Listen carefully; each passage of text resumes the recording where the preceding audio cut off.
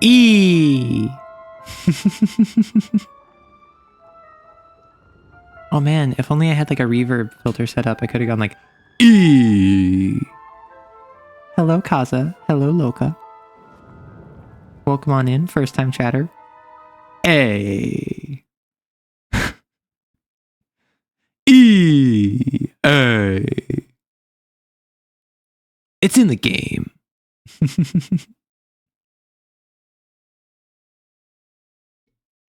Sporp. You're from YouTube? Why, thank you. I appreciate you filing on over.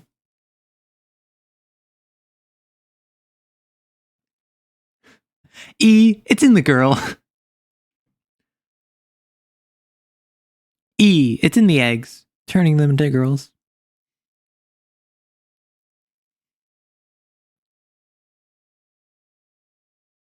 Ah, that would make sense.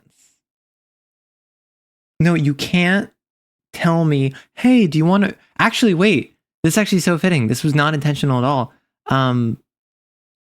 With Lord Mysteries, that's like Industrial Revolution, Victorian Age, creepy weirdness. I am currently playing a Victorian Age creepy weirdness, steampunk, circus tactics, turn-based RPG. So apparently I'm your streamer, right? Apparently we're just like lining up like this. No, sorry. Yeah, this is a game where whenever I click off of it, the audio stops transmitting, which is good normally, but Loka's a good nickname. Brazilian, Portuguese, Latina? Good question.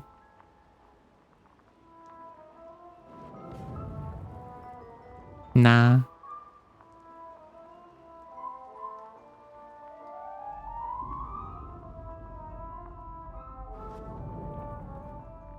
You have just lost 500 social credit with Kaza, I hope you know. And Kaza is the boss. Ah, I forgot to add that to my Discord server. I was gonna add a leaderboard for the boss.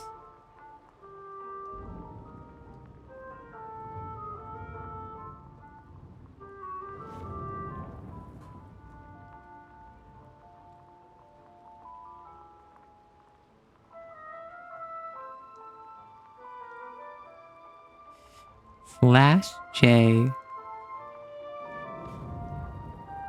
Ah, the local crazy. Well, we got a whole localized area of crazy in my community. So you'll have great company.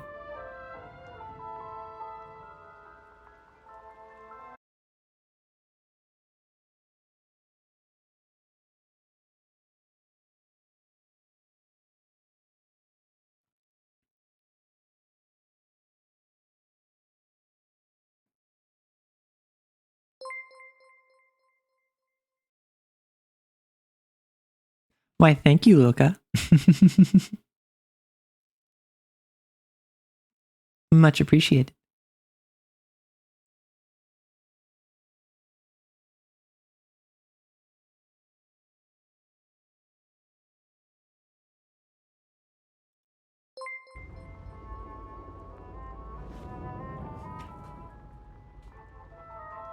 I just got another Badoop noise. I think that was the swapping the scenes.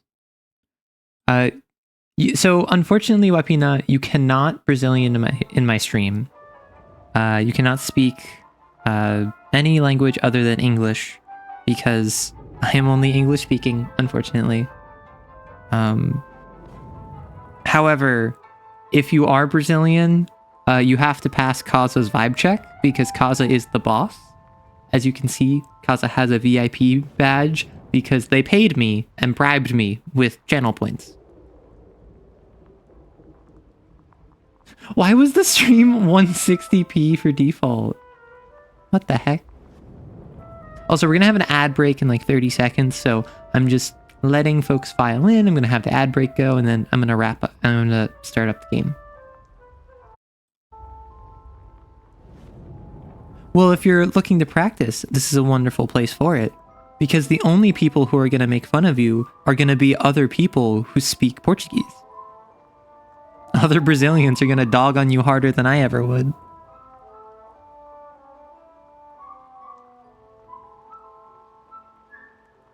But yeah, I hope that everyone's doing well.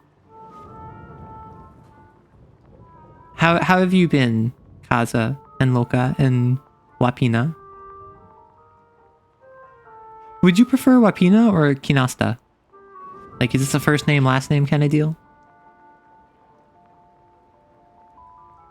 Because personally, I'm someone who doesn't really care what folks call me a lot of the time.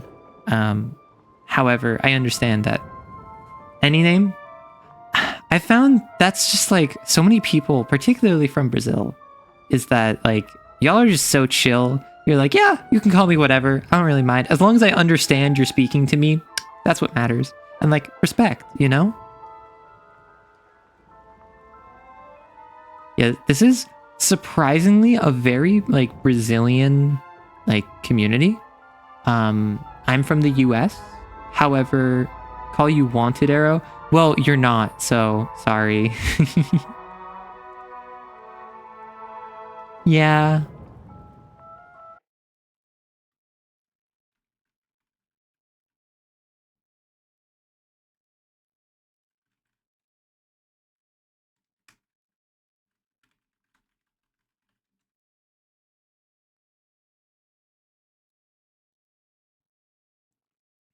See, anyone who just wandered on in.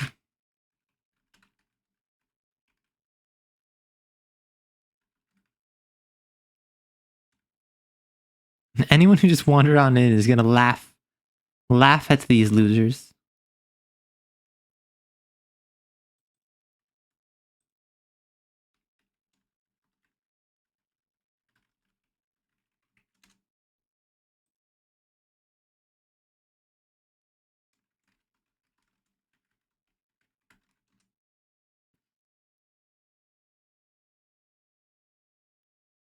Man, I feel so left out by my community. They're getting to experience all of these poor ads, probably like Raid Shadow Legends. They're gonna see the poor voice acting of Dragon Age Veilguard. They're gonna see the low poly res of Monster Hunter.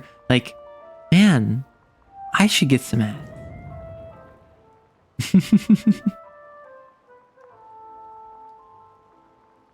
Goodness gracious. I do kind of have like a... I don't know why my model's kind of like turned to the right a little bit. Not sure why, but... You're gonna heat up a pizza? Hey.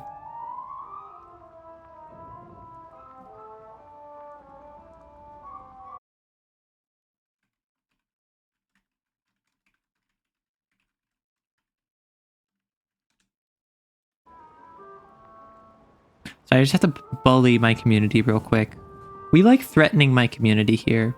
Oh, I see that. Well, given that I have 2 first-time chatters, I should probably whip out the gun.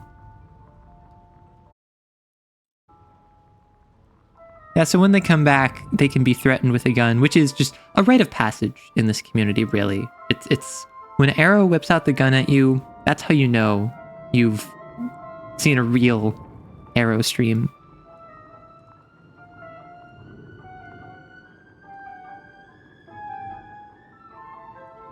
Ads are over for you? Awesome. Yeah, so I just whipped out the Glock because that's kind of an integral part of the culture here, is me pointing guns at my community members. No, so my chat, my community has demanded weekly executions by guillotine in the Discord server, and currently there's a challenge going on in my Discord server where different people can propose changes to the server going forward, and one person's suggestions included Arrow has to point a gun at chat more. So I'm just getting my reps in, like I'm filling quota. The union has demands and I am happy to deliver. The demands being bullets delivered at high velocities. So don't worry, I won't shoot you. Just make sure you don't act out, okay? I do have a Discord server. Kaza, no, that would kill you. if I go to my YouTube, I don't have a Discord. I have no command set up. Can you believe that?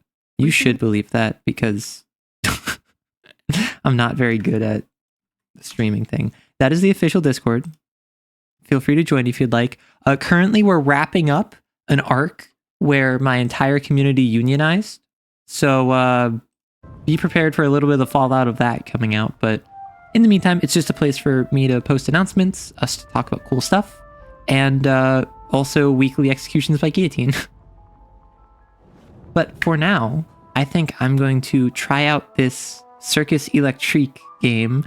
I know, as is typical with games that I play in this, I know nothing about it, except it's basically Darkest Dungeon, but it's circus themed, and it has a story. So let me know how audio is, because I don't want this to be too loud, too quiet. But just let me know. So I can choose the difficulty. We can be a doorkeeper, an artist, or a ringmaster. Audio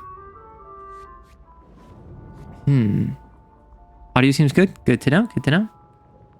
I think artist, like normal, would be the smart answer. However, like, what if... So sorry, Wapina, are you saying that you're going to be pestering me? Hello, Pumpkin. Welcome on in. Ringmaster Suffer? Alright.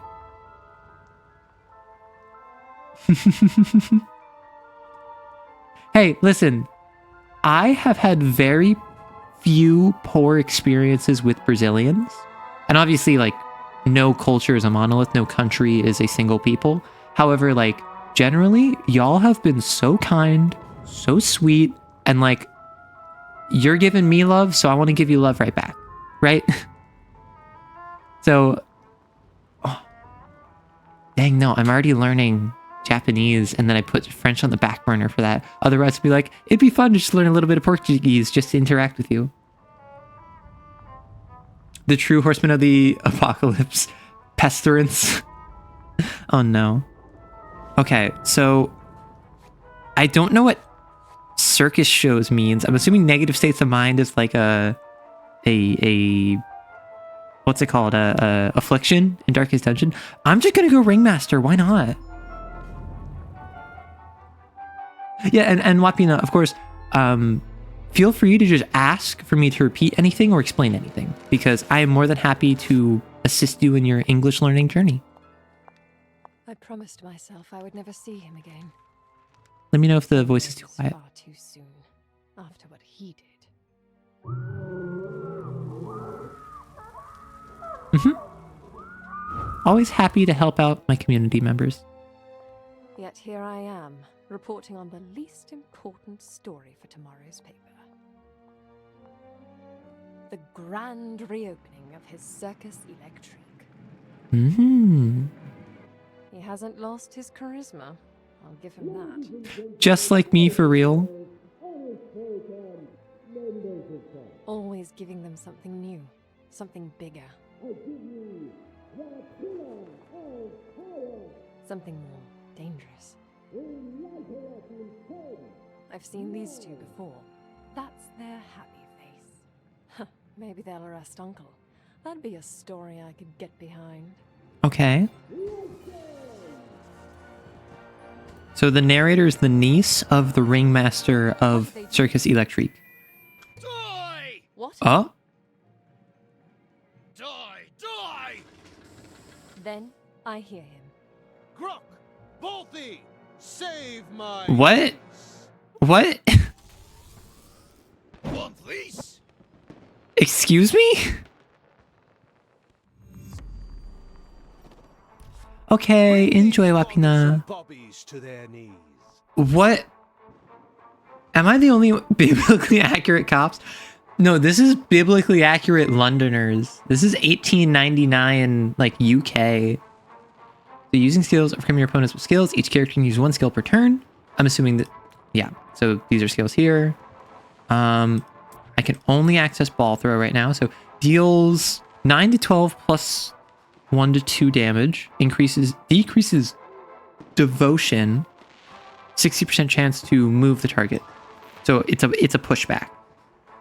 So Chief Inspector and a Constable. So probably this is accuracy, this is damage, this is crit. Oh, is this Dark and Darker? Because I heard it compared to Darkest Dungeon, but I don't actually know anything about Dark and Darker.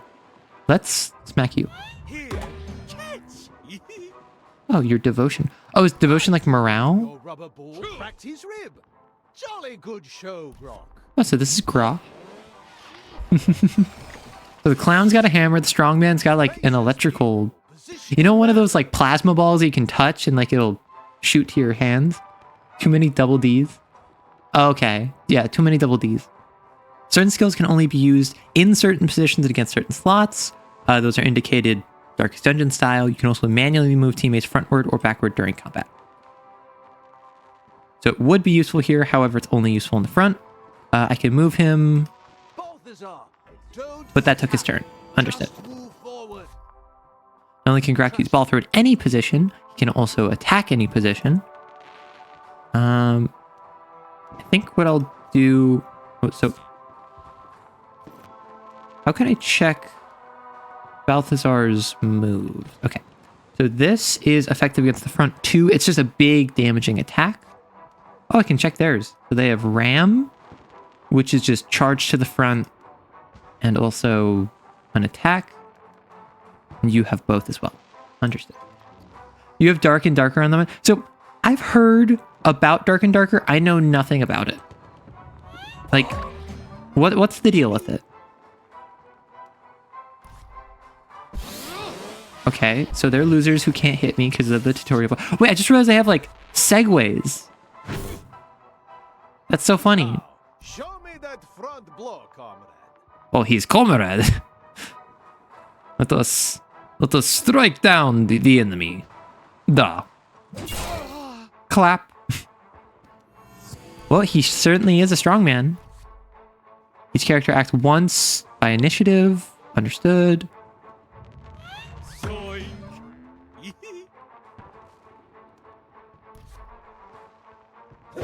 Oop, I got smacked. I'm curious, so devotion is the blue stat. I don't see what the green or the red is. I suppose I'll learn that fairly soon.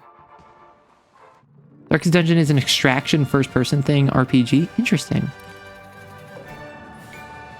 Self-defense. Okay, so I got some food, circus fame, and shillings. They got some XP each. Community and player base is your average extraction shooter. So, after 10 years, was it not, Denny's? oh, so this is the uncle. This is me, apparently, because I'm playing on Ringmaster difficulty. So when you say extraction first-person RPG, I'm actually not 100% what that means. Could you explain what like an extraction shooter is? Or an extraction RPG is? Saving lives isn't really your style, Uncle. But thank you. Oh, is Dark and Darker the one with the lawsuit from like a year ago? I see your mother's lion remains as spirited as ever. Yes, and just as blind, no thanks to you. Oh no. Now, if you'll excuse He blinded the lion partially? together.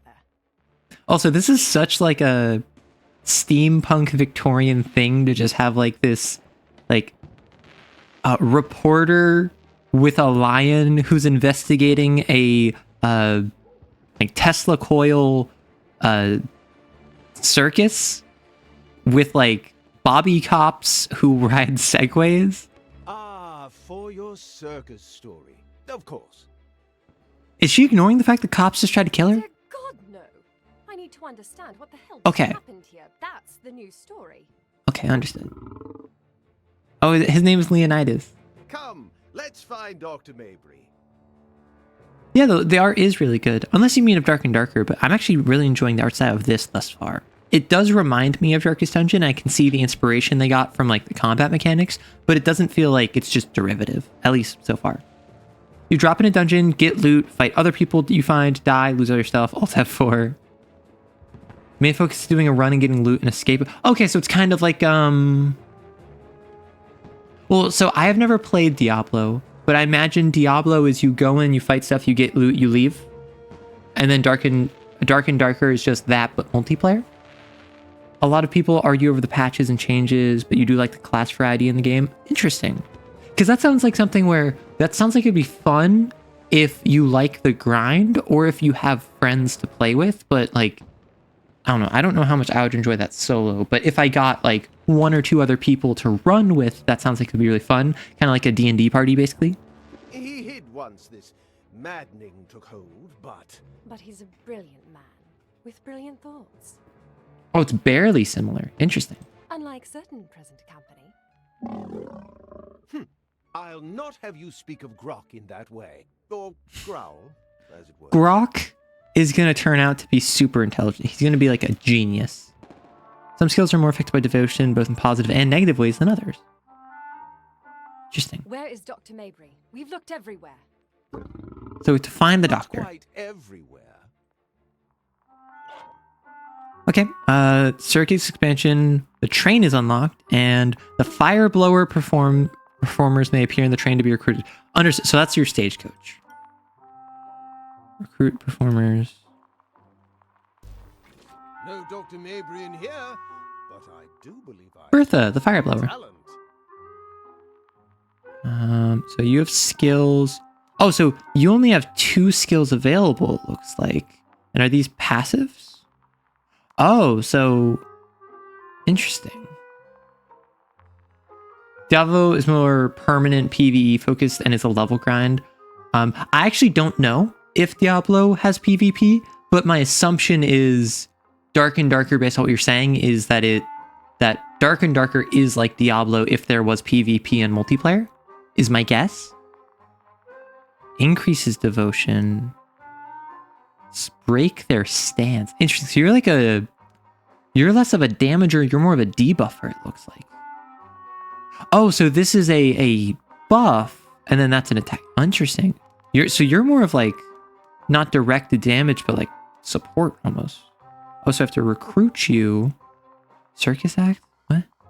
Clown strongman? I have 10 shillings. Interesting.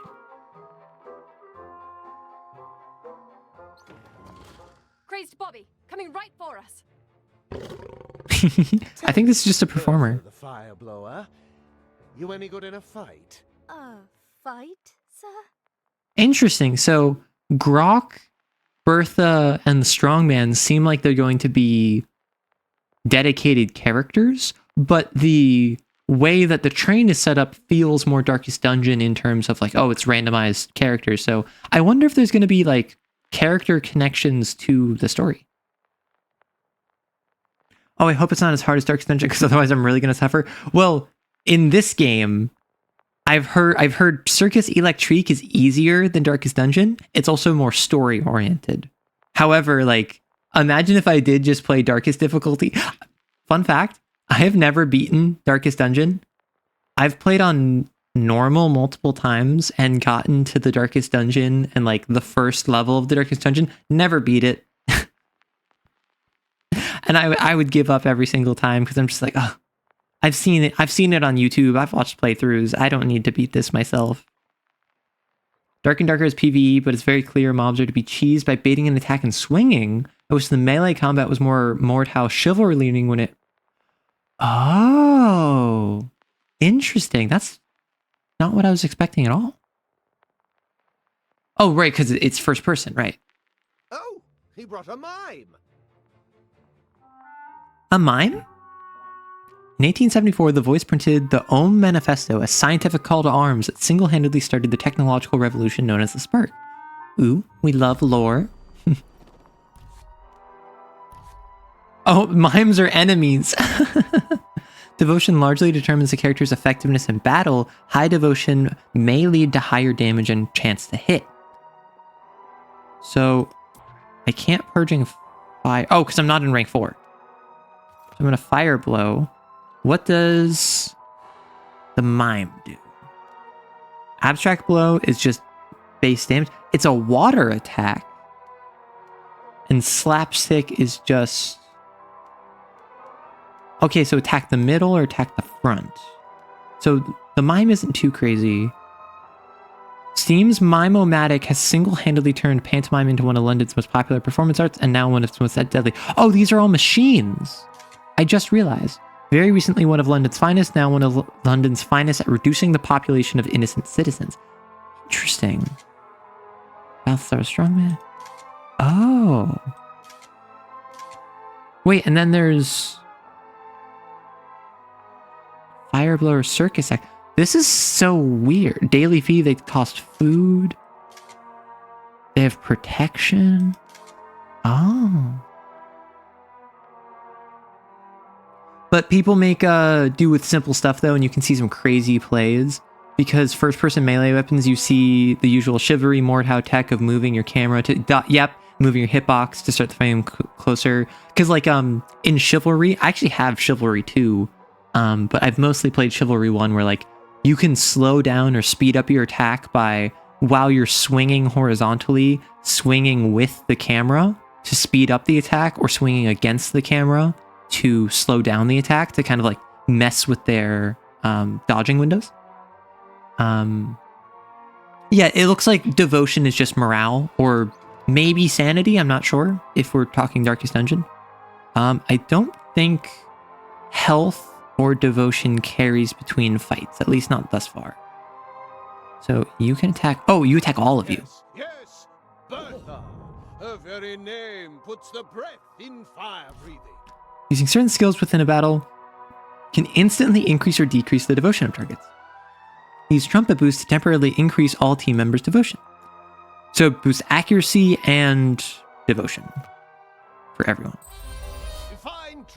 I do love a good support in these kind of games. Like Jester is so much fun and good to use. Man-at-Arms similarly in Darkest Dungeon. So like it's so much fun to just have like 1 or 2 dedicated buffers and then 1 or 2 dedicated strikers.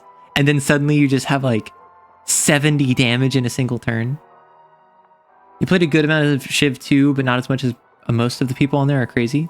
Having one support is always nice. Yeah, particularly if it's like there are 2 health bars, because I'm assuming if devotion hits 0, there's really bad consequences.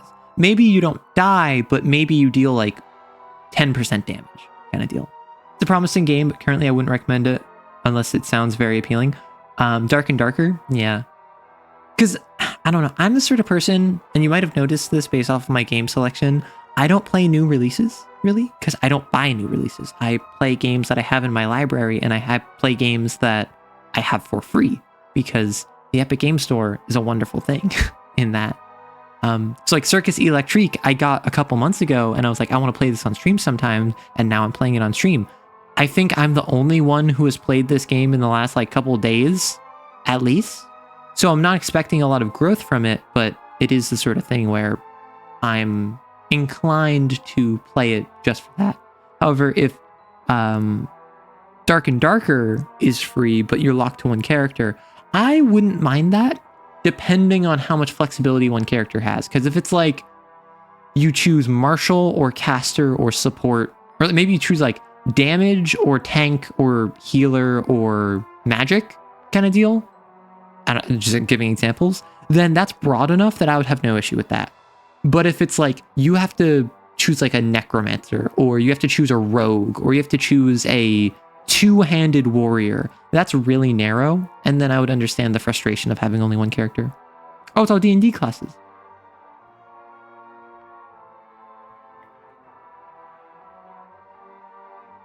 Oh, that's unfortunate, because when you have free to play and you have a premium mode or like currency, you always have to balance what is fair to the free-to-play players and what is fair to the people who bought in, so that's really difficult.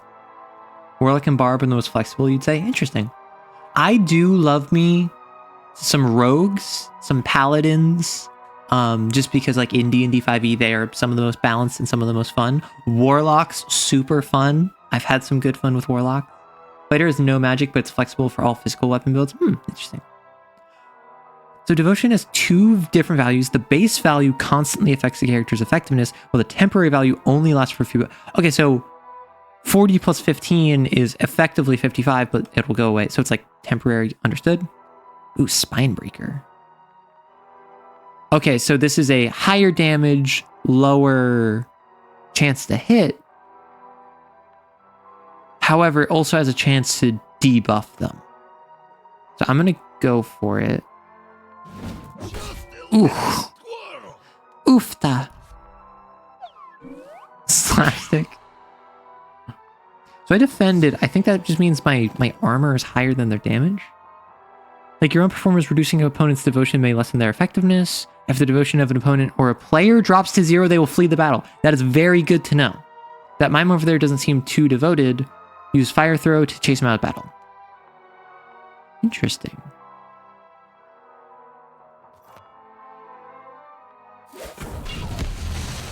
Oh yeah, it's effectively an insta-kill. Interesting. 10 shillings for sure. Maybe So no they'll- paladin yet. No. Sorcerer is coming next. Oh yeah. So I was a bit confused why the barbarian was so flexible. It being a bard being super flexible makes more sense. So you can taunt. You can heal. So like clown is full support. Understood. Barb is very restricted. That makes sense. Bards are pretty goated. I'm not gonna lie. From a flavor perspective, I think they're pretty lame. I'm not gonna lie. But from a mechanics perspective, they're pretty goated. They're really flexible in most things. What I really want to do, and this is entirely inspired by Pyre, my favorite game of all time, which I want to rant about so hard, but I know no one cares about, so I try to keep it to myself. In it, there is a bard, like a literal minstrel, who has no magic or anything. He's literally just a guy with a lute, and he knows songs that like tell the history of the world. So he travels with you, and he just occasionally will sing a song that gives insight into the world. And he is your go-to negotiator and your go-to like exposition dump.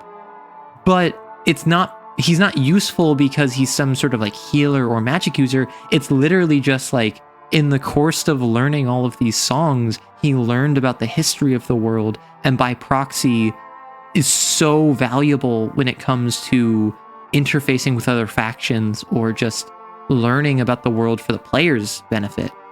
And like, I want to play a bard like that. I want to play a bard who isn't like a big magic user. I want to play a bard who is literally just like, I know the history of the world and I can tell it through song, because I think that's so cool.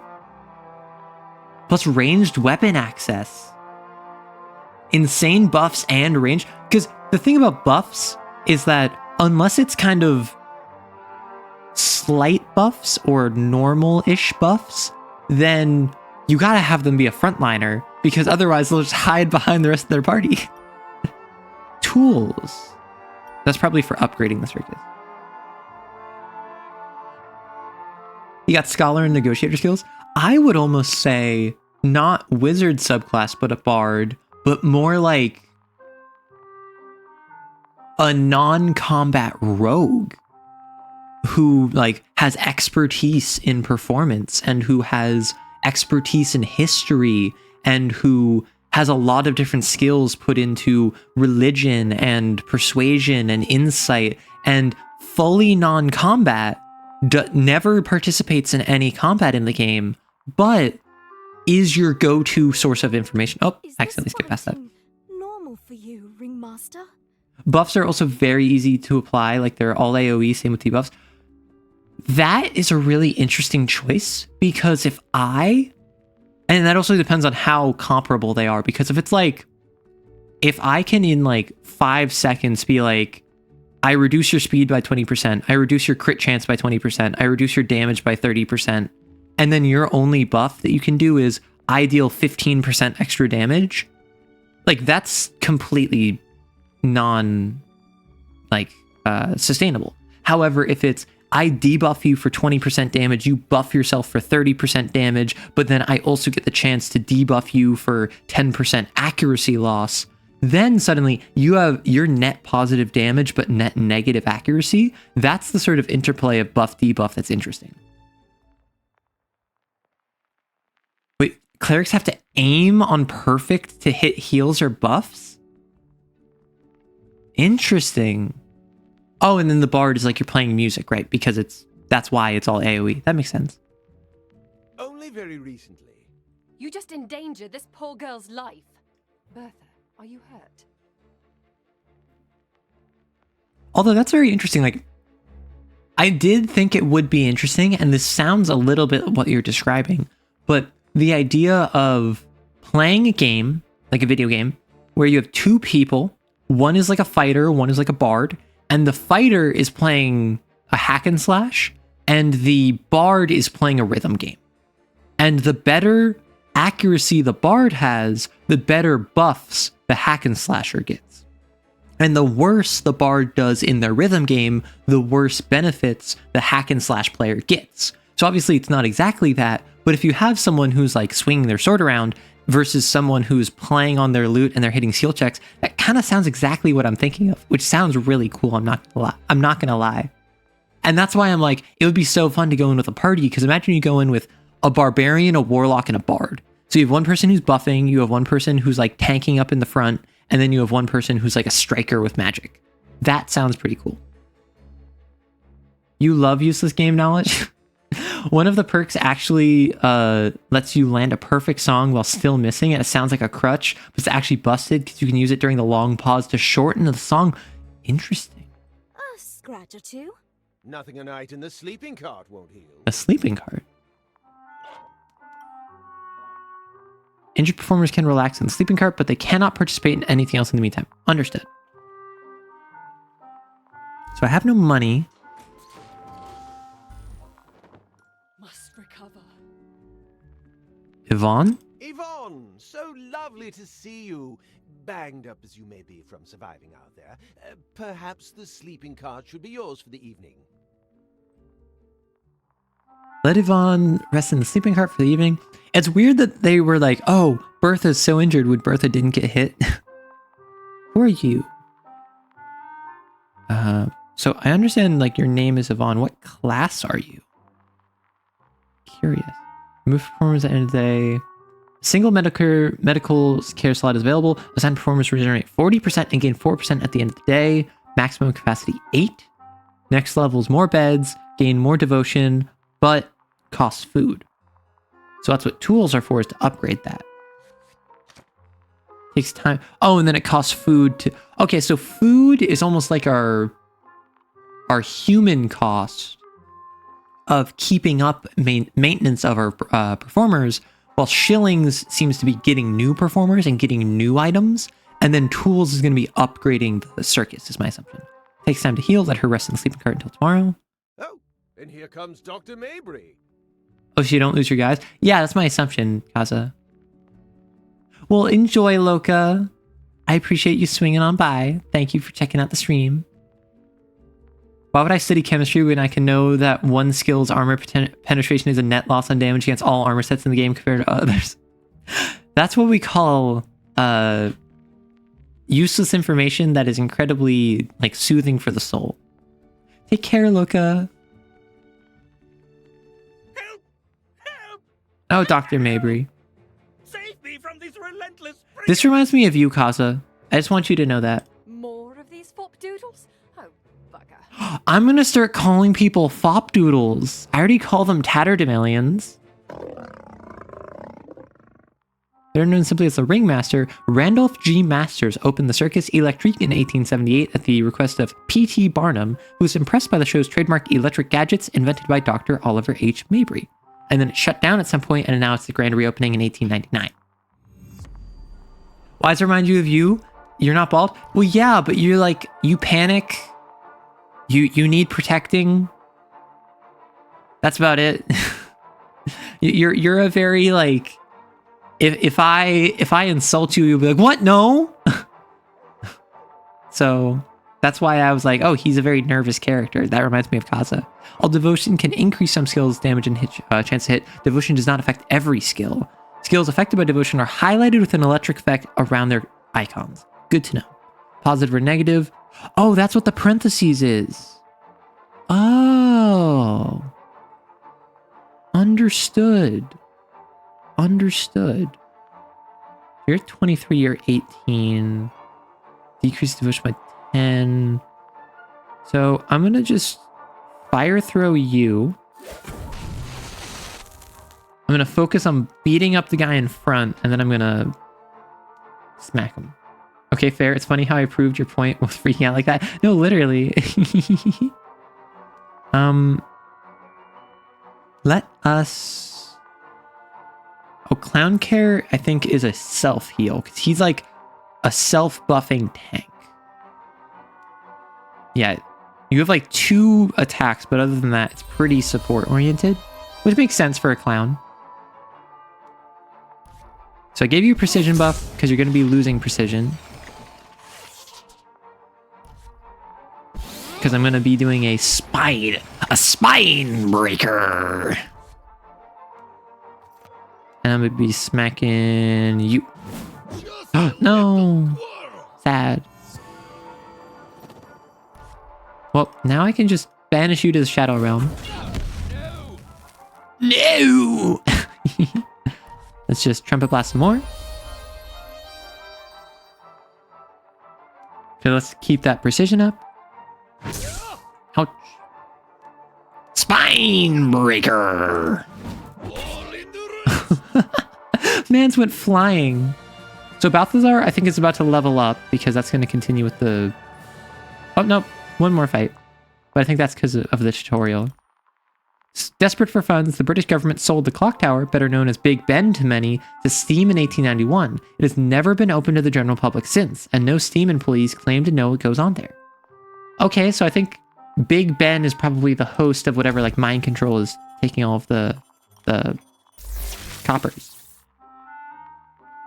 Days always end after battles, with circus results and character statuses reported from there.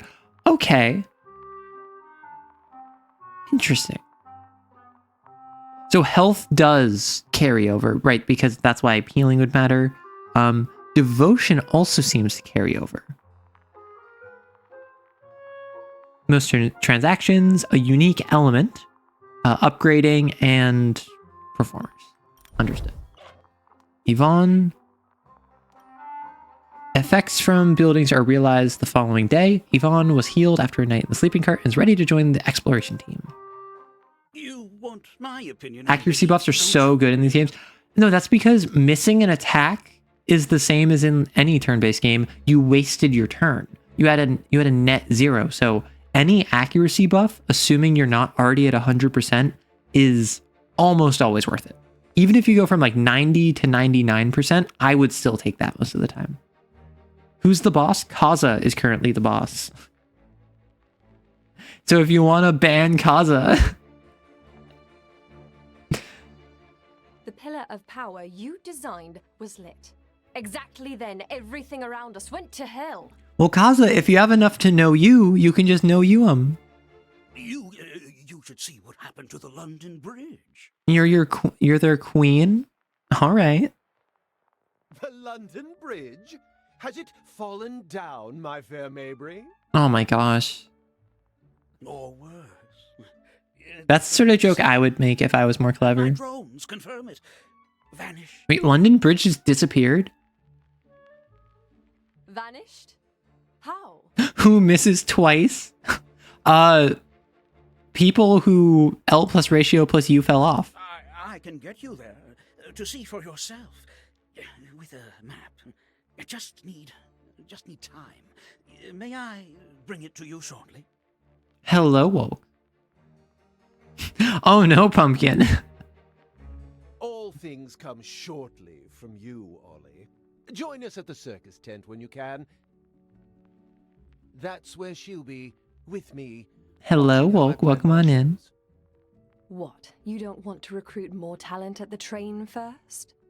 A marvelous suggestion, Amy. Oh, But Kaza's gonna train execute. ahead Remember, of the you can circus still tent. accuse one another independent of who is the boss. You sense the great yapping in the force and knew you were on, for you see... Was it that you saw that I alerted you on the Discord you are also on? You're at work and didn't check Discord? Okay, sure. Okay, recruit 3 new performers. So another strongman, another fire spitter, and another clown. Okay. I can't refresh them. Knockback poison. Oh! So it's not that those were all 6 clown skills. Those were the 6 skills that Grok had. Interesting. What? I'm so curious what the circus act is.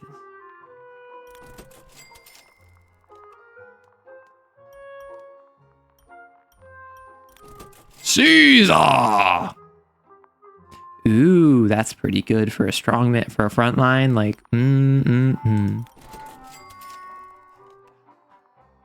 hello there, Arrow, and hello there, Gun. The Gun does not have a name, and I have not made a Patreon yet because I have not gone through and approved or denied the union's agenda.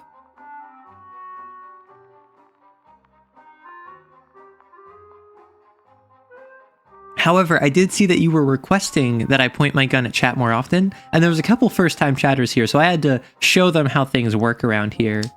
I have eaten today. I just drank some water.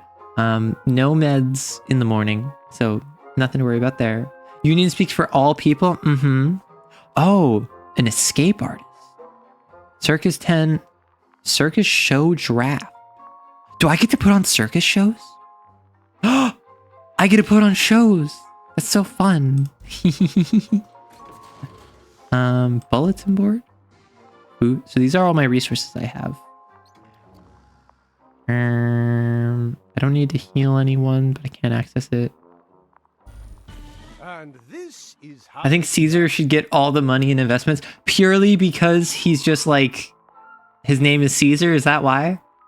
Do an all clown show? That would be really funny, Kaza. I might do that. Did you at least crack the whip as you whipped out the gun? Well, I am cracking the whip because I am playing as the ringmaster. I'm playing ringmaster difficulty on Circus Electrique. Select the village roadshow draft as the first step. You will get more drafts later. A common show usually performed by traveling circuses. Novelty from people. Supporting act, opening act. Guys, I get to put on a circus.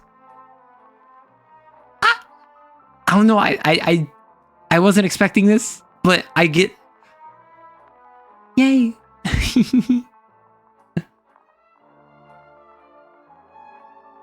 Sorry. I don't know. I got really excited because this is the sort of stuff so I want to see what it does before I get too excited. But I love it when a game's core gameplay loop also includes things that are not in the core gameplay loop. So if the core gameplay loop is fighting the bobbies or like the cops or whatever, and it's like a Darkest Dungeon style combat, I love the idea of independent of that, you're also a circus, so you also have to like put together different performances.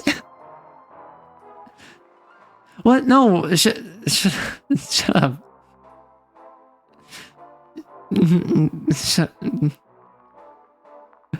What?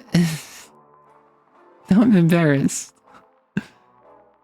Arrow can't do all the all known show because she can't. Oh, the all clown show because she can't put Bethesda and Blizzard in the same show. King Caesar. Yes, pumpkin. The next step is preparing a circus show to select the appropriate performers. Every performer has a preferred performance type, but many are also particular about whom they like to work. The more attention you pay to the chemistry for...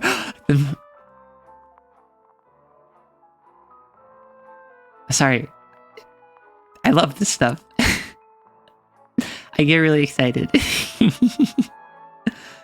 Look here to see which performer's type the character prefers. The chemistry bar changes at a much lower rate if the icon of performer does not match its assignment on the table. Oh, so some of them prefer the opening versus supporting versus the main act. Hi, Fei Fei. Aw. Well, right back at you, Fei Fei. Right now we're making a circus. We're currently putting on a circus act, and I'm very excited because I'm bouncing. Sorry.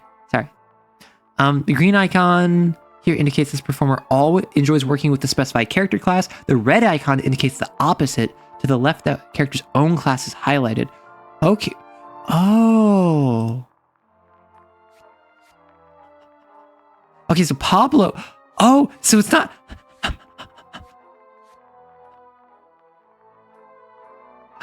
If I make a clown fall in love with a trapeze girl that will break his heart, cause him to sing opera, I'll flip at the nearest coffee table. I was putting on a show as hell, keep it. No. No. But like, which specific event they like is specific to the character, not to the class, because I thought it was just being good to be their class, and I think each individual person has their likes and their dislikes based off individual. You get excited. Okay. Pablo is the only person who likes doing the opening act. So this is the chemistry. The chemistry goes up. So he likes working with fireworkers. Caesar does not like working with clowns. However, Maria does like working with clowns. So what I could do, Bertha and Maria. So if I put Maria on the supporting act, this line connecting the two characters shows how effectively they work together based on the chemistry icons. Green indicates a strong relationship, red the opposite. Character compatibility is displayed in the chemistry bar, with higher ratings earning more stars. The more stars you accumulate, the more rewards you can earn from performances. So now in terms of this, I can either do Balthazar or Caesar. Oh wait. I can't do because I think that they were fighting today, so hit the next step if you're satisfied. Oh! The opening act and the main act aren't... Oh, so this was all set up intentionally because of the tutorial, but it's the idea of the opening act influences the supporting act influences the main act. The opening act and the main event are not related. Devotion. So we're like nearly at 3 stars. Oh, and then they all add in their own fun, audience expectation, thrill, audience expectation, amazement, audience expectation, laugh, audience expectation.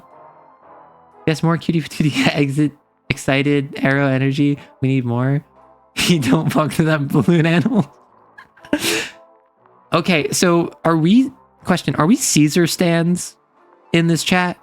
Are we like, is Caesar our boy, even though he has done nothing thus far? Because he's our first main act. No, I'm so embarrassed because I got so excited at this like secondary mechanic of this game, and shut up. Here you can redistribute the stars you earned in the previous step to best yield benefits from your next performance. Distribute your stars without exceeding the potential value of a drafted category. Once you have distributed all the stars available, hit the announce button. The events will be held later today, and the next day's newspaper will report the results. Since they're busy with the show, selected performers can't be used for anything else the rest of the day. It's a management game, and it... Okay. Entertainment, complexity, audience. I can get boosters to improve the circus shows. You're a bit late for the Caesar train. Woke, I think we picked up Caesar like 5 minutes before you got here. Caesar will carry. Yes. What's this? We stand excited. It's just so cute. I'm not cute. I'm just excited. Now I'm embarrassed. Wait, I can... Wait, let me add something. Please hold. I'm sorry. I think this is... Assets.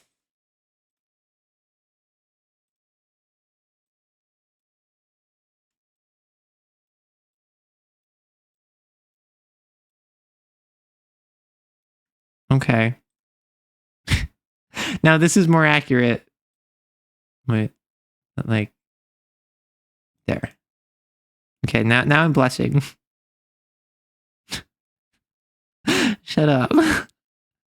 No.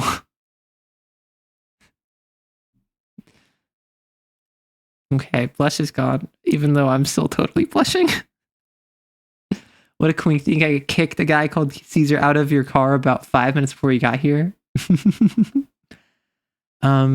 We are going to announce our show. So this is going to have no fame. It's going to bring in a couple shillings. Gifts from the audience is a transformer, a sparker, distilled water, and no XP for the performers. Small cast, huge gas.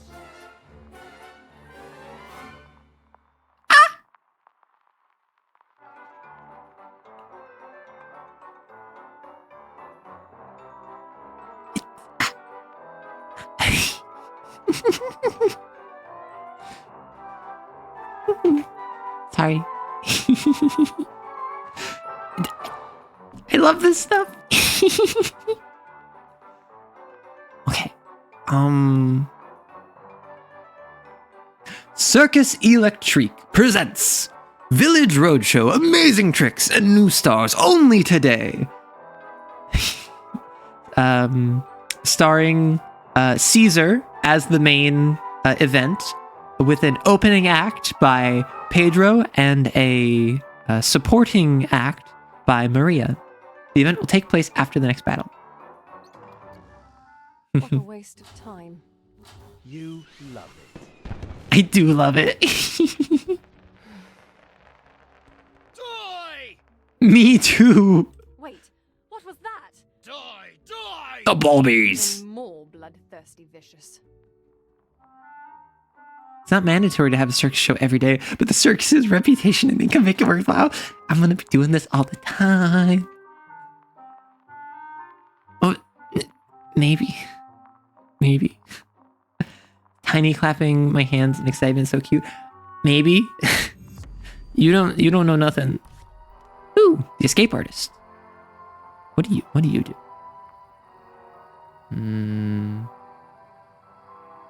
Oh, this is what the circus act is. It shows what position you're in, who you like, who you dislike.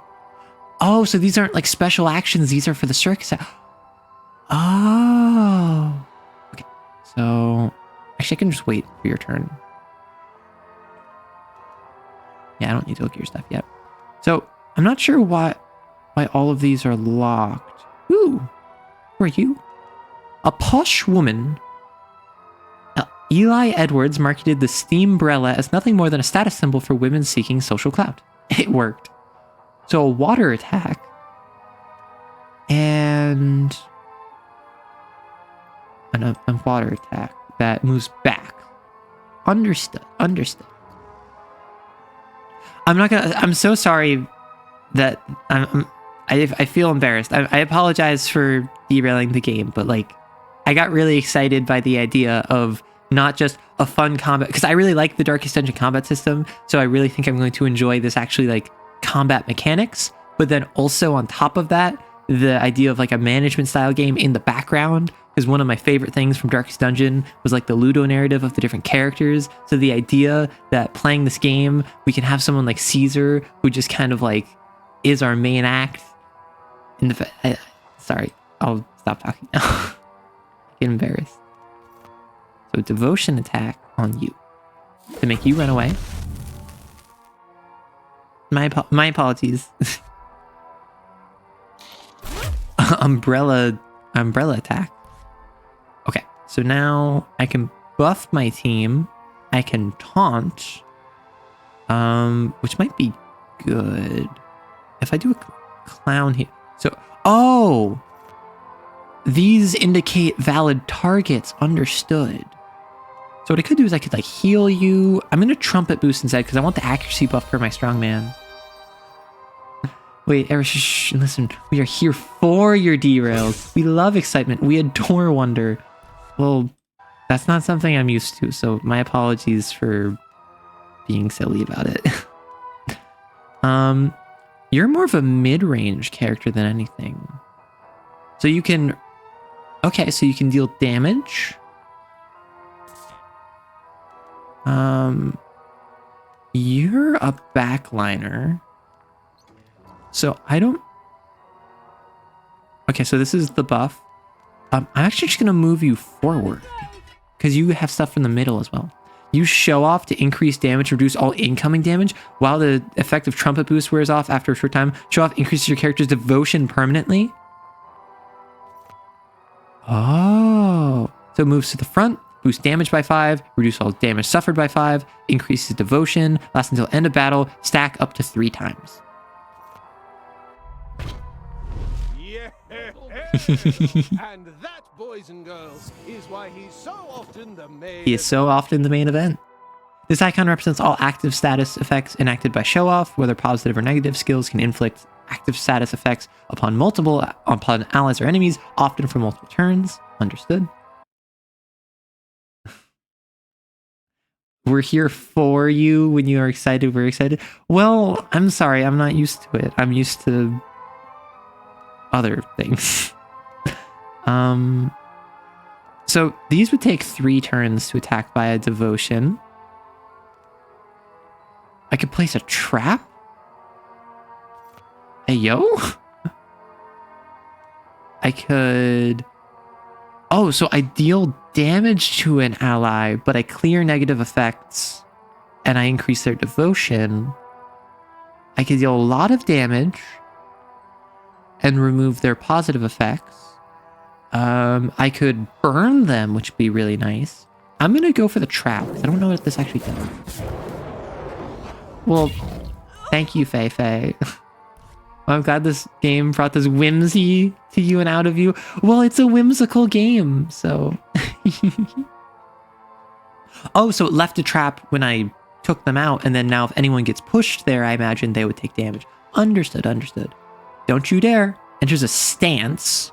Retaliate. Oh, so this is a riposte. Understood, understood. Better adapt than shaking my head. Well, I'm glad that the whimsy of the game brought out whimsy. So this is a temporary buff. I think what I'm going to do, I'm going to heal you. Clowns actually seem to... Oh, that costs devotion. Understood. So I'm going to spend some turns just kind of playing with buffs. So this is what I had before. Reduces devotion by 15% for 1 turn. 60. Oh, so if I do both of these, then I can deal devotion damage. Don't try nothing. You're depressed. Oh, so they resisted. So the devotion loss there at effective 8. So if I focus on devotion increase for this fight, I mean, we all know Arrow's whimsical. I do have some whimsy, I like to think. Okay, so this decreases their dodge, decreases okay, so this decreases their devotion, decreases their dodge, and also decreases my own devotion. But I'm going to increase my devotion because I want to increase stats between fights, and this guy is about to be taken out. So what I'm going to do... Oh, I don't have... Oh, I'm not in the range of that. Okay.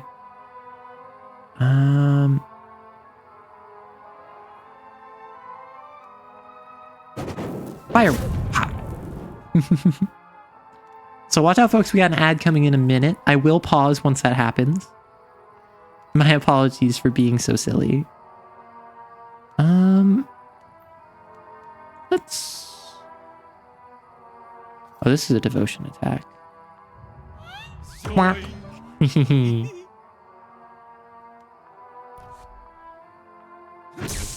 2% damage. Let's try the electric attack. Oofta. Yeah, I don't know. I just really like it when games have more than one core gameplay loop. I like the mixing and matching, and like the ability to put on like a circus show is just so cool to me. I don't know why. I just got really excited. We used to upgrade skills. Arrow will pog when I pause. Pog! Don't forget to equip items crafted between battles on the district map screen. Okay, so Balthazar just got upgraded.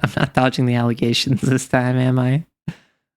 But yes, I figured we just upgraded our strongman Balthazar, and all of his combat stats got automatically upgraded, but I can also upgrade his stats for shows. And I figured, well, what if instead of having everyone be balanced, what if I have like all of his stats I increase a little bit, and then I go really hard into one of them?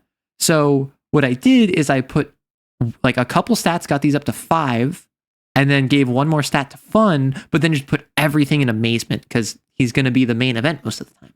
So that's my thought process. Carson, are you calling me a clown?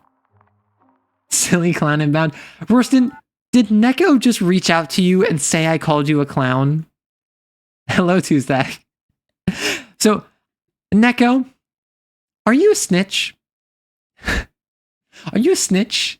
Because I was calling Rorston a clown. I don't know. This seems like warranting someone accusing Neko and putting him on trial. All I'm going to say. The chamber is loaded. Thank you, Carson. Carson, this is why you're an honorary mod on my chat.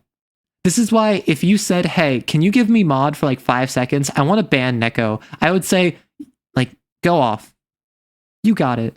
Arrow Clown Girl costume win.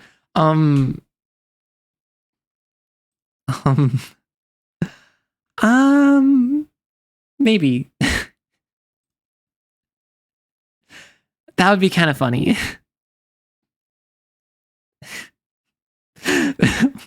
When the Clussy goes honk honk. Oh my gosh. So you're just banning people pog? Wait, Arrow in the balloon girl outfit from Ace Attorney? Oh, I know exactly what you mean. That'd be kind of funny. I already played a game with maid in the title, and I was like, yo, maid dress pog. What if I had a maid dress? Like, and for Halloween, I just put on a vampire costume, and now I have this, so hey, maybe. Listen, if I hit my 2,500 YouTube goal by the end of the year, I have goals for that. Maybe I should put like a 150 follower goal. Because, hey, I'm like 30 some away in 2 months. Like, that's reasonable. Clown girl outfit win. Maid outfit win. Oh my gosh. No. Why is the funny whimsy circus game making me so embarrassed? Arrow in a clown girl costume? Yes, it does haunt. I mean, I absolutely would say that. Oh yeah, I should have clipped that so I can post it to Rorston's clip channel. Oh no, I skipped one. Oh no. Use skill upgraders to strengthen your skills. Well, that was just telling me how to upgrade. Clownston and Arrow Clowns. Don't forget Neko Clown Blue. Shamelessly clipped. Oh, so you clipped that, but not me, like, oh, because this is Neko. I thought that was Walk for a second. Goodness gracious. I love it when folks clip me, because even if it's something silly, even if it's something ridiculous or like embarrassing, it's engagement, so I enjoy it. But I was squealing in excitement earlier when I realized this was also a management game, so I don't think I can complain about having someone clip me being like, yeah, it honks. Emo Arrow? Well, Slowboy, you've obviously not paid attention to my normal model. My normal model is also very emo. It just so happens I have a yellow jacket. Like, I'm in primarily black and gray in my normal outfit. You've been accused. Okay, let's see about this. No. Neko, are you aware of how this works on my channel? Like, are you aware of accusations?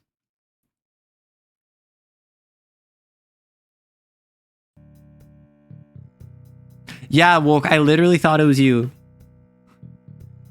Okay, so Neko, this is currently sorry. Wolk v. Neko. The way this works is that Neko, Wolk has put you on the stand. You are being accused, and if you do not defend yourself adequately, chat will vote and potentially ban you from my chat. Heads up. So, Wolk, you have accused Neko of being a quote, and this is not my words, this is Wolk's, a stinky rat. Neko pleads :3. Not gonna lie, that will probably win you a good amount of the audience. Very well done. You should lurk here more often so I can accuse half the chat. No, literally 2-stack. Bad accusation, Your Honor. So now this will be like a roughly 3 to 5 minute period of anyone and everyone can put forward their opinions on why Neko should or should not. So Slow Boy, and I will do a triangle to indicate that this was not the original accusation. This is Stinky Cat.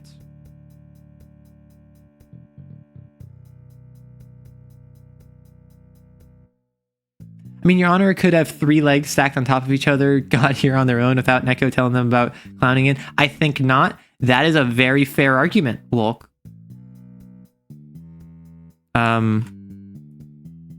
Legston is real. The original accusation should be nullified on grounds of being wrong. Cats are the natural enemies of rats. However, was Neko not acting the rat? Did Neko not snitch to the clown? So what you're saying, Pumpkin, so you're saying Neko is just silly little guy. Very fair. However, Carson agrees with these accusations. Neko, you discredit the accusation on the Knobby Knobs case grounds that Slow Boy shouldn't even be allowed to have an opinion about anything. So that would be discrediting the Stinky Cat allegations. However, I don't have a law degree, so I'm just going to take your word for it that Knobby Knobs is applicable.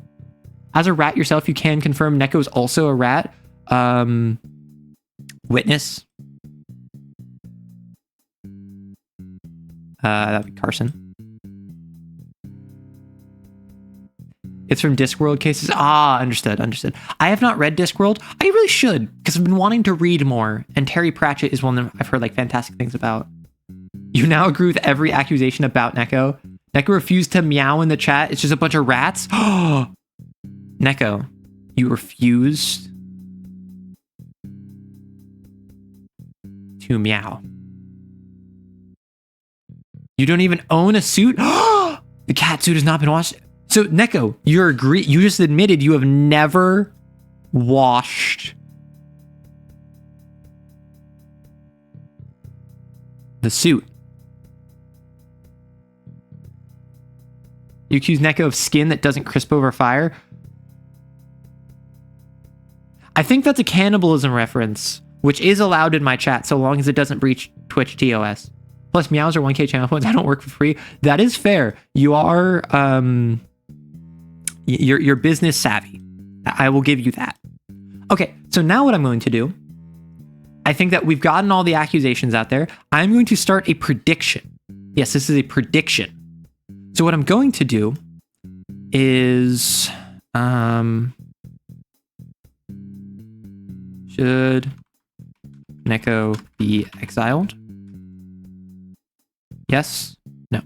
And the way accusations work here is that I will open up a prediction for 2 minutes and you can vote either side. Whichever side wins is the vote that goes through. However, I will award points to the other side. So if it's 60-40 yes to no, then I will make it so that the people who voted no win. They get channel points. However, I will still exile Neko for 24 hours or like an hour or something. The goal is that if you are looking at this, you can either vote on what you want to happen, or you yourself can be a rat and vote on the side you don't want to win so that you get channel points. So I'm going to open this up for 2 minutes. Well, so Rorston, you can see it right here. It's Wolk accused Neko for being a stinky rat. It was brought up by Slowboy that he's actually a stinky cat. Legston is real. We brought in the legs because of Neko due to his negligence. Carson is a witness that he is indeed a stinky rat. Neko refused to meow upon request, and he has never washed his cat suit. However, Neko pleaded :3. He has been vouched for as a silly little guy. Due to the Nobby Knobs case, stinky cat is not applicable, and he's business savvy. He's not going to meow for free. So y'all can vote either side you want. Whichever side wins is going to have that consequence happen. However, I will give points to the losing side. So Neko, even if you get exiled, you will still get channel points so you can come back and exile someone else, or at least accuse them. Rorston is next. Carson, you're getting eaten for snitching like that? Not meowing equals rat. It's starting to line up. Hey, that makes sense. Like, why would he meow if he was a cat? Apparently he's a rat. Or why would he meow if he was a rat? He didn't, so he's not a cat. No, yo. Y'all are so goofy. All right, Neko. Unfortunately, it's looking like... Oh, actually, Neko. Folks are coming to your defense. This is way close. I think this is the closest vote we have had thus far. Rorston, I will let you know, you can decide Neko's fate if you are so inclined. Oh, we're going to tie it. We're going to tie it. Like 5 seconds left. Come on. Perfect tie, perfect tie. Give me it. Oh, and just barely,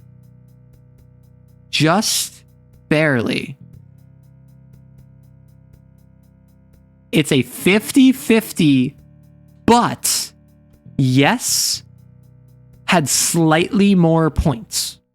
Yes had 3781. No had 3730. I don't need a recount. Want to know why? Because I can see the exact points and who put what points where. More people voted no, but more people put points into yes. So, Neko, you are about to be exiled. I'm going to award channel points to no. However, Neko, you are being exiled for 24 hours. So everyone who voted no just got points. However, yes went through. Neko, do you have any last words?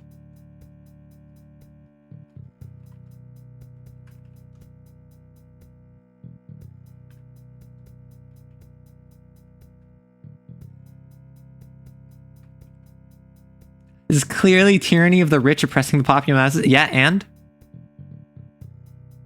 I never said it wasn't. This system was rigged from the start. What did you want? This is a wild switch to a Neko roasting collab stream. I mean, listen, Carson, that's a funny joke and all, but I literally have a policy where if you're a streamer I know, I have zero issue with someone just hitting me up. Like, Neko, for instance, once I exile you, if you want to hop on call with me, I would have no issue. Because, like, I've played Terraria with you. You're very fun. All right, Neko, the game was rigged from the start, just like Wolk said. Can I get a 1980 roar in chat, please?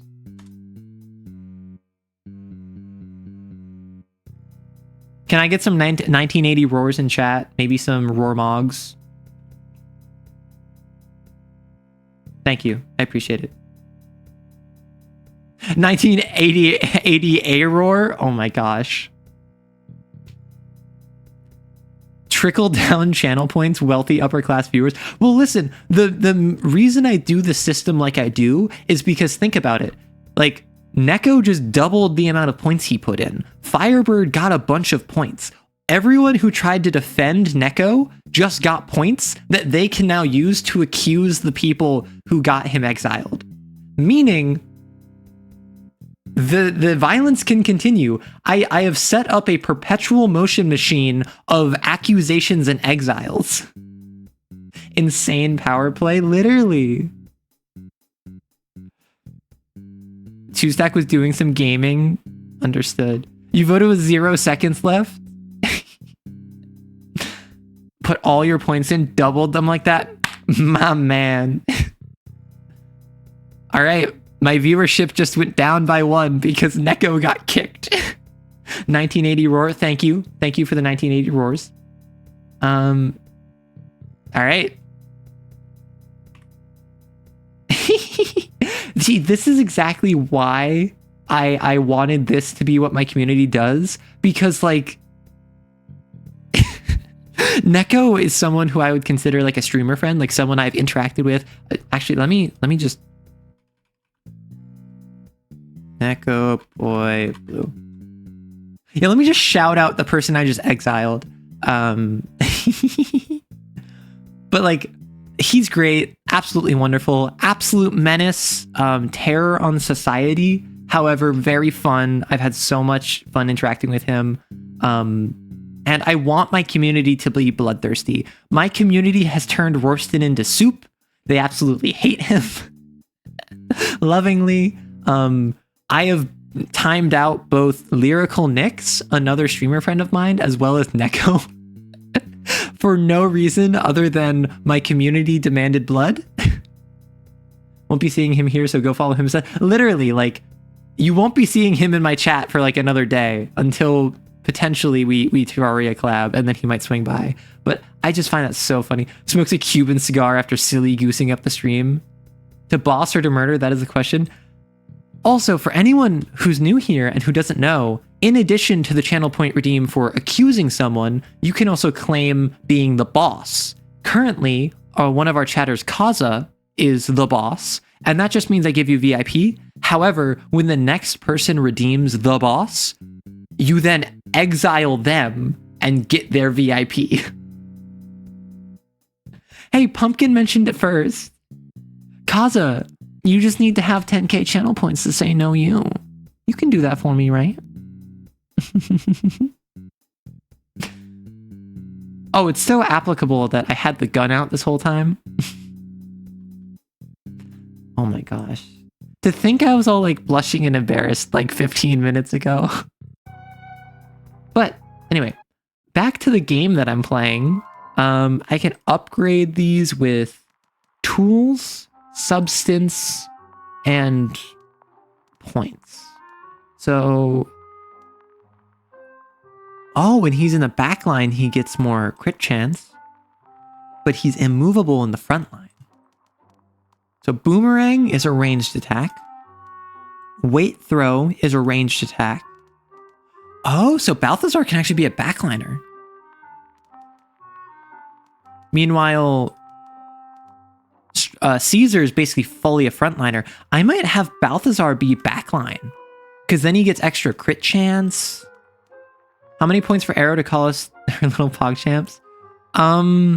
Hit me with 2,500 YouTube subs or 150 Twitch followers by the end of the year, and that can be one of the things I do for you. And I might even do it in the Valorant E-boy voice. Who even knows? Yeah, I think that I've already made the announcements for 2,500 Twitch subs or YouTube subs, but I think 150 Twitch followers is another reasonable goal. Kitten is a small ass compared to PogChamp, I guess. Well, Kitten was in the moment. I was like playing with the voice and like it was an E-boy thing. I made a clip out of it, and okay, people who have seen that clip that I posted, like, people are joking, right? No one's actually into that, right? Right? What do you mean, Wanpa? Please don't call you a little PogChamp in my Valorant E-boy voice. In the lower register with the vocal fry of the E-boy voice who's trying way too hard to sound like he knows what he's doing. Why are you... Wait, are you ellipses? Because in response to me asking if people are actually into the... Oh.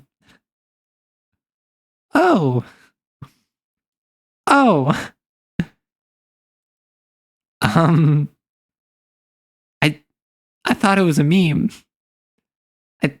I thought it was all a joke. Is it not? Y'all are... Oh dear. Well, I do appreciate how it started at only a couple hundred views, and then over days it just slowly and surely got more and more views and more comments of people being like, oh my, I just subbed, am I down bad? And I'm just like, nah, yeah, it's really funny, isn't it? Like, it's so silly. Like, I get that you're subscribing because you find it funny. People are, wow, that's a great. I can't believe. Also, that short, 100% male viewership. Just wanted to throw that out there. my apparently the boys are into it when they have like a goth Valorant e-girl. I fought so hard to prune simps from my community, and then I let one in. I let Kaza in because you seemed cool, and now all of you are simps. No. I mean, I don't know. Maybe I like it just a little bit. You're spreading? Oh, you're spreading all right. I'm gonna shut my mouth. I want Balthazar. Balthazar, I like Spinebreaker. That's just more flat damage. And the precision penalty from 20% to 1%? Sure, Arrow, sure. What do you mean, sure? Always has been? Yo, nah, that's insane. What's insane? I don't even know what you're getting at. I'm gonna go Spinebreaker.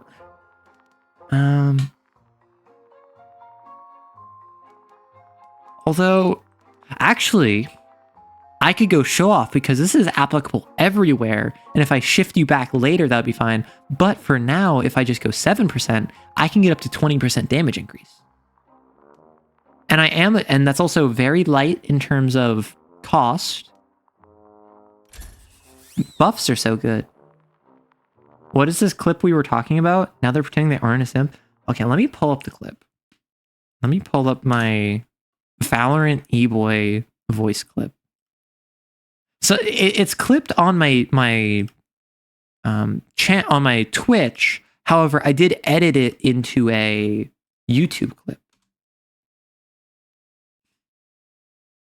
So here's the clip I'm talking about. Carson, let me know. I have a lot of people commenting on it like, oh, I just subbed, am I down bad? Or like, wow, I need a CPAP after listening to this. Like, they're joking, right? Like, this is all for the jokes, for the memes. Arrow, you know you gotta say Spinebreaker in a Bane voice. Oh my gosh. What will break first? Your spirit or your body? Spinebreaker, go! I feel like talking into a cup makes that so much easier. Okay, let me...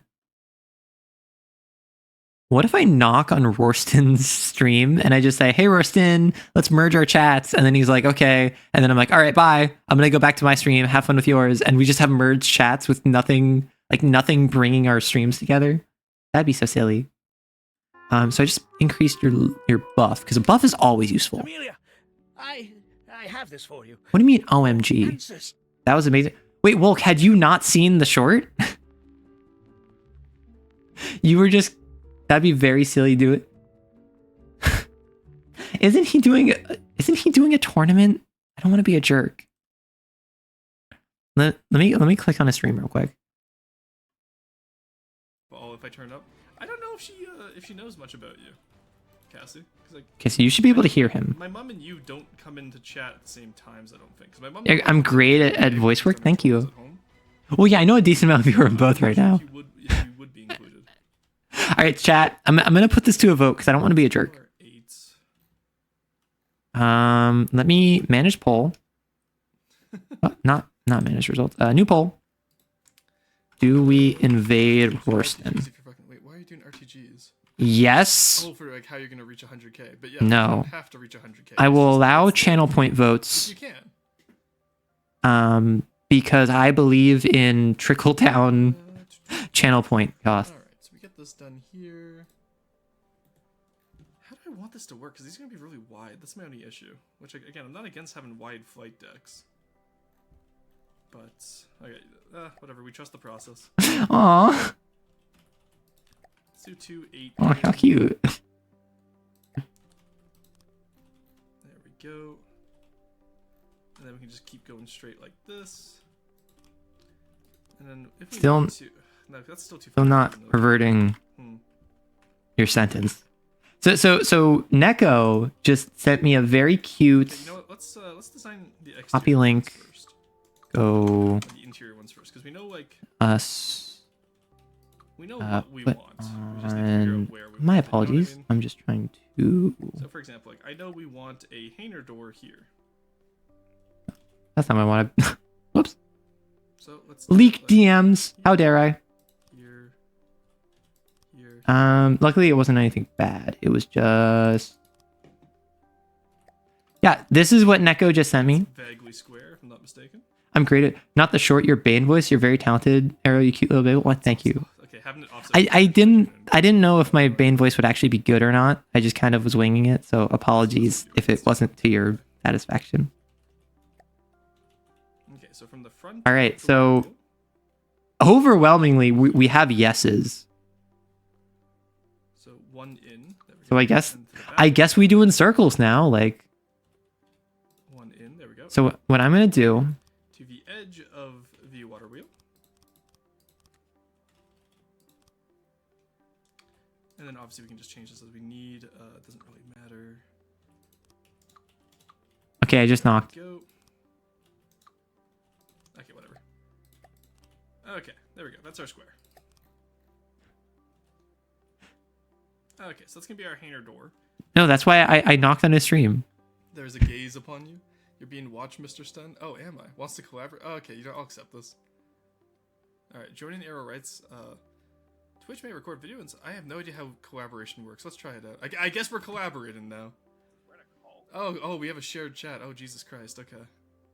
Hi, Rorston. Hey, okay, why are we in a call? Can we not just use Discord? Yeah, so I thought it would be funny to randomly invade your stream, and then my chat voted that I should because most of them are also in your chat. So Yeah. I don't know what to do with this. Alright, so what happened with Neko? Why did you execute him? I need the deeds here. Oh, what happened with Neko? So apparently people can't hear you. Love Twitch integration. Oh yeah, here. Do you want to switch to Discord? You know, let's just switch to Discord, but I think we have to keep this window open. Okay, here. I'm just gonna mute in this window and deafen in this window, and then we can. Does that sound good? Yep.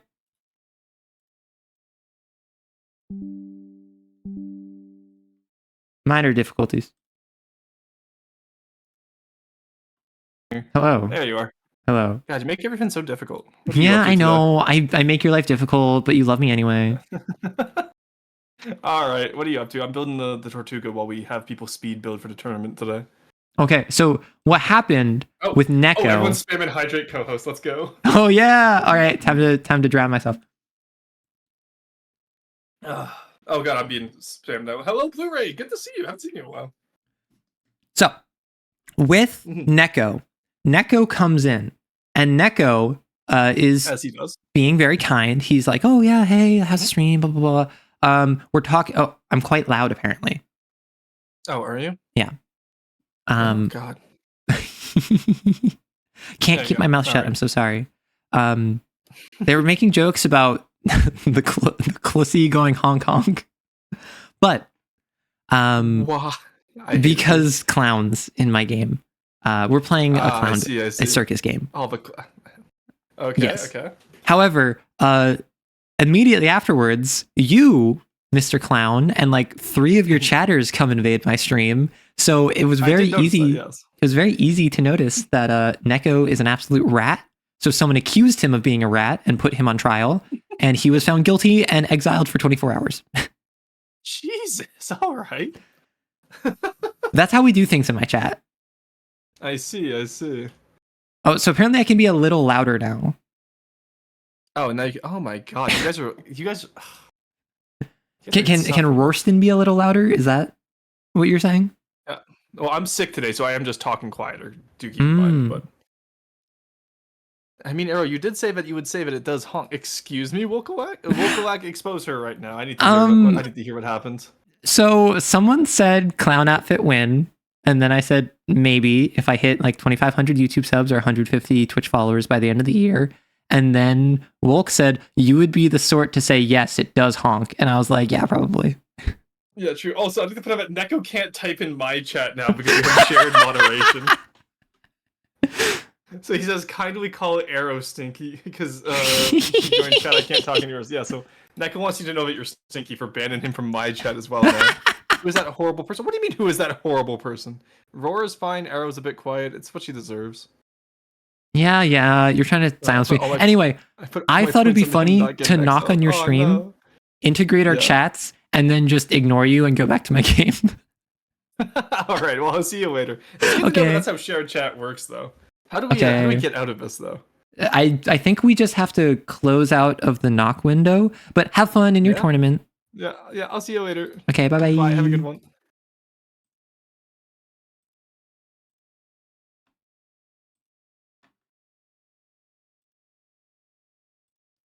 Okay.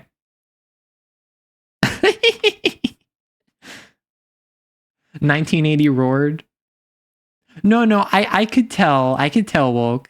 Rorston he's not on our wavelength, right? He doesn't get what we're putting down. He's not picking up what we're putting down. Okay, that was so silly. I don't know why. That was just very funny. Right, we're playing a video game. All right, did you enjoy heading over to Roar's chat? Did anyone leave anything behind? The fact that Neko got banned there is so funny. I think what it is that it's because anyone banned in each chat is also banned there. I don't think Neko's still timed out over there, but that is very funny to me.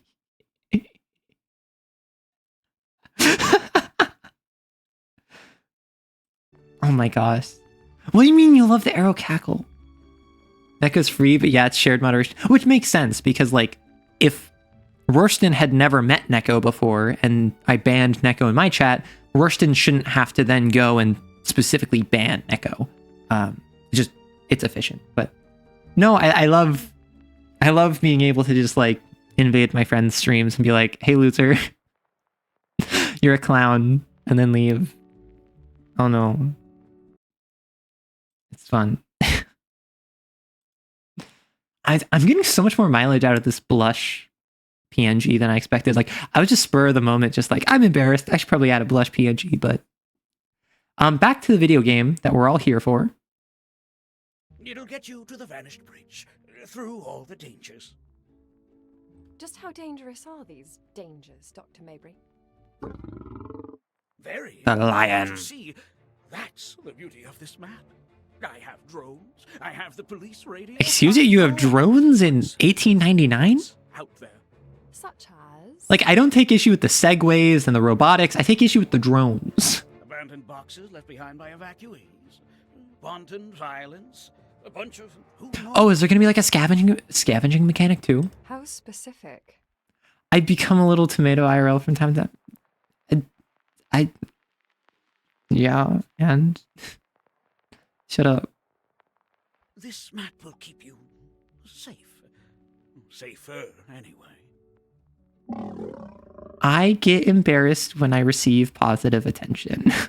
I'm not ashamed to admit it. Then I shall put it to good use. Thank you, Dr. Mabry. And every day I'm thankful and humbled by how kind my community is to me, despite the fact that I tried my darndest to make you a bloodthirsty mob. Random question. If right now Neko and Arrow join chat, would Neko be able to write in his chat? That's a really good question. I think yes, because you cannot be banned in your own chat. Like if I tried /ban Arrow writes, it would not work. So I think that would override the timeout in my chat. Might mean drones like automatons? Yeah, maybe. I just assumed he meant like flying drones, which like even today, like in 2024, is pretty high tech, like a lot of them. Not your question, you stole it. Well, 2Stack, I'm going to give you credit for it anyway. Everyone, applaud 2Stack, please. Everyone, give 2Stack your time and attention.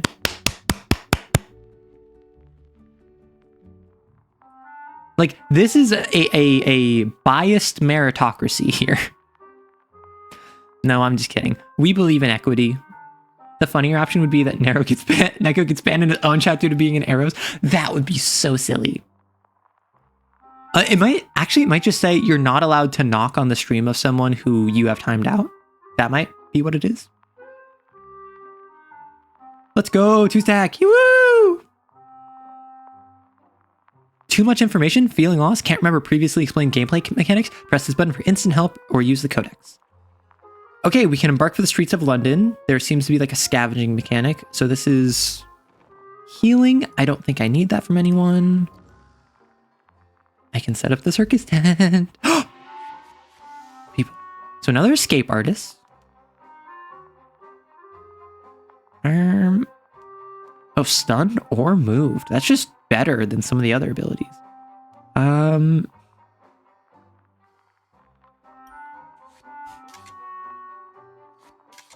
Oh. And these people have like, oh, there's illusionists, knife throwers, snake charmers. This is so cool. That'd be boring though. Yeah, I know it would be boring. Annoy? I could go like triple fire thrower. Mesmerize? Reduce precision. Decrease devotion. Wall of fire. Oh, this is their special act. Wait. Electro juggling. Lightning strike. Baton twirl. Rope escape. Knockabout. Breath of fire. Pipe bending.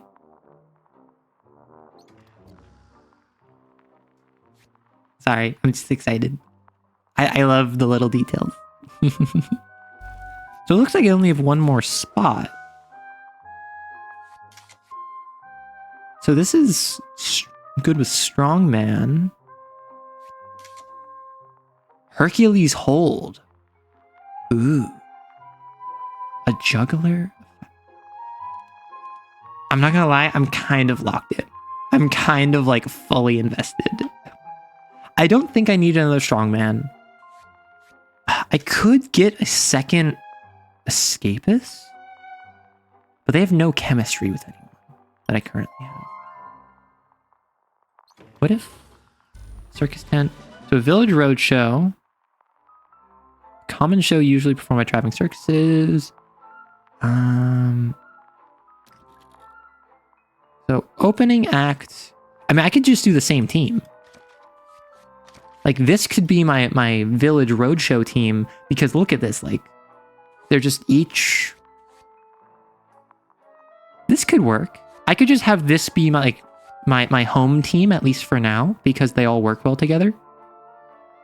Does a tiny clap as arrows being awesome? Shut up. Put them all there. Hopefully they level up as they continue to perform. You've got nothing better to do today, right? Amazing tricks and new stars. I think I grab one more person just so I have more diversity. So you're primarily a center-focused character. I think I'll grab Elizabeth because then like if I get a knife thrower and or actually you're another opening act, which is pretty good because I only have one in Pablo. You're also an opening act. Increase devotion at the end of every turn. You could be a backliner, actually. I might go Bolande. You work with strongmen. You have abilities I haven't seen before. Moves to front, enters a stance, reduces all damage suffered to everyone standing behind. This is a remove buff. Edging that 3 stars though, yeah. I'm assuming that it's the more you participate in an act, the more you level up. Like you get experience from that, and just the first time I didn't because it was a tutorial. But what I might need to do is I might need to have my main fighting team go to the circus to get 3 stars going forward. Yeah, so you can be a very movement-oriented character. I think I only have room for 1 more. Applicant. Recruitment. Apartment max level. I can't upgrade that. The breadwinner team? No, literally. I think I'm actually going to go Bolonle. And I can't recruit anyone else because I don't have the room for it. But if I was to go here... I can't upgrade. Oh, it requires circus level 2. That's why. Come on, come on. So I can't upgrade anything here. Embark. Bulletin board. This is just all of the resources I have. I don't see anything else. I can't upgrade my circus yet. Yeah, I think I'll... Yeah, Balthazar's weird. He's frontline and third line mostly. Not so fast, young. I'm not gonna lie. I'm a little bit really enjoying this game so far.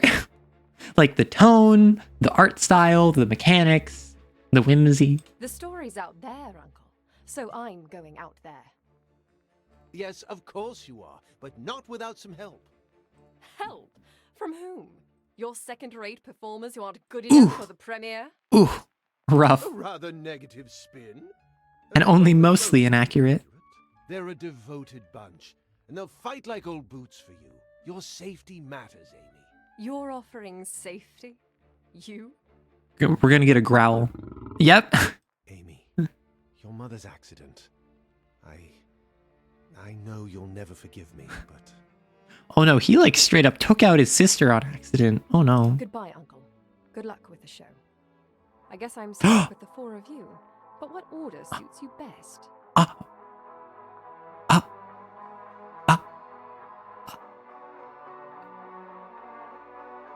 Assemble your team for up to 4 performers, each is ready for battle as they are ready to explore each district with you.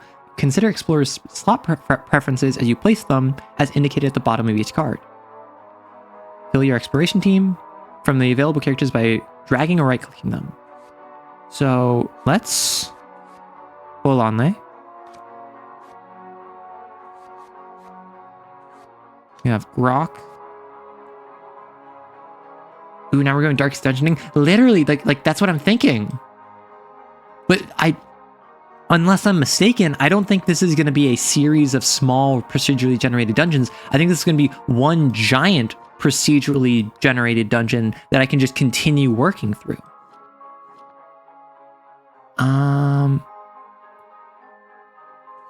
I don't know how much I like Yvonne thus far, so I might go 2 fire spinners. Who knows what? Each map is made up of nodes and the routes that connect them. The exploration team moves from node to node, moving towards the final target. Explore London to reveal different types of events and items, such as loot crates, patrolling enemies, random encounters, and boss battles. Select this node to move forward. On the right... Oh, I skipped on accident. Let's get 2 flame spinners.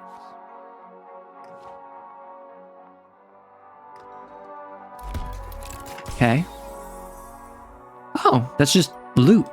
Whichever way we choose, we're sticking to it. So these are both fights, it looks like. Oh, I can kind of see. There's battle conditions? Like... Oh, and battles reset the day, right. Girl busker. It says both during the day. So if I go this way, I could loop... Well, I would actually be funneled towards here, go there, and then go there. Circus enthusiasts. Interview. But if I go this way, I would hit these. Okay, so I'm going to get circus enthusiasts and an interview either way. If I go...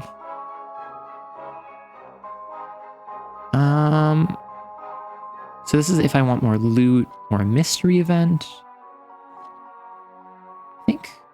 Ba ba ba ba ba. Ba ba. And then I go mystery event. Circus enthusiast interview. Right? So it's not as open-ended as I thought it was. No, literally, like this game does look really fun. And it's also like 19th century circus freaks is such an interesting premise, like setting. Like, and add in like the electro-punk steampunk elements. It seems like so much fun. So this is 1, 2, 3, 4, 5, 6, 7, 8, 9, 10, 11, 12. 1, 2, 3, 4, 5, 6, 7, 8, 9, 10, 11, 12. Okay, so it's roughly equivalent either way. I think I'm going to go left. Just because I can go wham, bam.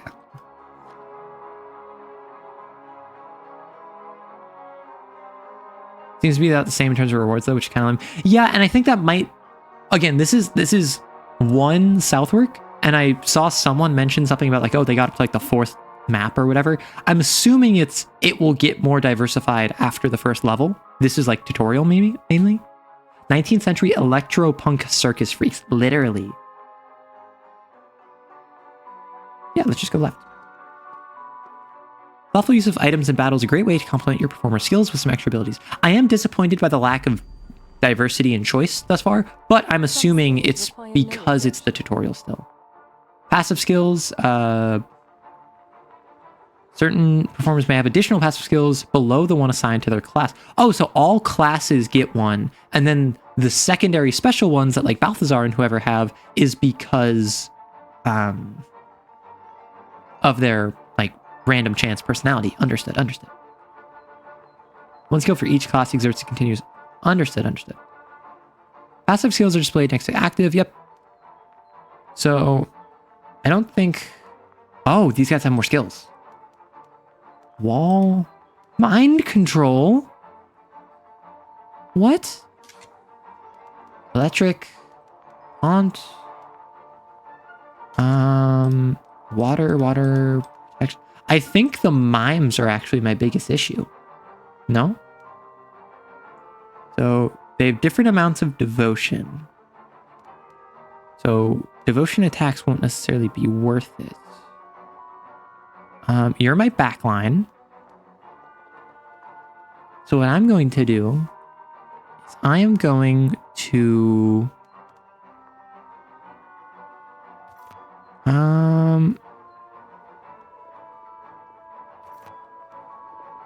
I'm just going to start working on one of these mimes. Because I feel like devotion damage is pretty goated.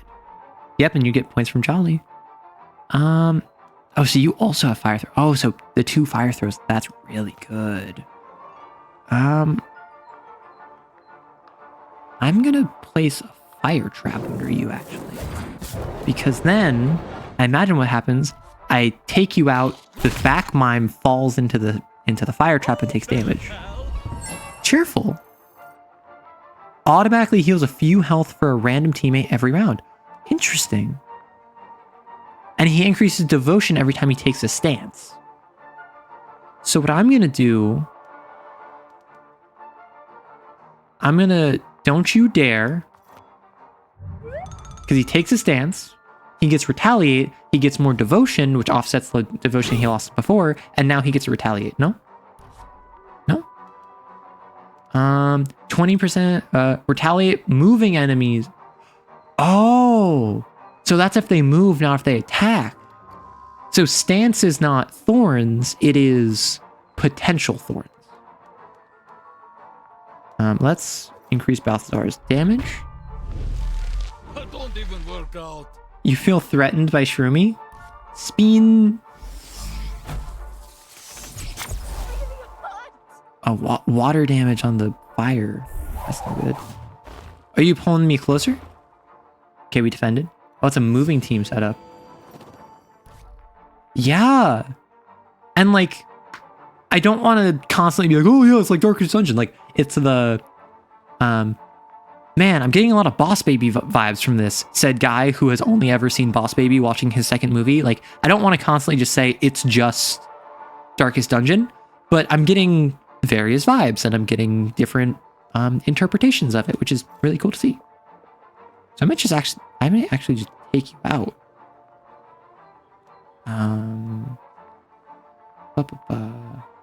Feel scared for you, cannot spin like I do. I feel threatened by the gun you're holding. Menace, have you never seen me hold a gun at chat before? I'm doing quite well, Shroomy. Yeah, no, that is really fun concept. Like, it's fun to experiment with different types. So I am thinking I'll just keep going on this. Cry about it. So you can actually just damage all of you because you're going to be taken out anyway, regardless of whether I do damage or devotion. So if I just take you out, you're going to fall into the trap. Oh, no, he resisted the trap.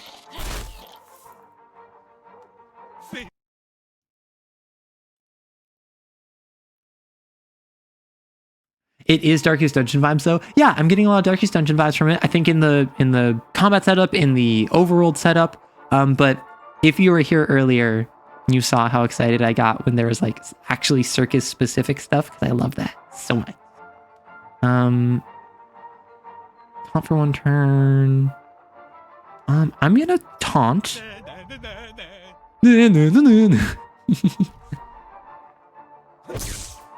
Oof. I'm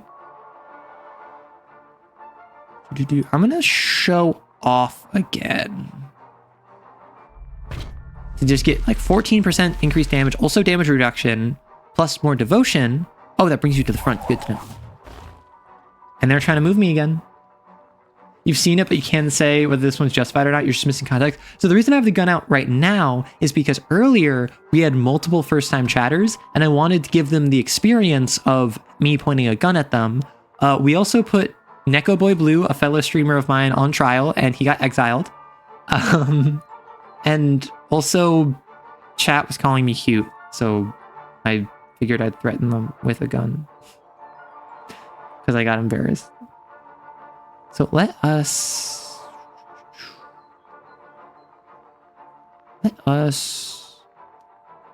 just deal massive damage.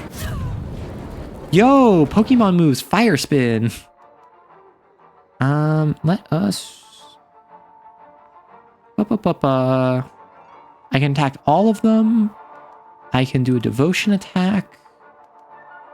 I think I just keep doing damage. Oh, carry on, right? But wait, though, right, though? You argue. Shut up. And Arrow starts very adorable. I mean, the clown, thank you for healing. I appreciate it. Oh, I can't do clown care. I'm up front. Does this move to the front? Okay, so I'm just gonna... I'm going to bonk you. I do think the outfit looks good. Thank you, Shroomy. I can't claim to have made the outfit from scratch by myself, but I did do some edits. I basically tailored it to my fit. I did some recoloring. And I also gave myself some contacts and some fangs. So, in case you were wondering, I can... let me... Oh.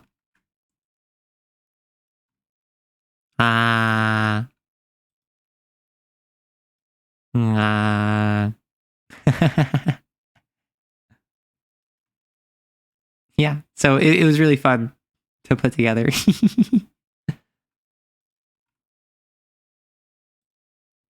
Also, your voice sounds a lot better. I'm glad you let it rest. Thank you. Yeah, I kind of killed it doing voices for a short that got like a couple hundred views, which is so bad for me. But Shroomy, were you in the Union, but now you're not? Or am I seeing things? So Shroomy was in the Union, left the Union to join the establishment as a spy, and then rejoined the Union. Well, thank you, Menace, for calling me cute. For those of you unaware, I did also grab a PNG, so I can blush now. So shut up, or else the gun is no longer going to be a PNG. But no, what do you mean? What do you mean even cuter? A for adorable, R for radical, O for awesome. Thank you. Let's show off to get up front. Maybe I'm being a little bit of a rat. Because... Oh, you just keep roping him. You missed. Good. Because now you can heal you, Your devotion is way up.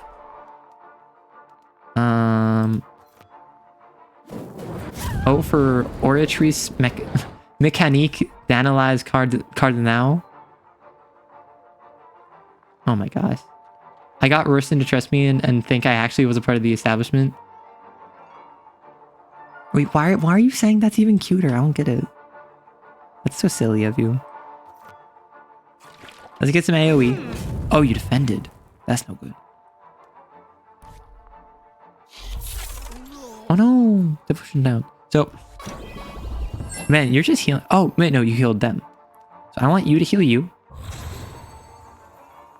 Yeah, that costs some of your devotion because it's a heal. Oratrice Mécanique d'Analyse Cardinal. I like the sound of that, even if I have no idea what it means. So this just stacks up to 3 times. So... Oh! Just... Yeah, I can just one-shot.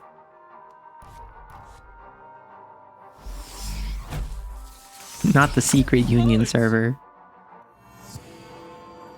Okay, so real quick, wow, we just got hit by an ad. I am going to step away for a moment, so please, those of you who are subscribers, my apologies, but just give me a moment.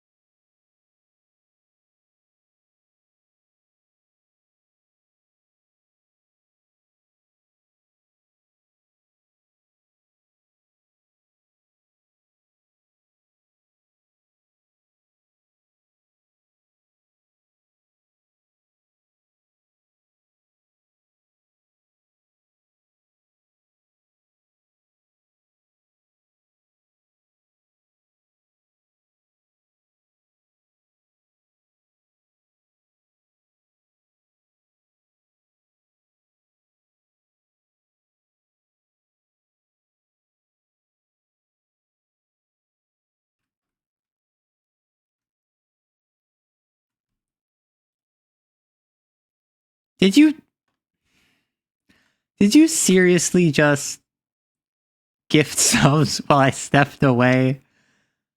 Oh my gosh. Thank you very much, Shroomy. I appreciate you throwing out some gift subs. And Menace, I definitely have heard that. I just wasn't familiar because I'm not super into like the Hoyoverse stuff.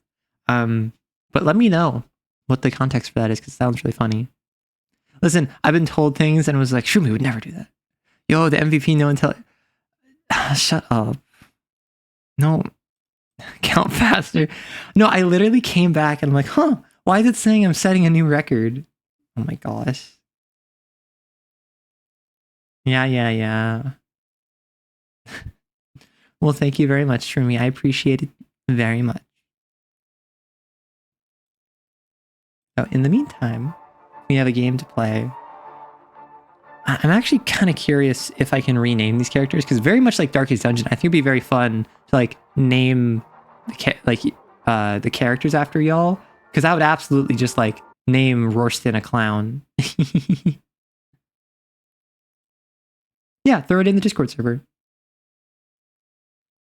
But yes, thank you very much. I appreciate it. Let us set you on fire. Oh my gosh. Y'all are so silly. First, Wolk's out here asking for me to get a Patreon. Now Shroomi's out here gifting subs. Like, what am I? Some kind of like Twitch streamer? Am I some sort of entertainer? Although, a lot of you have been like watching in some capacity, whether on YouTube or on Twitch for like 6+ months, which is a long time. So kind of crazy. That you're at work, so you need to go back to work. Well, leave you in capable hands of Shroomy and others. Thank you very much, Wolk. I appreciate it. And Shroomy, this goes without saying, or rather, it goes with saying, because I say this all the time. Don't give me anything you cannot afford to give. Look after yourself first. Obviously, take care of yourself. You deserve it. Even if you don't think you do, or even if you think that other people deserve it just as much. Always good to take care of yourself. Let's increase his devotion. Yeah, let's increase our devotion. You've been watching your shorts for a long time. You have, because I remember back when you were very first giving comments. Oh no, I missed. And I remember when you found my channel, and then suddenly, like 5 of my shorts had a comment from the same person, and I was like, oh no. Well, not oh no, but...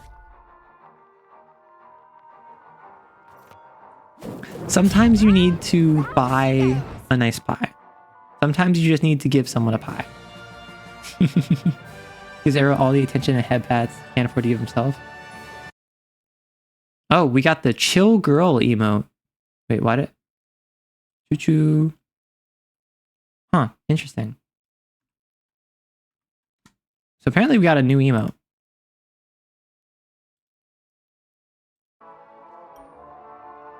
So if you wanna use it, I don't know how this works. Is it just Shroomy can use it? Is it just like anyone who's a subscriber can use it? Now I don't even have to watch. Now I don't even have time to watch YouTube. Oh no. I know the feeling of like, oh no, someone I want to support, but I have no time to watch all their content. It's not mandatory to have a circus show every day, but it's worth it. Ah, yes. The newspaper. Fine journalism, this. Oh, base. Now we can lord it over everyone else. At the end of the day, the newspaper summarizes the most important events of the past 24 hours. Look for articles about recent events, last night's show, and the commercial status of the circus, plus a few surprises. Extra! Extra! Deadly riot! Total mayhem on the streets! What's the cause? Read all about it! Circus Electrique tries some new things, stumbles yet entertains. We got 2 out of... What is this? 9? Wait, no. 7. Income 12. Audience was 15. They had a successful day. They gave some gifts. They each got some devotion, but it doesn't look like they got any experience, which is unfortunate. So people who start and contribute get it, and then it becomes a global emote for that person, and the streamer gets it. Ah, understood.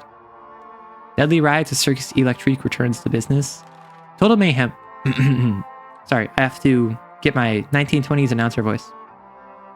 Total mayhem was unleashed upon the street a few days ago, as droves of Londoners suddenly turned on one another. No one knows what inspired the violence, nor can anyone be sure when it will end. All Londoners are advised to stay indoors until further notice. There are no words on the number of deaths at the time, but it is believed that as many as 20 innocent lives were ended during the chaos, with dozen more injured. A truly tragic day for London, with no clear reason behind what happened. The attacks coincided with Randolph the Ringmaster Masters' debut of Mr. Mabry's prodigious Pillar of Power, a publicity stunt dedicated to celebrating the return of his popular Circus Electrique, which ceased operation 10 years ago after the accidental death of a performer. A voice reporter there to cover the event sends word that a band of bobbies there to patrol the area on steam-issued steam wheels instigated some of the most violent attacks. The surprise assault from law enforcement overshadowed our event, most definitely, said Masters. They sadly passed away after our brave performers defended everyone. Oh, we straight, like, took them out. I thought this was gonna be, oh yeah, we, like, knocked them out. We, like, freed them from control. No, like, we killed them. I'm out. Don't forget to clip Arrow's cute moments. She's one road. Thank you. I appreciate it. My heart aches for the officers' families, who are very likely now lack the proper funds to see our great show. The voice will have a full report of the Circus Electrique's grand reopening event after the madness has subsided. That's so silly. So, the original Lavender's tea firsthand, tastes our world-famous unequaled teas directly from the importer to the consumer. Choices Galen and Darjeeling. Crowd cheers as circus performers pummel victorious. Oh, this was the fight. I think. Oh, as performers pummel vicious. Interesting. That was a level 2 mod. Financial news of the Circus Electrique. Most businesses are rather shy about reporting their daily intakes. Not so with the Ringmaster, who fills us in daily. Let's see their latest results. Okay, so this is like the cash flow. Head spring up when you said that one thing. Your head. Steam backpack oven. Street food revolution. Revolutionize your baking business now. Be part of the street food revolution. Bake and sell pastry on the go with a comfortable backpack oven. Steam always stepping forward. So Steam is like the evil corporation that has all of these devices that are making people go crazy. Hey, you missed the hype train, rip. Oh, I mean, you missed it because you were already a subscriber. So no issues there. Unless you mean you were going to contribute to it, but like, I don't think anyone should be contributing to it. It is very much so as much as I appreciate the donations and as, well, frankly, as much as I need the money, I'm not going to solicit people because I think that that's not what it should be. I think that it should be a gift, not a payment or expectation. You were the first gift sub. You were the first sub.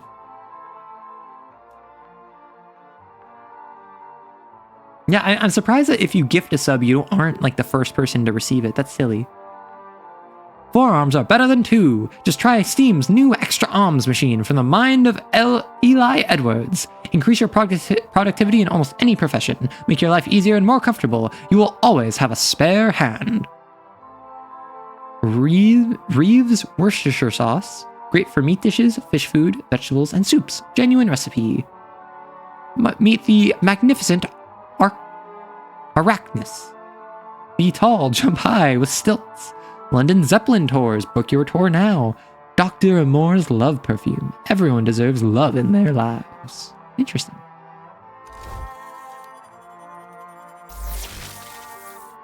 Oh, so this is the level of the circus, I imagine.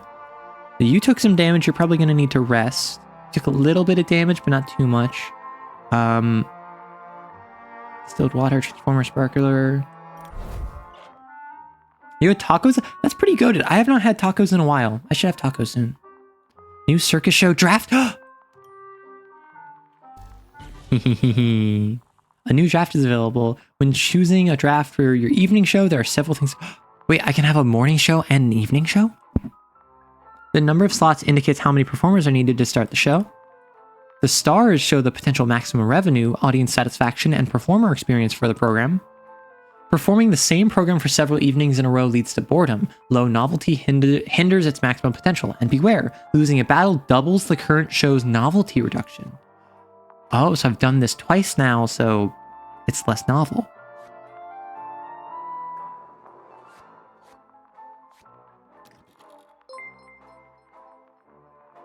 Oh. Why, thank you very much. You resubscribed, I appreciate it. Turbo Granny Dan. I cannot claim to be familiar. I've heard of Turbo Granny. I have no idea what it is. No, but Shroomy, like, don't subscribe if you have Turbo. Like, that's silly. Don't spend your money like that. Founder Badge Gang. Yeah. Sometimes it's worth switching characters between circus shows. Yvonne's preferred slot is any, so she's comfortable in any performance. Oh, that's an any slot. The higher devotion the selected performers have, the more successful the show will be. The total devotion value of the selected characters is shown in the devotion bar. These produce stars the same way the chemistry bar does. Oh. You. So if I bring, let's, oh my gosh, not a prime sub too. Then you get 3 emotes. Yes, yes, you get emotes. Wait, where are you currently? Oh, that was autofill. No, folks, I appreciate I appreciate the subscriptions very much, but like, don't subscribe if you're not in a position to. I very much encourage you to, like, not put yourself in any sort of risk. I used Prime last time. Understood. Well, thank you very much. I appreciate it. I think that there are many other people you could spend your Prime on, but the fact that you're wasting it on me is silly enough. Much appreciated.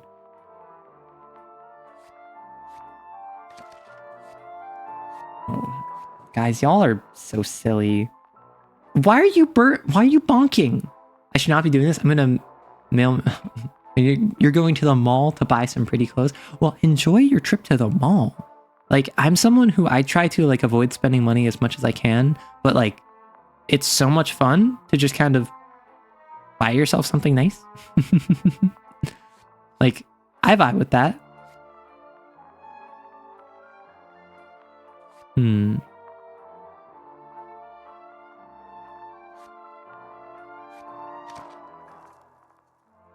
It's never a waste when you give money to a really cool person. It can be a waste if you like need that money. Don't spend it needlessly. You're bad at not spending money. Well, Shroomy, if you'd like, I can just ban you if that would prevent you from spending too much money.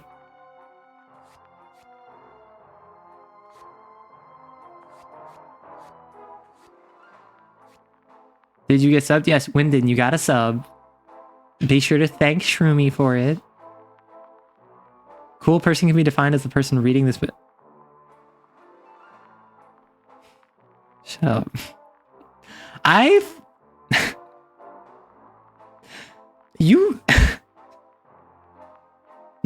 got so got right there. I can't even front.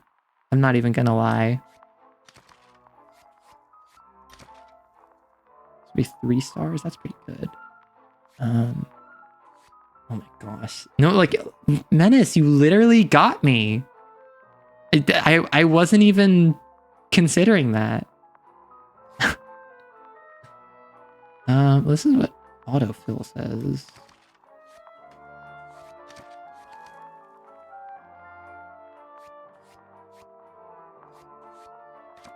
These are who... What does the X mean? I actually don't know what the X means. That includes everyone else in chat too. See, you should be subbing to like Shroomy. Cute person is defined as someone not reading this full message. So, cool. And then I'm not cute then, because I just read the full message. Arrow, how will I feed my 64 children? They fit in a Minecraft stack after subbing. Well, you should ask Rorston. So you should, Pumpkin, you should go over to Rorston's chat and be like, hey, I mentioned a Minecraft stack and Arrow said to ask you about a Minecraft stack. And he'll give you an answer on what you should be doing.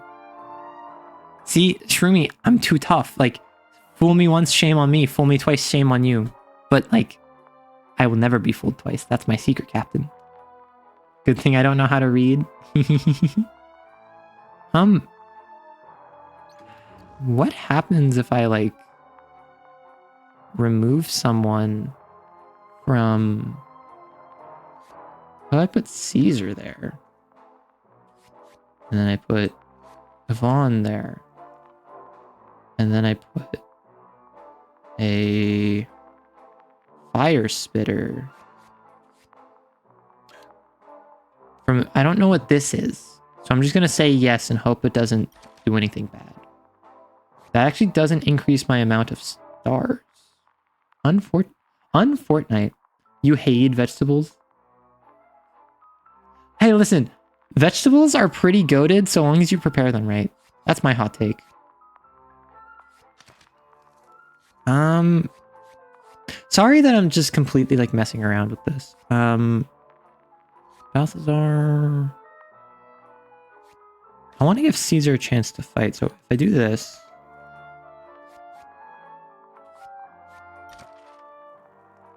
So that's 4 stars. Oh, you don't like. Do you like shakes? Vegetables don't like you? You cellular freak? Okay, okay. No need to call people cellular freaks. Hmm.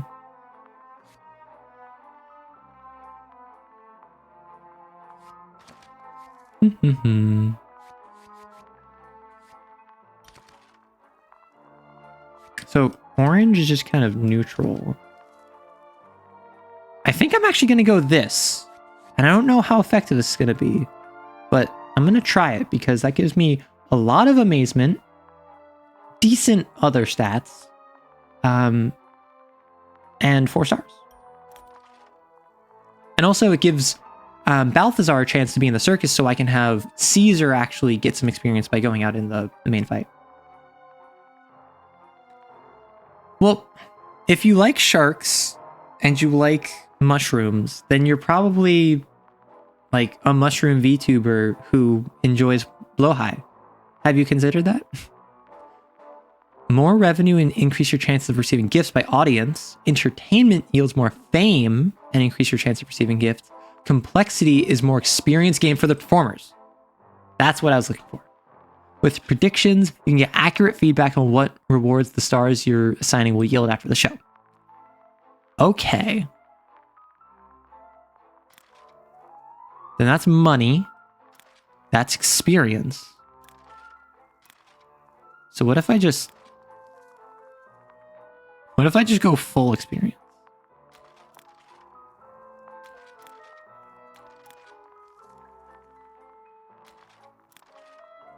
So, I don't know what I need all of this stuff for, but money would be nice. I'd like to get at least a little bit of experience.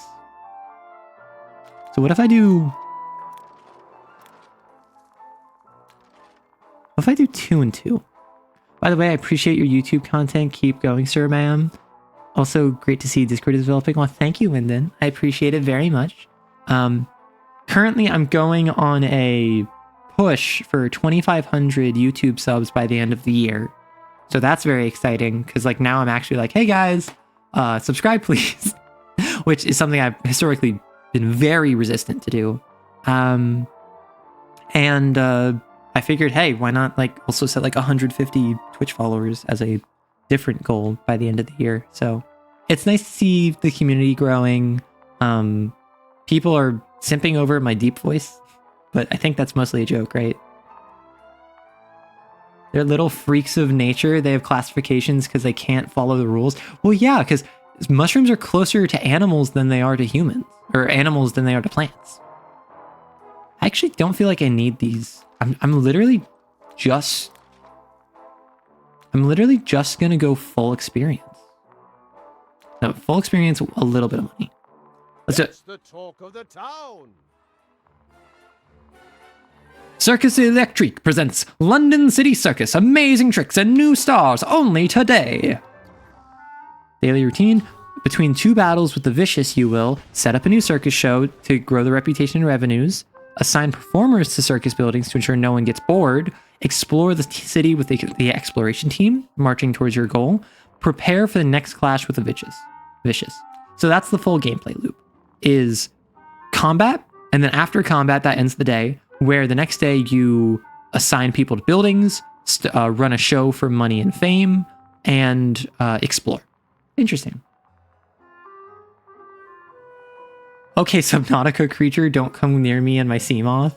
I have yet to play Subnautica. I know most of like the vibes of it and whatever, but if I hit 150 followers on Twitch by the end of the year, which I don't know if I'm going to do, I honestly can't tell. I'm like 30 some away, but I think that's reasonable enough in 2 months, but it's not like guaranteed.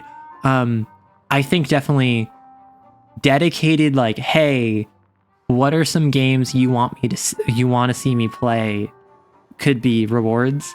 and like Disco Elysium is one of them. Subnautica is one of them, even though I'm terrified of the ocean. Some mushrooms are bioluminescent, yeah. And so are some deep sea creatures. So it's back to Subnautica, right? Recruitable performers can be tried in a no-risk test battle. Oh, that's good. Wow, there's a lot of folks now. Oh, and these are the folks from before. So it's not that I couldn't pick them up. It's just I just need to wait on them. Understood. If you could, you'd make your model glow. You probably could. Even if it's just like a light source in like whatever tracking software you have, you could probably position it so it looks like you're glowing if you can't get a literal bioluminescent glow. I can't do anything. So sleeping cart. So with this, let's... Grok needs to heal. Luckily, he's pretty good at healing. We have Caesar. Oh, that just indicates that they were in here. So I didn't actually need to worry about that. Understood. You love glowing microorganisms? I mean, yeah, they're fun. And algae is like, by biomass, the most populous living thing on the planet. So let's do you.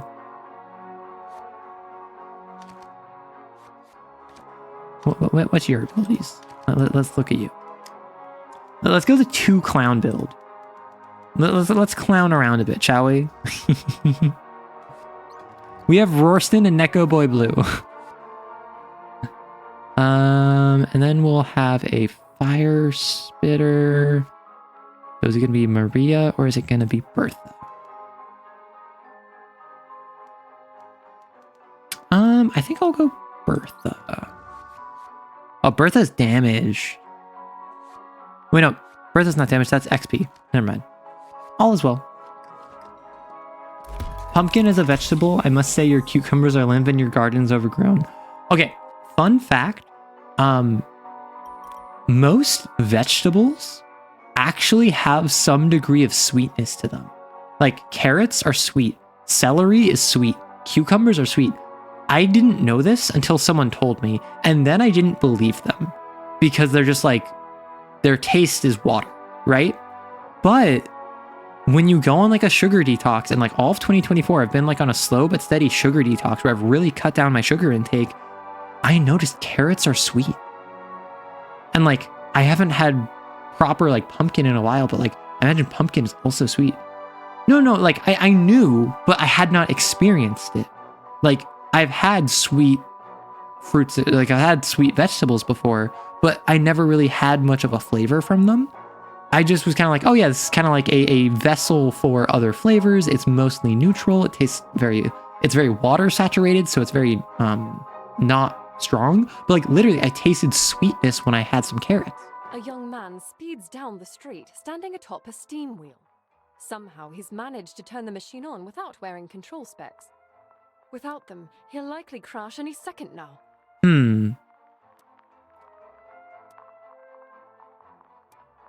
Wait, what? So this is a change in devotion, it seems like. This is an item, and this is a fight. Chat. Chaotic neutral. Let him have his fun. Like, how are we treating this in game? Sometime during the Civil War, you think there's a bunch of injured soldiers who got bioluminescent bacteriophages or something into their wounds that glowed, and more soldiers with glowing wounds survived because the organism or whatever ate the bacteria on the wound, stopping infection. Interesting. Like, it's always so interesting when you have, I'm not gonna call it prehistory, but like pre-modern medicine, which uses the same principles as modern medicine, but without the specific knowledge of it. Always very cool to see. You don't remember what it was, but small creature go burr. Yeah. I probably should do a sugar detox someday, but I have so much of a sweet tooth. Well, and the thing is, like, carrots actually, and I watched a cooking history with Max Miller, baking history with Max Miller. But like a video where it was like a Great Depression era carrot cake, and the carrots were used to sweeten it because carrots have sweetness. And I was like, that doesn't make sense. However, since then, I've been like, no, carrots have a flavor. Carrots are like sweet. I never knew that. And I never knew that a carrot cake was sweet. It's so weird. But I think I'm gonna go chaotic neutral. That was the right call. Despite just barely missing several passerbyers, the steam wheel rider remarkably moves forward and out of sight without incident. I don't know how he was able to start the mechanique device without control specs, much less control it at that speed, but it appears he knows what he's doing. Oh, yo, base. Oh, I got fame and devotion. That's pretty good.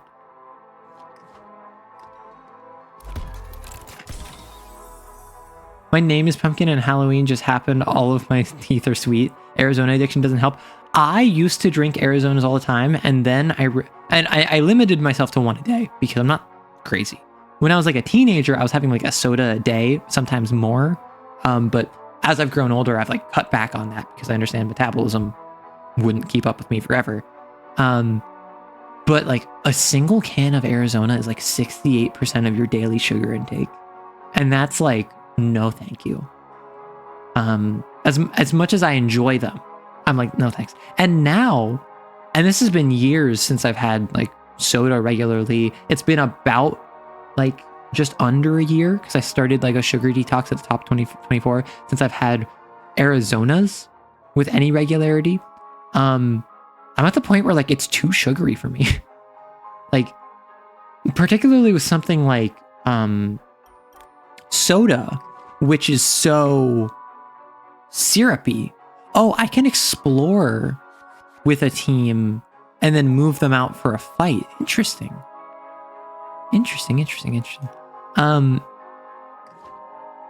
Sunny day. As a teenager, you can have all the Arizona you can afford. Yeah, with your metabolism. Also, this is just heads up. You're not getting bonked or anything, but personal policy is if you're under the age of like 21, do not reveal your age just for the sake of your own safety on the internet. Even if you're a legal adult, I just personally advise keeping that to yourself. Keep yourself safe. Personally, I think that even people who are older should not be revealing their age because it's the internet, but just keep that in mind. Stay safe. What if you shot me instead? I mean, I guess I'd die. Like, do you want a different answer? Do you want me to say, nah, I'm built different? No, I'd be shot. Like, it's sadly time to go to the mall. Arrow, could you shoot Pumpkin before you? Oh, sorry. I didn't realize that was in response to Shroomy. Well, have fun, Shroomy. Make sure to pick out good clothes, fun clothes. Don't spend too much money. Look for stuff in the clearance bin. Have fun. Yay. Oh, I didn't read the tooltip. I'm liking the changing backgrounds. What are you? Wait, we're back. The drones, they're here. Oh, you can do devotion attacks. Ooh, I want to take you out. Yeah, like they have drones. Like literal drones that are like attached to their backpacks. You going to Hot Topic? Yeah, that sounds about right. Let us... You're pretty devoted. So that's not going to work. However, if I...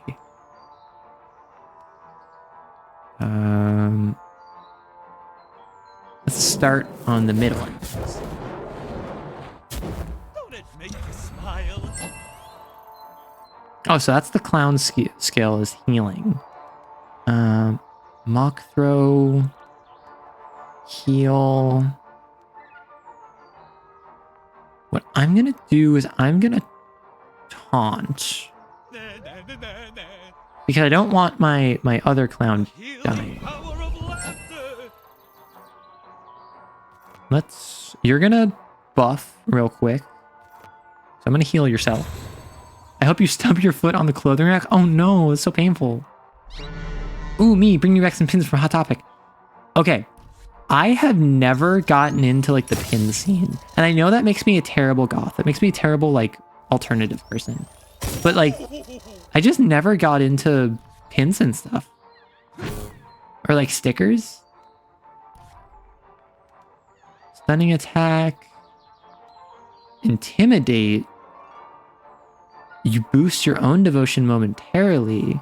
So I like the devotion system because you can give yourself temporary buffs, which helps your damage, which is pretty good. So first off, I'm going to show off just for the full combat boost. Fake goth, yeah. Is Kaza gone? Ooh, I don't know. Maybe they are. Let us... It's only front. Let's just keep going on that. Because you're on fire, so you should be taken out. Depress, temporary reduction. Yeah, pins are pretty easy. I just never know what to put them on or where. I don't want to ruin my clothing with like piercing it. And with stuff like stickers, I always get in my own head, like I don't want, like what if I want to change where I put the sticker later? Yeah, so that's just like me getting in my own head, which is kind of silly. Let us smack that up on the floor. Smack that. Give me some more. Yeah, so having 2 clowns is really useful for just constant heals. Let us keep attacking. How? Oh. Yeah, stickers are tough for me. Generally, my pins go on a bag, so I don't need to worry about the fabric too much. Yeah, and I know some... Oh, the trap lingers. Or maybe that's because I did twice. But, pins, I've considered putting in a bag. I know someone, I have a friend who, like, pins all days. Not really my scene. Is really... But, I mean, I respect the look, you know? It's something where I don't dislike it. I just personally, like, it hasn't vibed with my own aesthetic. But I think it would be cool to get into. Because, I mean, it's also like, I've gotten in the habit of like, I'll bring a bag with me places, like larger than like a purse or whatever, just because it's convenient to have storage space, right? So I have the ability to put pins on, but I wouldn't want to like connect them and then they fall off, then I lose them and I feel bad. Like, I'm someone who, I don't know, I would just feel...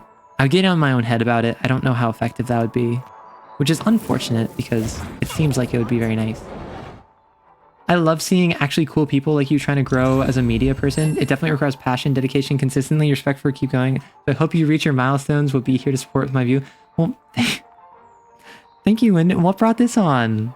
Like, as cool as you might think I am, or like as passionate or dedicated or consistent as you might think I am, there are like 100 other people who are all tenfold that. So as much as I appreciate that, just remember, I'm not unique. I'm not special. I'm just one of the many. I'm the one who is happening to be here at this moment. So if you like what I do, I encourage you to check out other awesome people that I know and that I don't know, because, well, I mean, like, I appreciate the sentiment, but I struggle to reconcile that with the fact that I'm not unique in that facet. Which is a little bit of like, oh, I'm so humble, like, I'm not going to accept praise, but it's also a little bit of like, it's true. Like, I'm not unique in this capacity, and I appreciate the time and attention all of you have so graciously given me, because I am someone who I'm very cognizant of the limited amount of time that I have just in a day, in a week, in a life.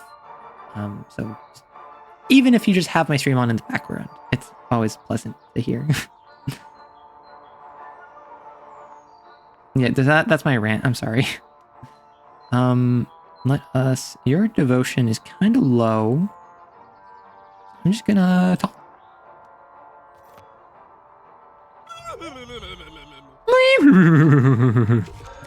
Freaking like horse noises.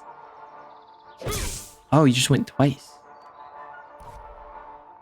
Damage boost by 23%. That's Spine Breaker. And you miss. Caesar.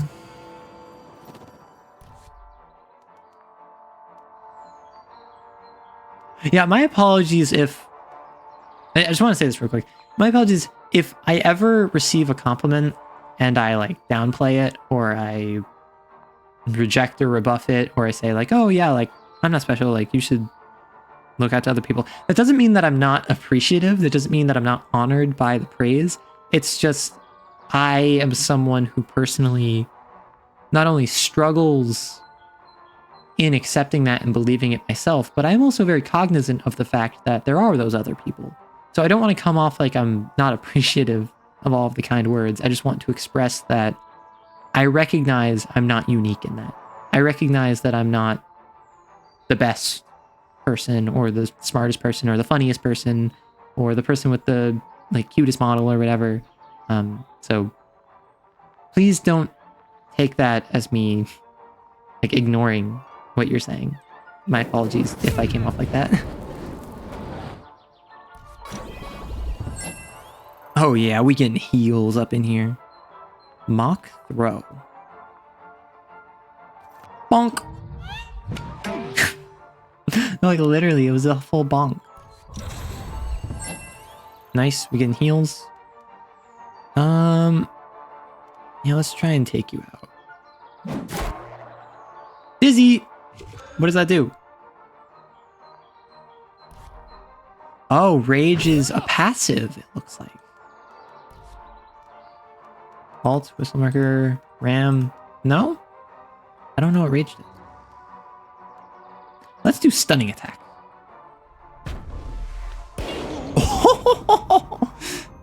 Mans did the Omni-Man, like, clap.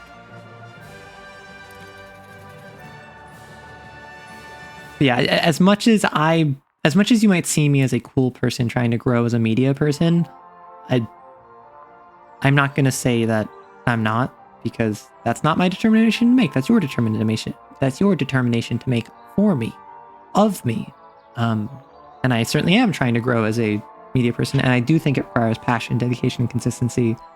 And I appreciate the respect you're giving me, but it's hard to sit here and like bask in that when I'm just like, well, I see so many other people who are all of these things and more. Oh, increases the chance to slip into a negative state of mind.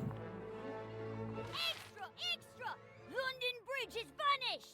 No sign of it nowhere! Okay, Read all about it! as much as I want to read all of these like random ads, that would take way too much time, and I think they'll repeat very quickly. So, common circus crowd consensus. We've seen better, but we still like it.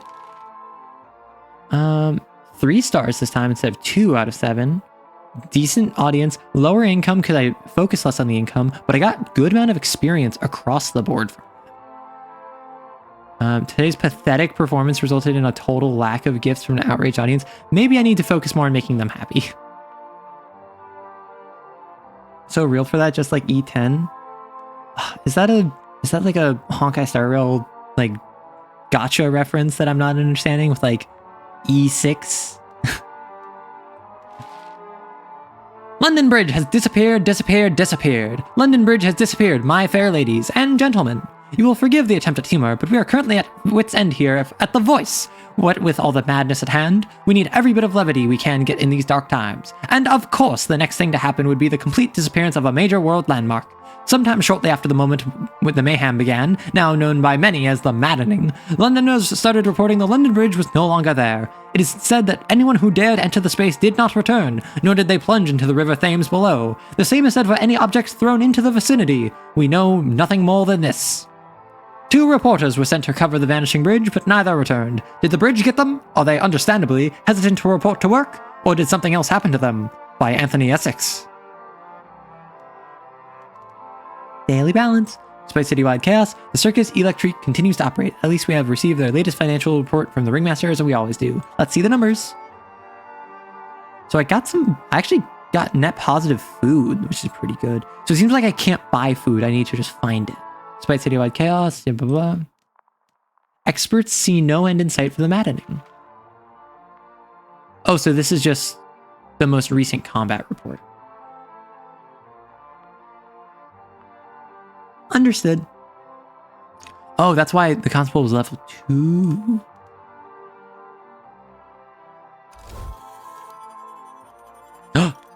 Oh, for level 2. Oh, wow. That's a lot for level 3. Since the maddening. Yo, nice. New building and skill upgrades are available. Nice, nice. Yes, yes, yes! There she shines, the second pillar of power. Oh, that's a nice lore explanation of like developing the circus by literally making new pillars of power More spectacular that will like acts of- literally power the circus more. Higher Or, ambition. if you believe certain theories out there, even more bloodthirsty vicious. It's not exactly blood or beer around here right now, like when we lit the first pillar, is it? No vicious nearby for days. We will only continue to grow. The more from fame here. the circus gains, the more buildings and upgrades become available. No upgrades can be higher than the current level of circus. Right, so that's We our get building. bigger, we get better. Use certain resources to upgrade most circus buildings, expanding their possibilities. For example, a higher level train allows you to recruit higher level characters. The level also affects recruitment costs, daily fees, and even the availability of certain classes. Yeah, so I was going to upgrade the train mostly for the sake of... I was hoping for more room slots.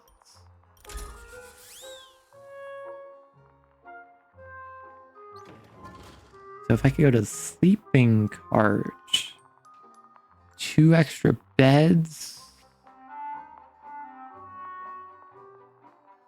So real fast, just like E10. Oh, failed D's nuts joke. Anyways, recently I've been into the idea of anime-inspired TTRPG settings. I have a video for you. Not one that I made, but one that I have seen by a content creator who has done fantastic work thus far.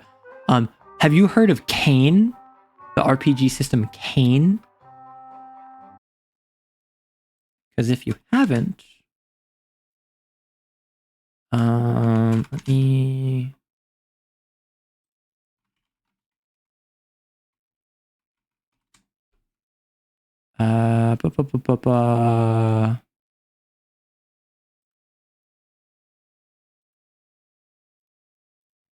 Beneath the Okay.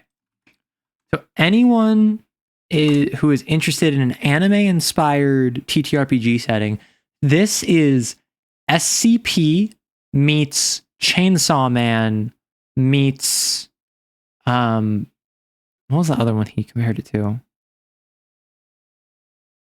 think it was another one. Basically, this TTRPG setting is there is a shadowy government organization that is responsible for taking like psychically gifted individuals and training them to basically be like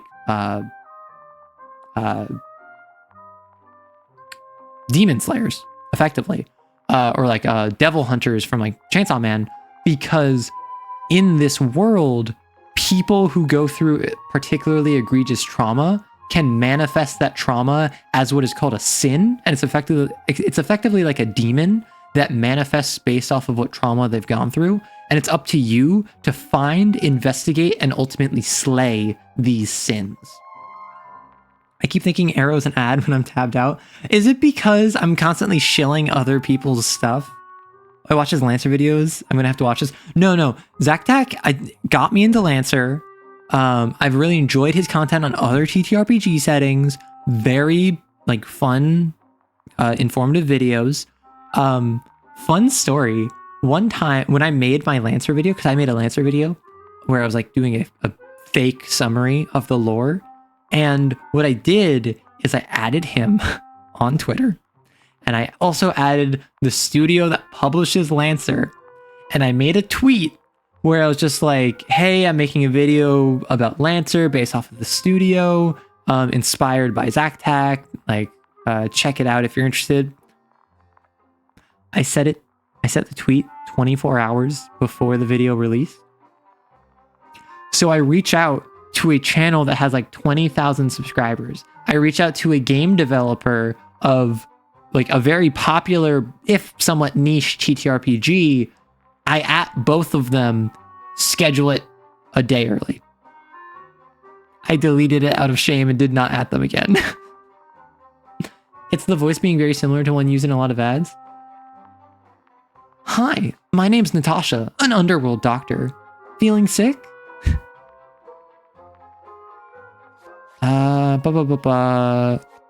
Actually, you got healed up, man. Caesar!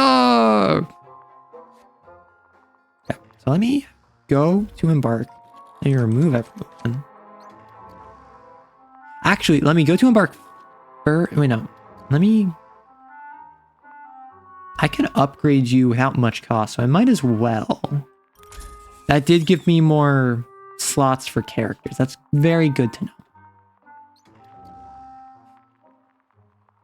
I think it would be very funny to like purposely try and do the most like generic sounding voice I could. Like, I'm curious how that would go.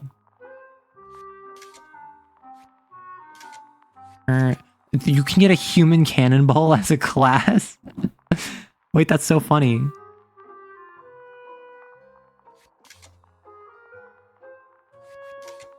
Flame Eater, Comedian, Lightning Strike, Flame Eater, Crazy Chase. The clowns are kind of goated, not gonna lie. Not gonna lie. When he's in slot 3, he's immune to stun. So specific.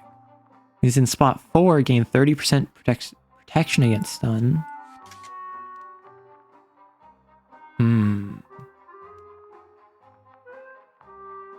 Cheating Death. I do love the flavor of the circus acts where it's, I think each class or each like role has its own like preset of probably like 4 acts that they do. But it's like, I'm doing, I have a show that I'm putting on that's beginning with the opening act of an escape artist cheating death, moving into a strongman who's doing the Hercules hold, and it's closed out by a clown doing a crazy chase. Like, that's just so cool to me.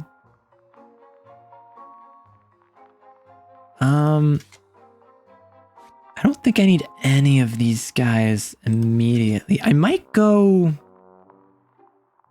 you, but I don't think I need to. Novelty is down, but it's better to do this. Opening act, main event, afterpiece. So if Yvonne is the afterpiece,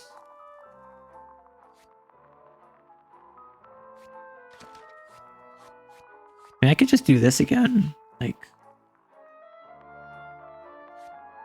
yeah, like you compensate for the low amazement. The funny cancels out. Everyone's pretty solid on the top 2. And then I can just go, and this is 3 and 3. Interesting. Yeah, so I can go 3 and 1, so they get a little bit of experience, but the main thing is that they're bringing in cash money. And then it's just a matter of, I can do clowns again. It's the talk of the town. Okay. So now what I do is I have to go this way. So Caesar, I could go like 3 fire blowers. Probably Grok. A clown is very useful. I might actually pick up a 3rd clown. That'd be very useful. Bolane. Kind of want Caesar, actually. I know, Caesar's already in here. Never mind. My apologies. My apologies. Grok. I can go Bertha. Yeah. No, I wanna, no, Yvonne's already participating. Yep, so we can do this. How are my second-rate performers handling? Oh, this is probably why it was so linear, is because there's lore, like there's story events. Swimmingly. I thank you for sending them with me. It seems every step closer to the bridge offers a new obstacle. Yet things have calmed down around the circus. Curious. Yes. How is it that a site full of freaks is the safest, maybe even the sanest place in town? Like, just because they're freaks doesn't mean they're crazy. And the maddening began mere moments after lighting the Pillar of Power. Pure coincidence? Yes.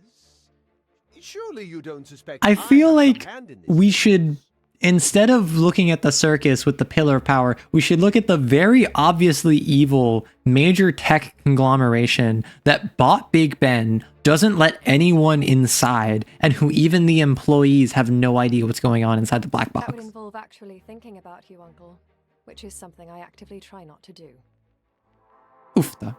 Oh, so that's just lore. Impersonator. Right. The Circus Electrique was originally named the Cirque Electrique until the ringmaster realized most of his audience doesn't know what a cirque is. That's kind of funny. Knowing when to strike could prove the key to victory. Oh, so we have guard, wait. Okay. The guard command skips your turn, but provides extra defense. The wait command saves the current character for the end of my turn to end things with the most impact. If you choose to flee, they enter a special stance, and if the opponent does not interrupt, leaves the battle next turn. Okay. So I have a couple enemies who are... Most of them would take 3 or more. What's the impersonator do? Mind control. Yeah, I think the mimes are my biggest issue.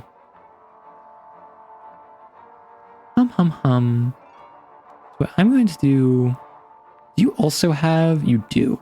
So I'm going to just blitz down this front mime for devotion.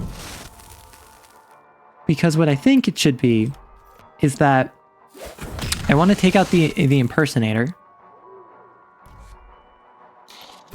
Also, it looks like each of these enemy types are like classes, but they have subclasses. Like this one's a busker versus this one's an impersonator. Or what it might be is it might be like level 1 is busker, level 2 is impersonator. I'm uncertain. Let us.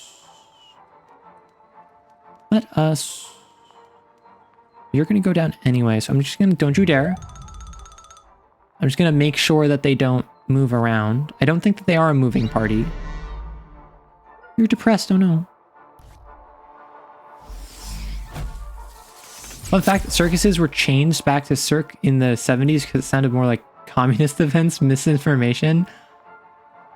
That's so funny. No, that's so silly. Oh my goodness. Like, who would look at circus and be like, oh, that's a communist name, isn't it? That's so silly. Oh. Oh no. Eep. That's no good. You can move backward 1 slot. You're going to mess with your devotion.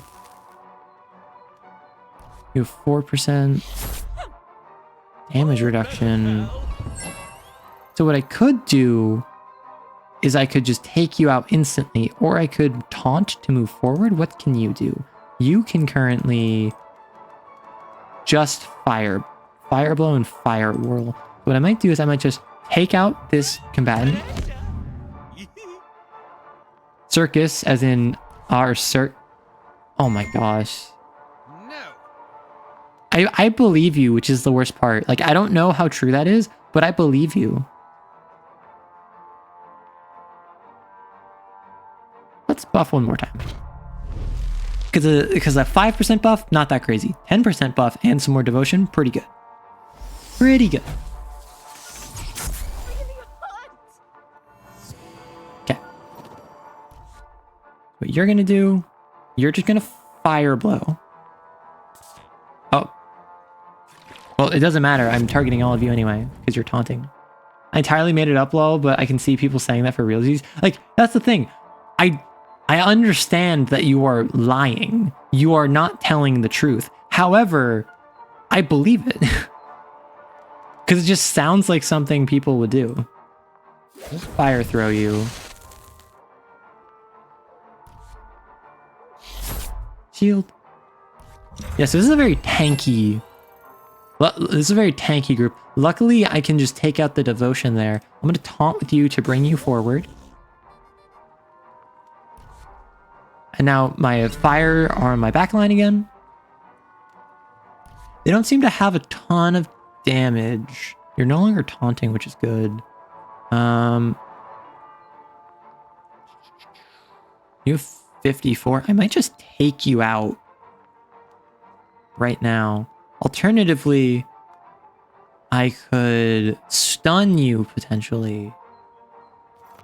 I think that's what I go for. A mighty ovation. Okay, resisted the stun, but did good damage.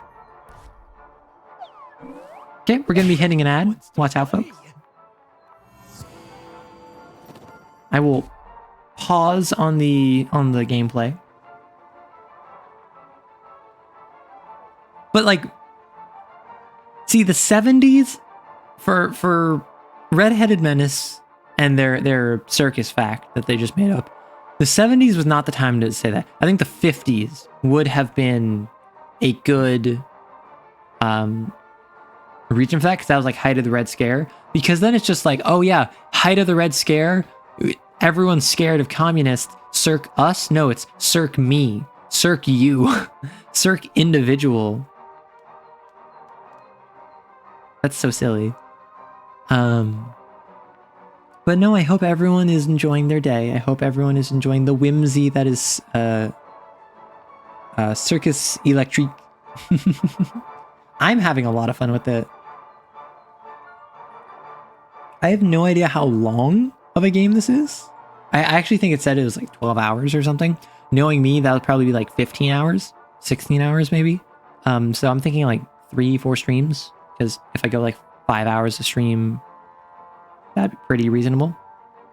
But I think I'm actually going to... Actually, no, I have enough water. Worst case, I step away in like half an hour, grab some more water.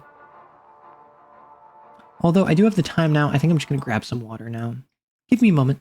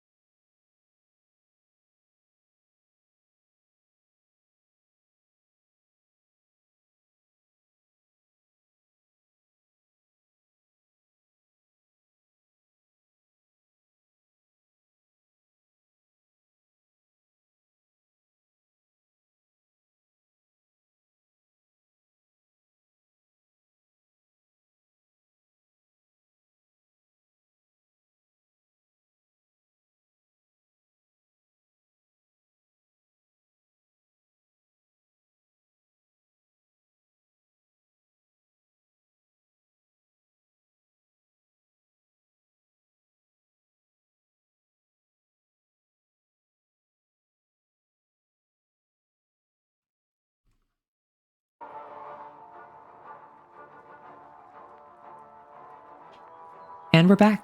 Sorry, I just had to fill up my water. Because I am thirsty. I've gone through like an entire liter already, and I'm already working on liter 2. But thank you. See, that's the thing, is that if you said the circus fact in the 50s, it would have been more believable, because that was the height of the Red Scare. So that's like Oh my gosh, everyone is being even more ridiculous.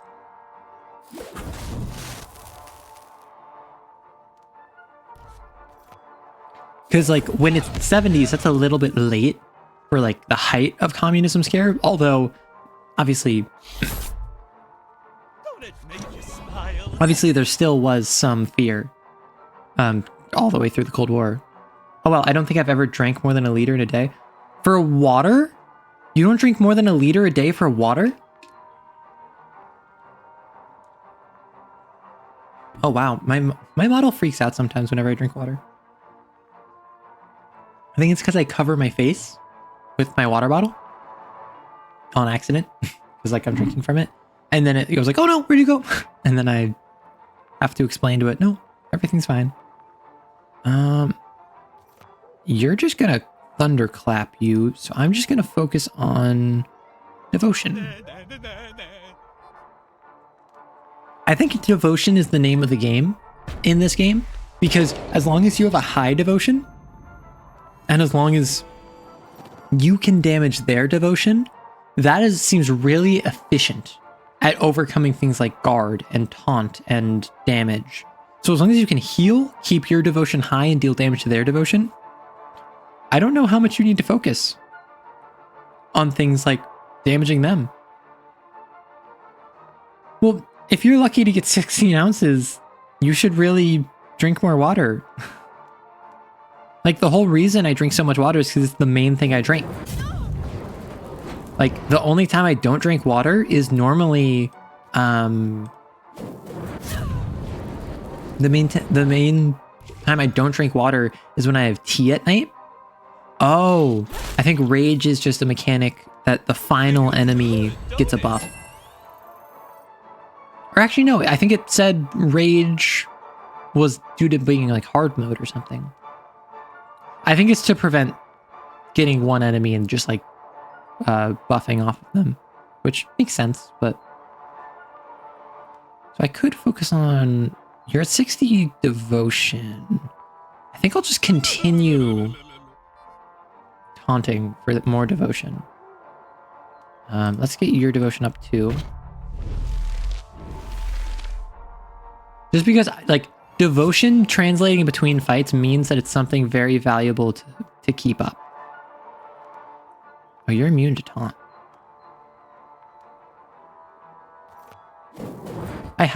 No, you pretty much only drink water. I just forget to. I have considered becoming a streamer to have people remind me to drink for water once in a bit.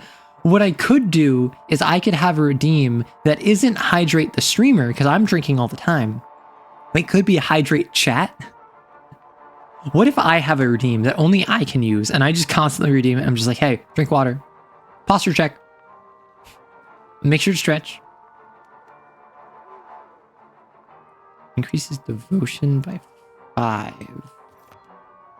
You're at 51. So if I do you would take some damage. I don't think that would be worth it. Particularly because you're currently raged. I can't really build off of you too much. Is it just going to be rage every turn? Yes. I'm glad that missed. And you healed him up. I'm actually going to heal you because even I've just spent some turns getting you more devotion. And that's out of the park. That would actually really help. All right, so everyone, take a drink of water. If you haven't eaten anything in the last 6 hours, make sure to grab a snack. Nothing more than a couple hundred calories, just something to ensure you keep going. Ooh, spotlights. Oh, I can use it. Guys, I can add items to my circus performance to make it more entertaining. Circus Electrique closed in 1889 after the tragic onstage accident of Shonda the Lion Tamer. Oh, she was a lion tamer. That's why it was her lion. Them crazy vicious. Who are they? We don't bloody know. Read all about it. That's the fight. Circus Electrique still worth the price of admission, but barely. So 3 stars. I got good amount of money, same audience, and a little bit of experience across the board. I think it's important to have at least 1 star in experience just so they don't like completely fall behind every time they do it. We still operate. London might be burning, but the show must go on. We're losing food now, although that might be because we upgraded. We definitely, like, the tools was from upgrades. Never-ending violence of the vicious. I love it. No, because it's like, I get to make my own little, like, circus show, and I'm like, okay, I'll add in some spotlights, and oh, this time I'm just kind of like skirting along the line, so we don't need to put any bells and whistles in. We're just gonna have like it be the back show, but tomorrow is gonna be the big main event. So that'll be fun. It's been days since the mysterious, unprovoked attacks began, and there's no telling when they will end. Crazed citizens have become so common that Londoners seem to have agreed upon a name for all those who have succumbed to the maddening, the vicious. You'd think there'd be some kind of war going on, said Linda Cook, who survived a vicious onslaught near Leicester Square. I've seen plenty of violence on the streets in my day, but this is at a whole nother level. The City of London police have done what they could to quell the mayhem, but other than finding themselves up against their own ranks, Bobby versus steam-wheeled motorized Bobby. No matter one's occupation nor one's social standing, rioters take all shapes and forms. Nothing resembling a motive has yet to be determined. Of the few vicious who have been caught and questioned, none seem to recall their heinous actions. Everyone is downright out of their minds, said Officer Gregory Ford. Just a few minutes ago, I saw the town cobbler become the town clobberer as he smote an elderly woman with a shoe. And before that, there was a stately millionaire who walloped a poor bloke with a wrench. No wonder we call it the maddening. Cook considers herself blessed to have escaped. Her beloved poodle was not so lucky. An old woman approached Princess, she recalled. She must have been in her 80s. She seemed harmless enough, until she reached into her purse, grabbed a knife, and stabbed my precious princess through her throat. Anyone with information regarding these attacks is asked to contact the City of London Police immediately. By Anthony Essex. You know that the dog's an absolute menace when it's like a Pomeranian named Princess. Okay, pretty good on net changes. My biggest concern is, and probably will be, food for a bit. Just because the more people we get, the more food we spend. Ooh, House of Horror.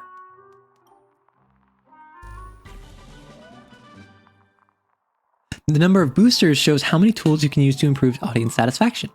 Performers' overall fun, amazement, thrill, and laugh values must meet or exceed these numbers in order to launch the show. Gifts show what useful components you may receive after the show.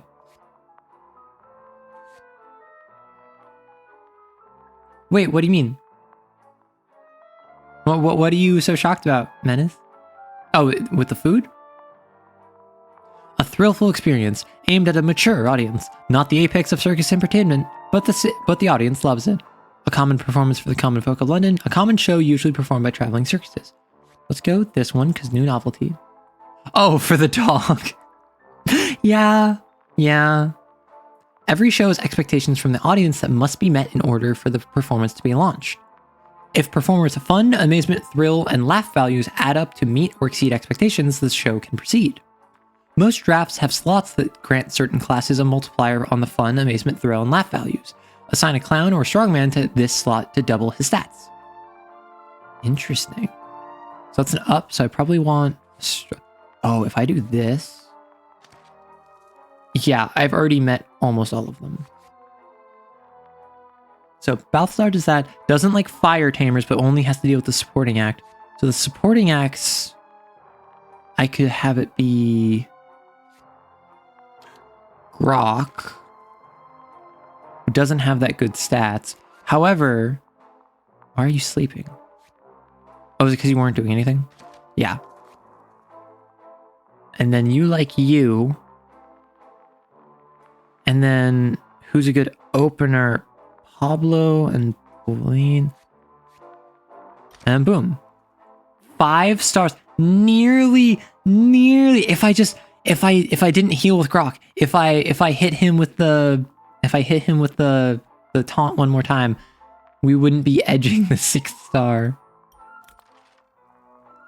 Sometimes you may wish to allocate more stars to a category than you previously obtained from chemistry and devotion. Use boosters to increase the available stars for different categories, earning you a bigger reward at the end of the day. So if I use... Can I... Oh, I can't take it back. So what if I click it again? Oh, so this is Oh, this is fame. However, this would be very good for XP because there's 4 of them. That's good to know. So I could try to rush leveling up, because if I get 100, it's 1200 to level up. So it would be 12 of these would level me up. I think that's worth it. In terms of cash money, I think I want a little bit of experience, right? So mostly from an enjoyment perspective, a little bit from a cost benefit perspective. And now. Don't forget to buy some popcorn. Circus Electrique presents House of Horrors, amazing tricks and new stars only today. That's so cool. I like that so much. Okay, so. Ooh. Okay, so Walker is an anywhere, which is pretty good.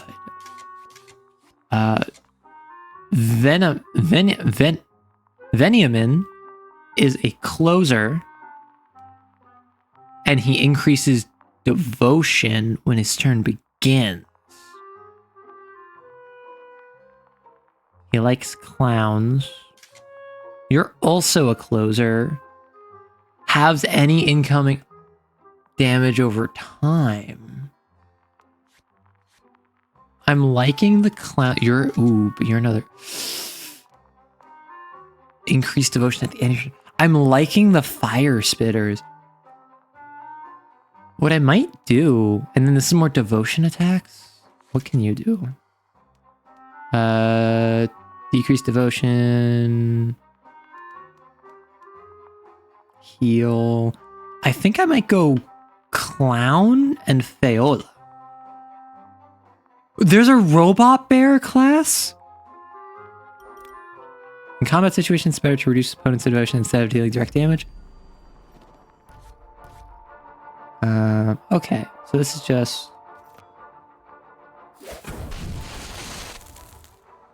I might be kind of like... Oh, this is interesting.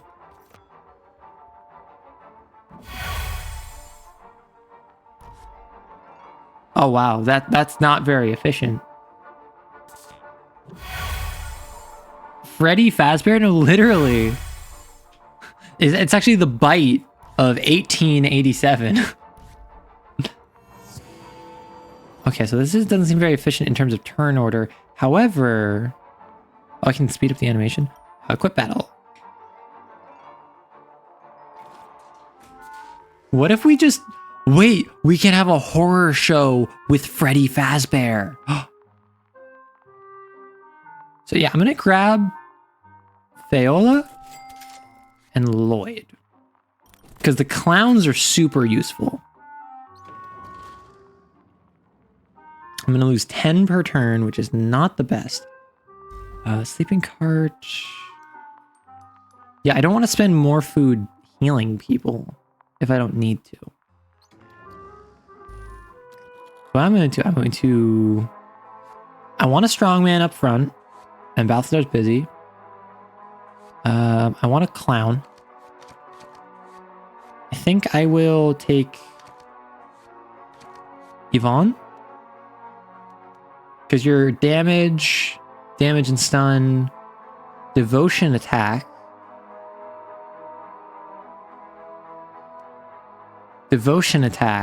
electric, protection. So what I might do is I might have Yvonne and I want to spread out my XP, but not too much. So we get Fayola, because I just picked up Fayola. Because you have devotion attack. You increase your devotion every turn. Okay. Maybe Fazbear's Pizza would become the Circus Electrique. Hey, you never know. I could go for a mystery event, or I could go for loot. If I go for loot, I'll probably get more food. I don't need food for another like 2 fights at least. So I'm going to go for the mystery event because that seems fun. Fire attacks are very effective at night. Interesting. Eep. Drone strike. Scanning. Oh, you can summon allies. So you're just attacks, whistle, your protection, taunt. You're just straight damage. I think the groundskeeper is my biggest threat. I think the bobbies are probably the least threatening. I think that the groundskeeper and the mime are the most direct damage. These two have the most like buff potential. So looking at, oh, but the bobby only has 19. So if I want to hit people's devotion, I'm good. Decreases devotion by 3% is not a lot. However, by 5%, in a single turn, I can do 18.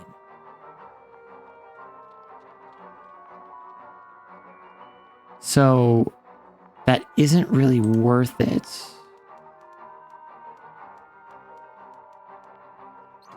To try and go after devotion for any of these guys, I will be better off just blitzing them down. So what I'm going to do, I'm going to start with, but the fire trap doesn't go there. So I'm just going to start blitzing down this guy. And what I've been doing is oh no, that's jolly for you. Feels good, don't it? Feels good, don't it? What I've been, oh, you're taunted. What I've been doing is primarily buffing in the beginning to last for the rest of the combat. But what I might do instead is I might try and burst down an enemy first. So if first off, if I taunt, increases your devotion, you're going to be a bullet sponge. You're going to get shot.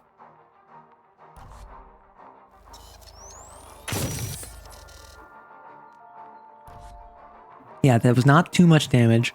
Oh, that's only if you're... Oh, no, that's it. Reduce devotion 15 for 1 turn. Okay, that's suddenly way more useful. Because now if I... For instance, I just handcuffs... Interesting. I'm just gonna... Ooh! Nice. I can't attack you, so I am going to just buff on you, actually.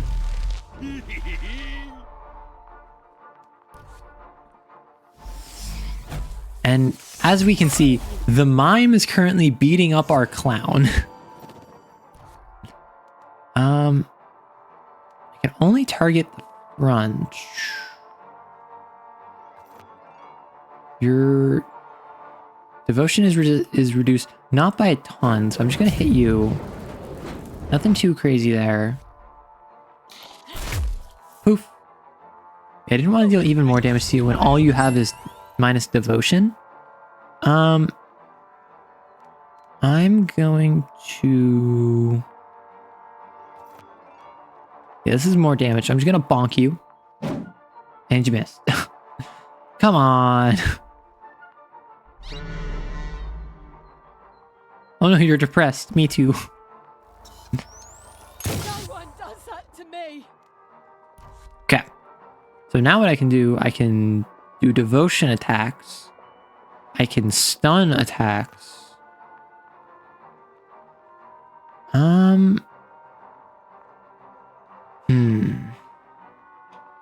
What do we feel? I think what I do is...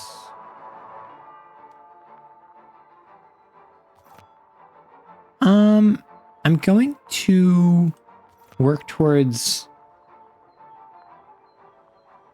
I mean, you can just, in your own turns, hit them. That's not really what I wanted. Really at all. Unfortunate. So I do like the chance to stun you. because then you can't... Oh, well, you didn't get stunned. But then you can't shield everyone. Someone wants to play. Okay. So you're at 42%.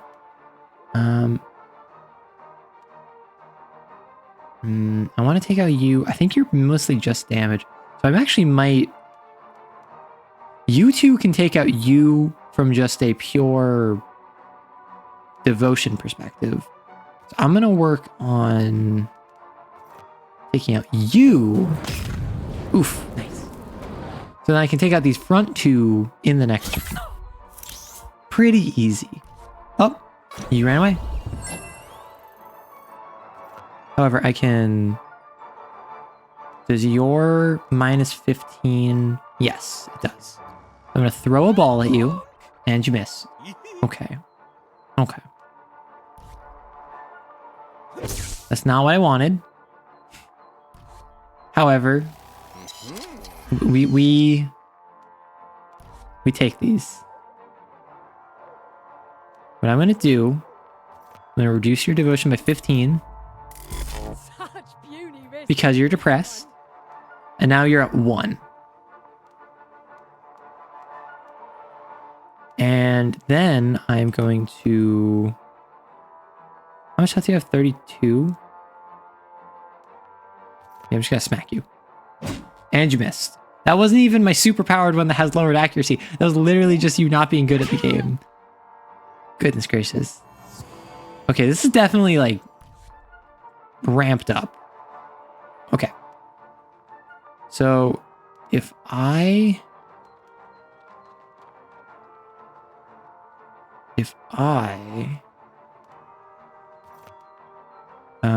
30% chance to deal burn. If I do that, and you didn't even kill. Oh wait, yes you did. There we go.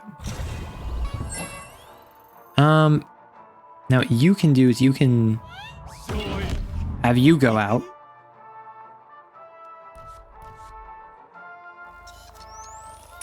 Eep. Oh, are you dead?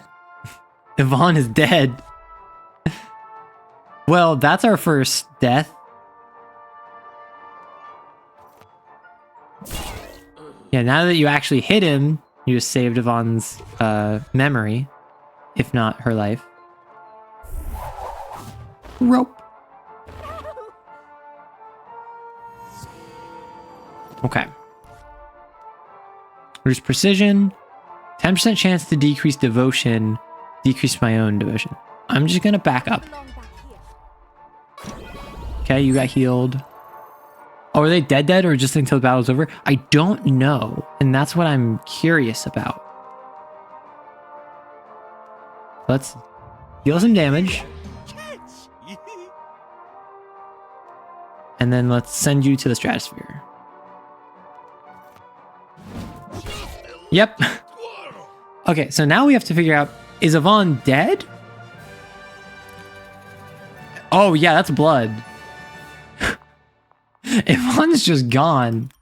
Which is very unfortunate because Yvonne was my only any color, although I just grabbed a new position person.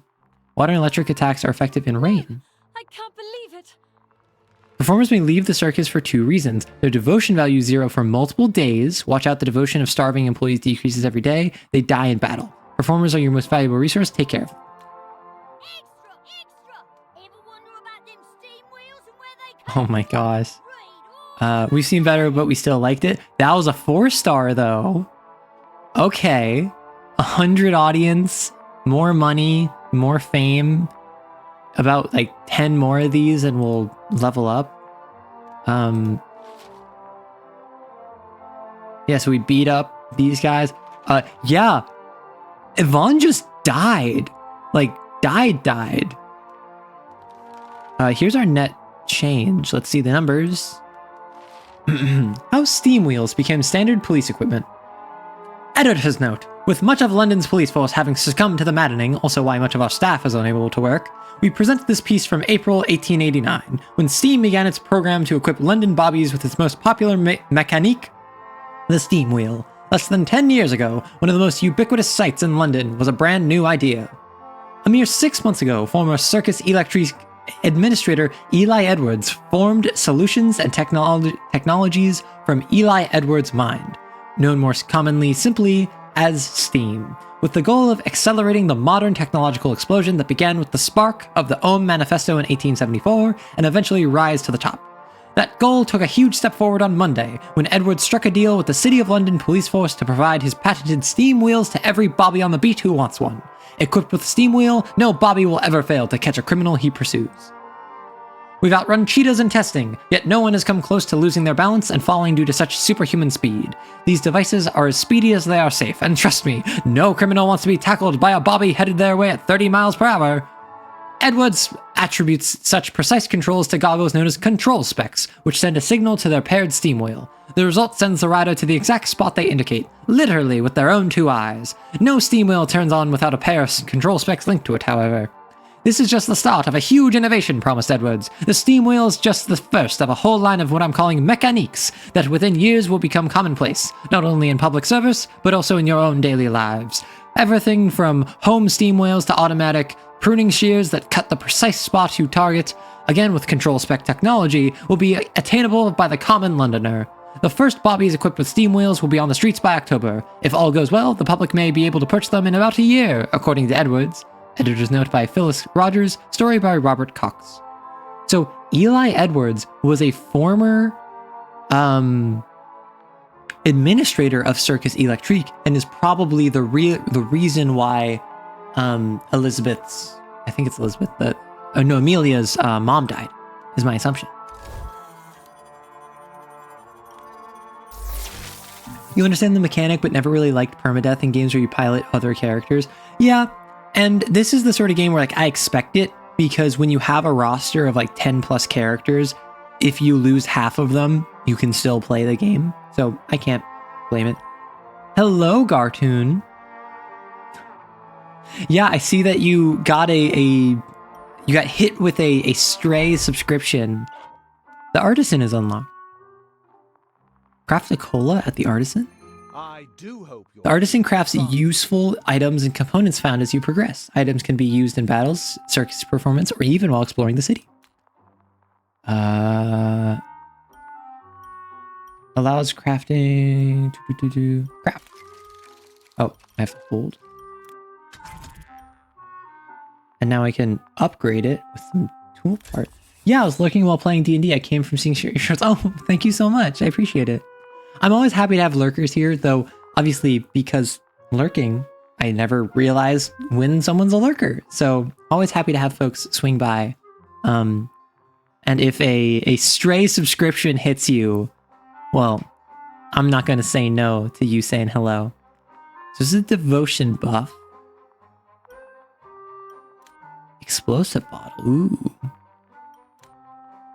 And yes. Complexity and entertainment. Well, it's always fun to have folks who just kind of have the stream on in the background, because sometimes that's all you really need. I for one, have a bunch of people who I just like put their stream on in the background. I farm channel points. Maybe I'll have them on while I'm doing something else, but ain't nothing wrong with that. Sleeping cart. It wants someone to sleep there. Who is injured? Yeah, Yvonne is injured because she died. Lurking hello redeems can be pretty good for that. I mean, I never really understood the point of that. No? Cool. Now I'm getting dragged into Magic, so back to gathering. Keep up the good work. Thank you so much. Enjoy Magic, but before you go, what color do you play? What deck colors you playing? That's my troll toll that you have to pay before you go back. Your available consumables can be found here. Select the ones your exploration team should take along.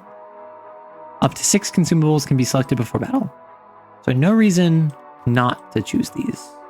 Take a coal and a bandage. Understood.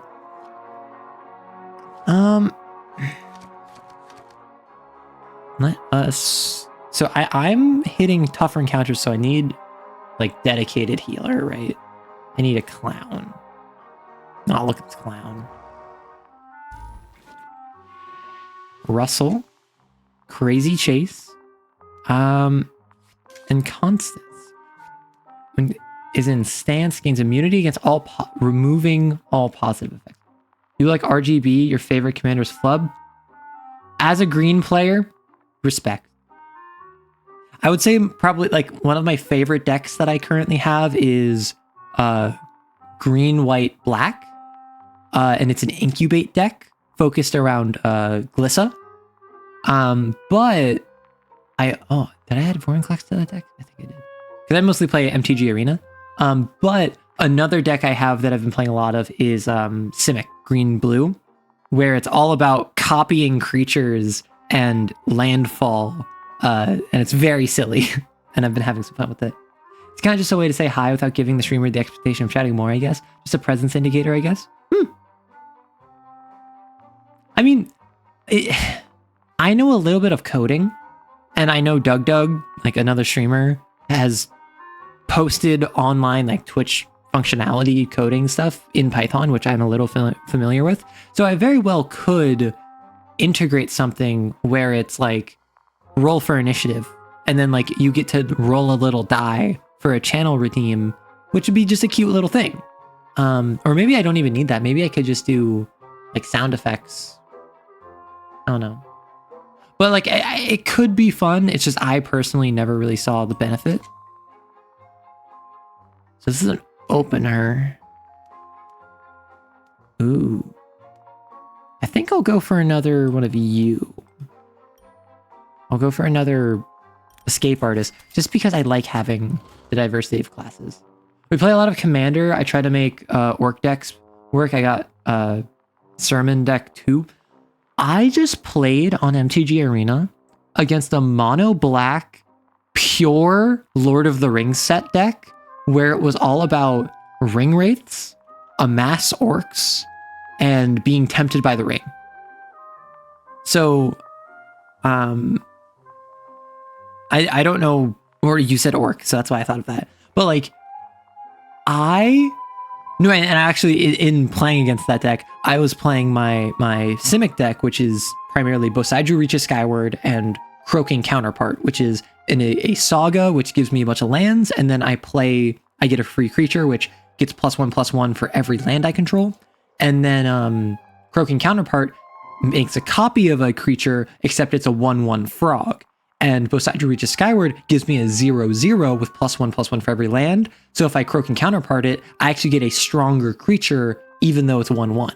And it was that up against like 8 Nazgul, and I was I had a Prickly Bill, or like whatever the cactus guy with landfall, it gives you +1/+1 counters, and I was doubling. I got like 4,000. I got like a 4,000, and then they had a thing where they get +1/+1 on every wraith they control every time they tempted the ring, and they were tempting the ring like every 4 times a turn. So they got up to like an 84, and I had like a 4,000, but they had death touch, so I couldn't attack them.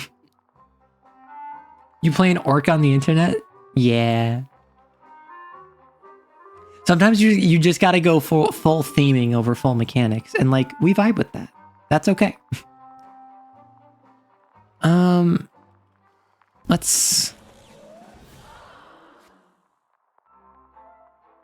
Let's go back to the novelty, and let us. We can get no experience from this, so let's not focus on folks I'm trying to get leveled up. Let us just go.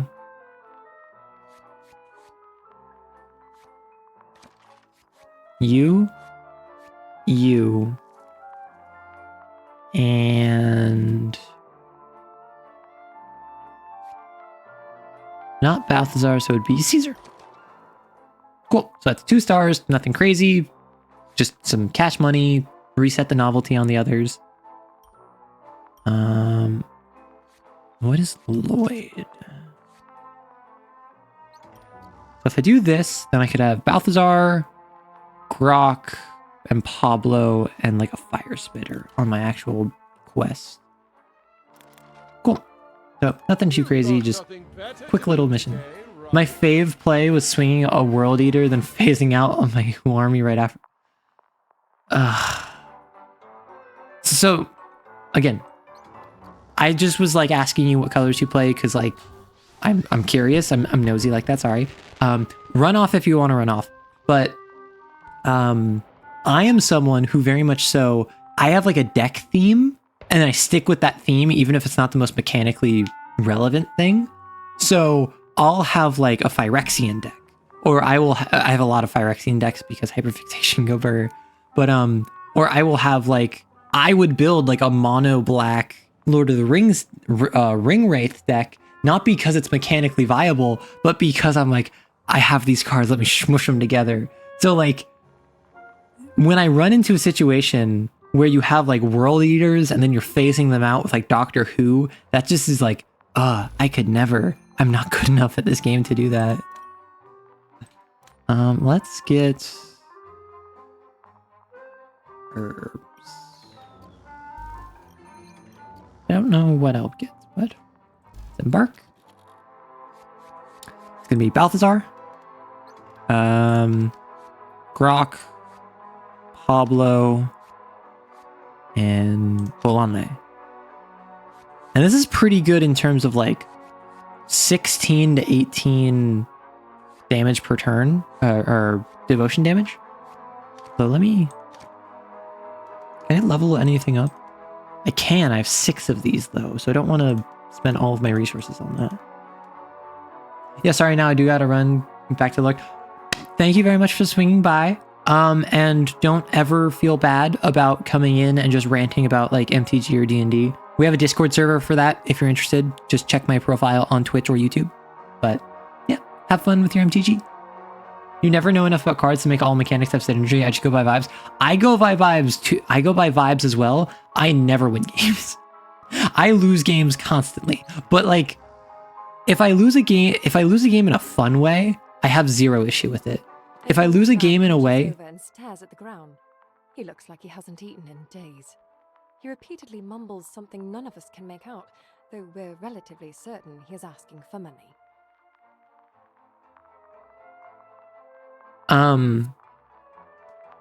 Like if I lose in a way where it's like I got infinite comboed, or you get out like 2 enchantments that like make it impossible for me to win, and every time I try to destroy your enchantments, you just counterspell me, then I'm like, okay, this isn't fun. I'm not having fun with this. But if it's a situation where like you're playing mono black like Nazgul and you have like an 84/84 with Death Touch and like 4 other Ring Wraiths, and I have like a 4,000 tree and like a 300 frog, like that's the sort of stuff I think is so silly and so fun. I'm gonna make this the little girl's problem because we're chaotic neutral. Jolly good show. The young girl is beyond pleased. I know you. You're from the Circus Electrique. I'm so delighted you were able to spare some shillings for Winston here. I know just what he likes too. Back soon, Winston.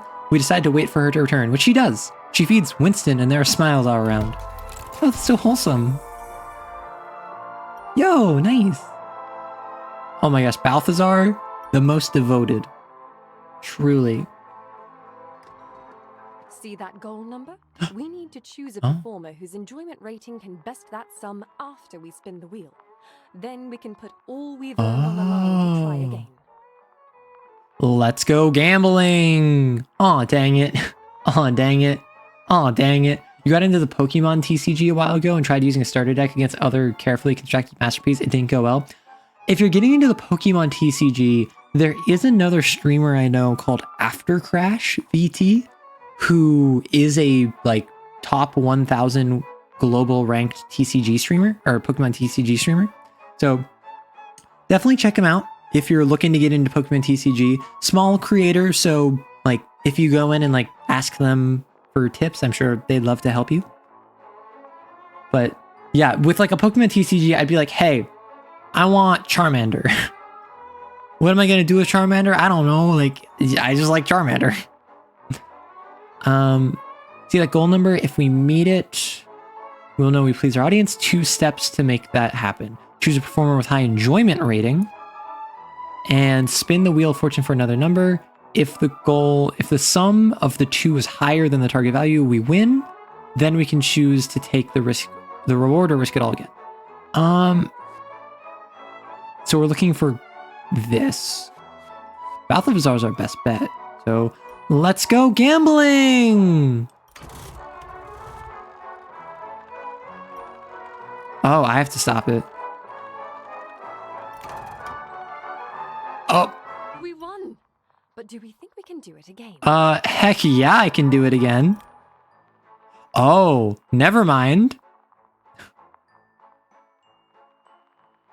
That is not what I was expecting. I didn't expect the wheel to change. Well, in that case, I want to go gambling. There's no negative here, so I might as well use Bolonle.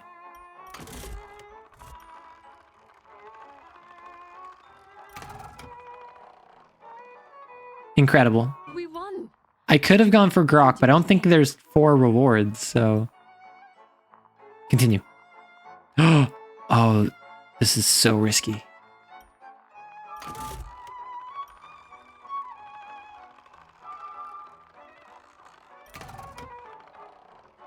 No!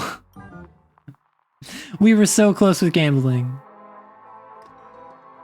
All right, plot time. You'll check them out. I'm interested in MTG, Yu-Gi-Oh, and Pokemon, but I just have so much to learn about each game and card structures. So, shout out After Crash VT. So this is who I was talking about with the Pokemon TCG. I can't claim to be good at any of those games. Last time I played Yu-Gi-Oh was like 15 years ago. So very much a different time. Like now I understand that if you're not combo winning by turn 2, you're slowing down the game. I know nothing about the Pokemon TCG, not gonna lie. But like MTG is fun. It's just MTG, I feel, has a good balance of casual and competitive play. With Yu-Gi-Oh, I feel like there's only competitive play, and I don't know enough about the PCG to speak on it. But luckily After Crash can speak on that, so. Oh? Is your editor growing impatient? My editor is dead. Killed by the entertainment. Oh! Ivan did that? How terrible. Wow. And after such a good review for the premiere. The maddening is affecting everyone, not just Bobbies. Please go hug him if you see him at the pub. That would end in one hell of a story, I'm sure. But for now, I need an interview. Several, actually. My single story has morphed into an ongoing feature. You don't say. You don't say. How did you get your foot in the door in the circus business? In 1869, you saw B.T. Barnum in America. Tell me about working for Barnum's protege, Eli Edwards, who now runs the world's most powerful corporation. How did you get your foot in the door? How did you get your foot in the door on running a circus? That's the vibes I got from the online games. Yeah, Yu-Gi-Oh was like anime battle, I swear. So Yu-Gi-Oh is... Although actually, there are 2 online Yu-Gi-Oh virtual tabletops. One of them is true to life competitive. Like it is the cards you find on like in person. Those are the same cards you will play online. It is effectively just a virtual tabletop. But I think it's Master Duel is the one where it's like, no, you choose which character you want to play as, and then you get like a special anime ability based off of what character it is.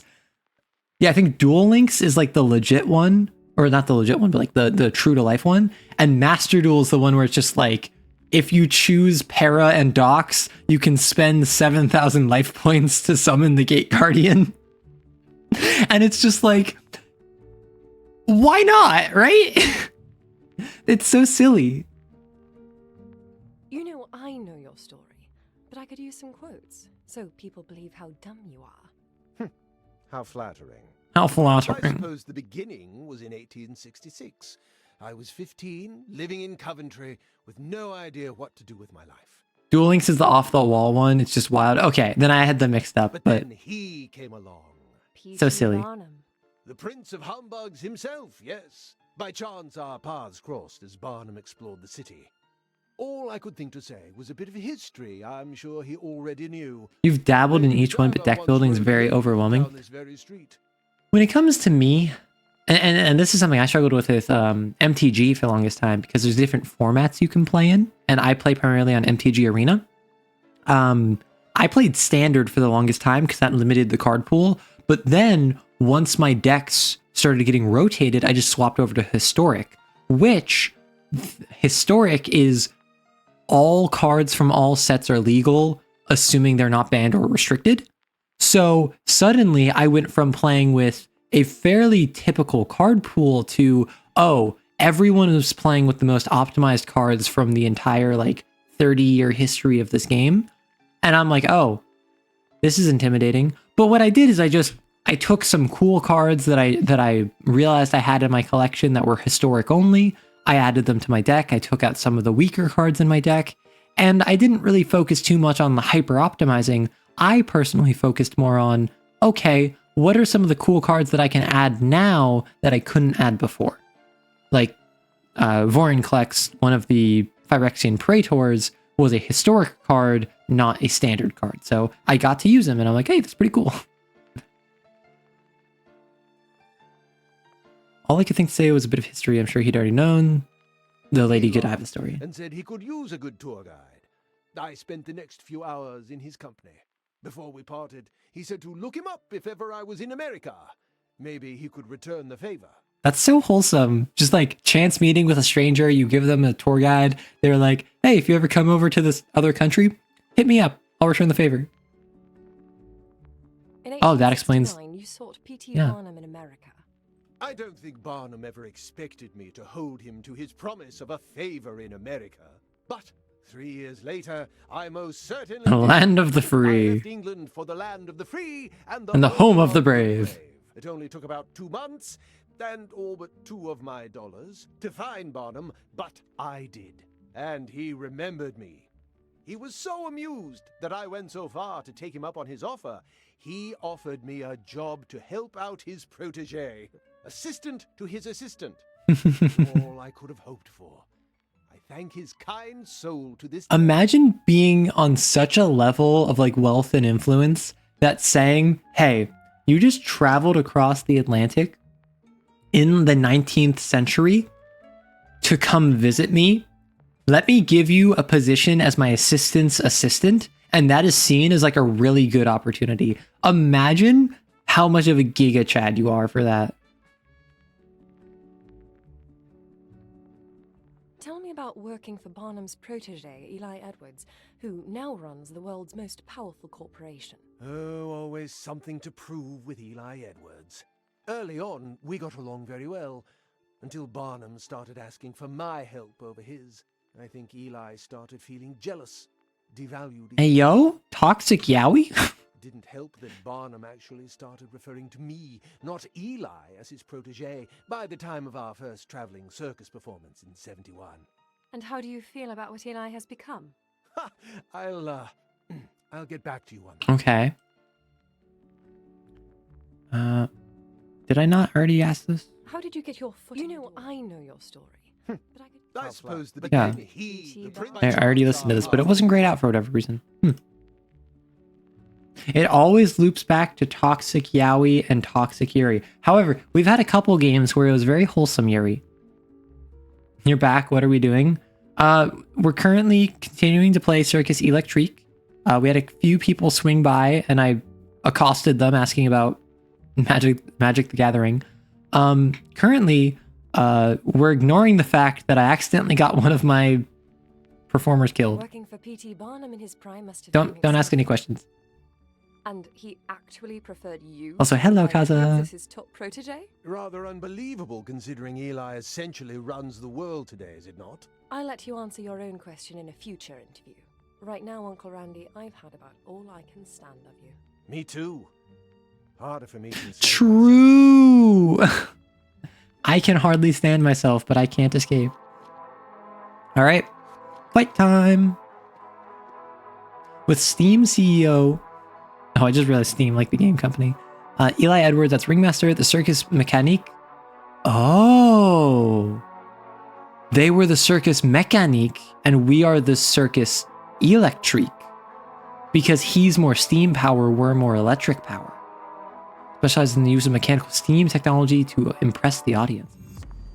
Wanna know what? This makes me want to watch both The Greatest Showman and also, what's the other magician one with Christian Bale and Hugh Jackman? The Prestige? Is it? I haven't seen either of them, but like I've listened to some of the Greatest Showman songs, and I've really enjoyed it. MTG is fun. You're making a custom deck. Ooh, do tell, do tell. Consumable items can be found in the items menu. Select items. Use cola to increase the devotion of a team member. Use bandage to increase it to heal an injured team member. Characters can also choose to use an item on their turn besides using a skill. There's Understood. not just caffeine in that American drink we can make, is there? No, it's an American drink. Besides executing skill, they can also use consumable. They help teammates while others attack or trap enemies. Understood, understood. So, drone strike, scanning, flashlight, call for help.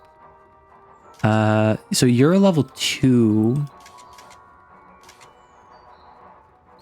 Should probably focus on you, particularly because your devotion is lower by comparison. So what I'm gonna do, if I do you, that'll be 10. I can get 16. That'd be pretty rough if I just tried blitzing it. Enters the stance until next turn. Reduces all suffered damage by 10%. Everyone's standing behind. Yeah, I'm going to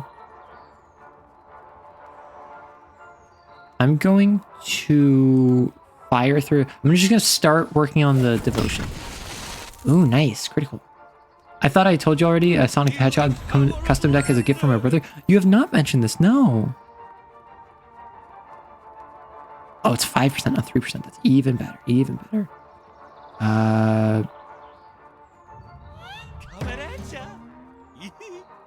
Yeah, so I have to... Feels good, don't it? So we're good on healing, because we have 2 clowns. Zoink. Zoink. So when you say a Sonic the Hedgehog custom deck, so unfortunately, I'm not dealing enough devotion damage that it's not just going to be worth it to just deal fire damage. Oh, but I can do devotion here. I have to do...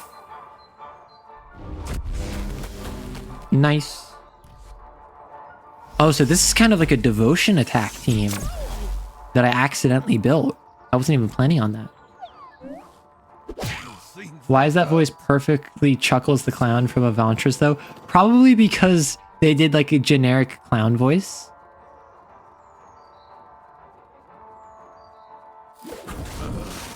Okay.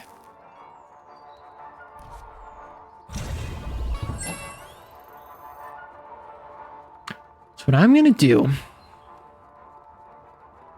you deal 5. So every single turn, I can deal 25 devotion to one person and 5 to everyone else.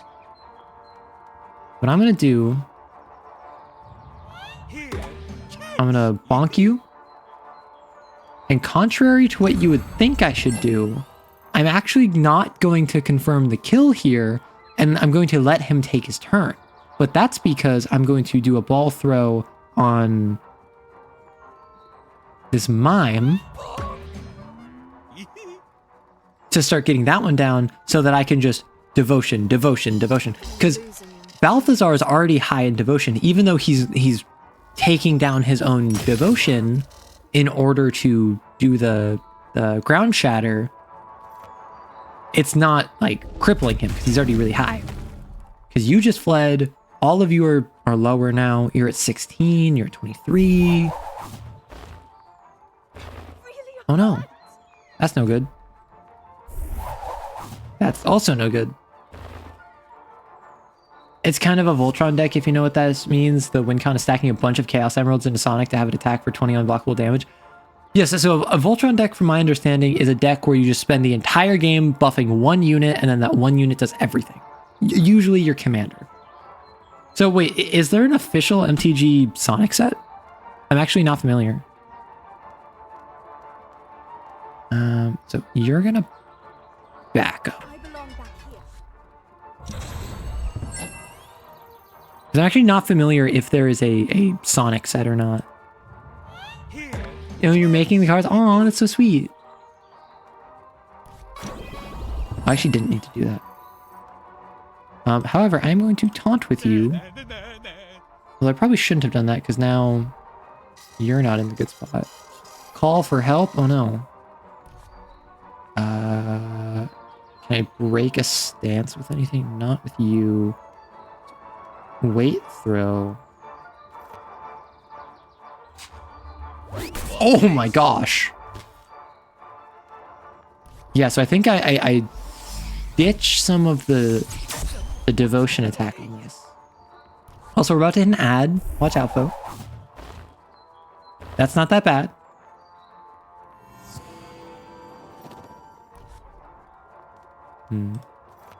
That's 11 versus 23.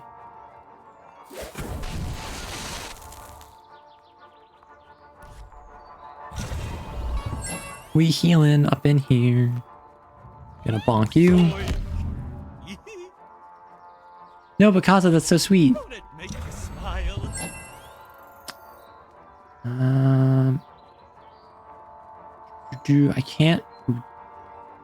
I can't remove their stance. It looks like.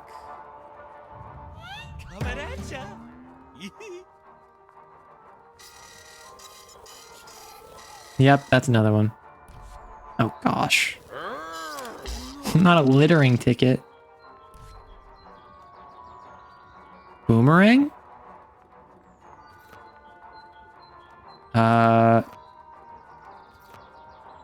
That'd be 20. I think I just do a weight throw. Unless I want to keep with the... if I do 5 to each of you, you're at 20. No, that's not worth it. This is like half your health. Oh, I just realized an ad is currently playing, so I'm going to pause the combat just because I want to get in the habit of even folks who have ads going, I don't want to alienate them.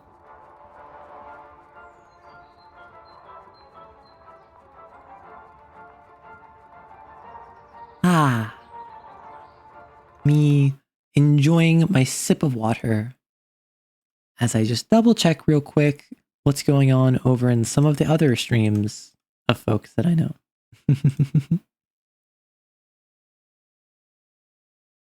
So we have Neko currently on. Royce is streaming with some buddies. So what I'm going to do, I'm probably going to go for another hour or so. Maybe I'll go until I resolve the first map, because I'll resolve London Bridge in the next bit of time, and then I can raid into Neko, because Neko did get exiled from me.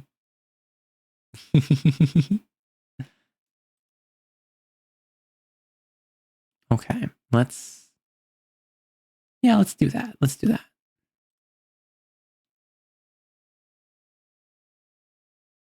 Oh no, I could reach out. I could knock on Rorson's stream again. That'd be so silly.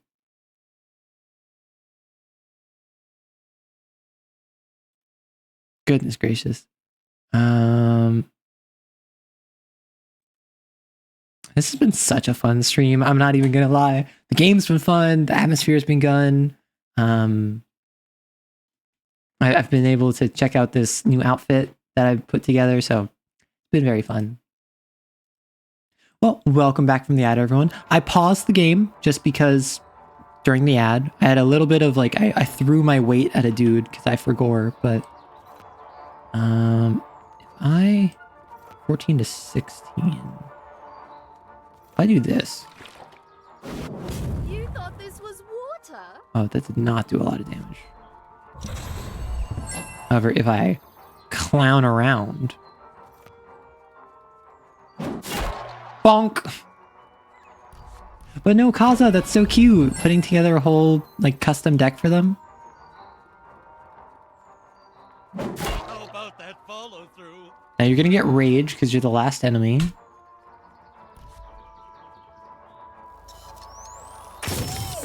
Ugh. Rage is so rough. I don't want to like just cut into your devotion even more. I think what I'll do, I'll just toss some damage. Ooh, critical. Yeah. So, and I like the idea of it being, the win con for Sonic is making Sonic superpowered, and then, or maybe Shadow. I could also see that. And then dealing the 20 commander damage. That's very fun.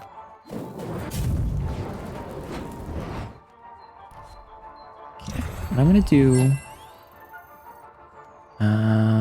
8. I'm going to heal you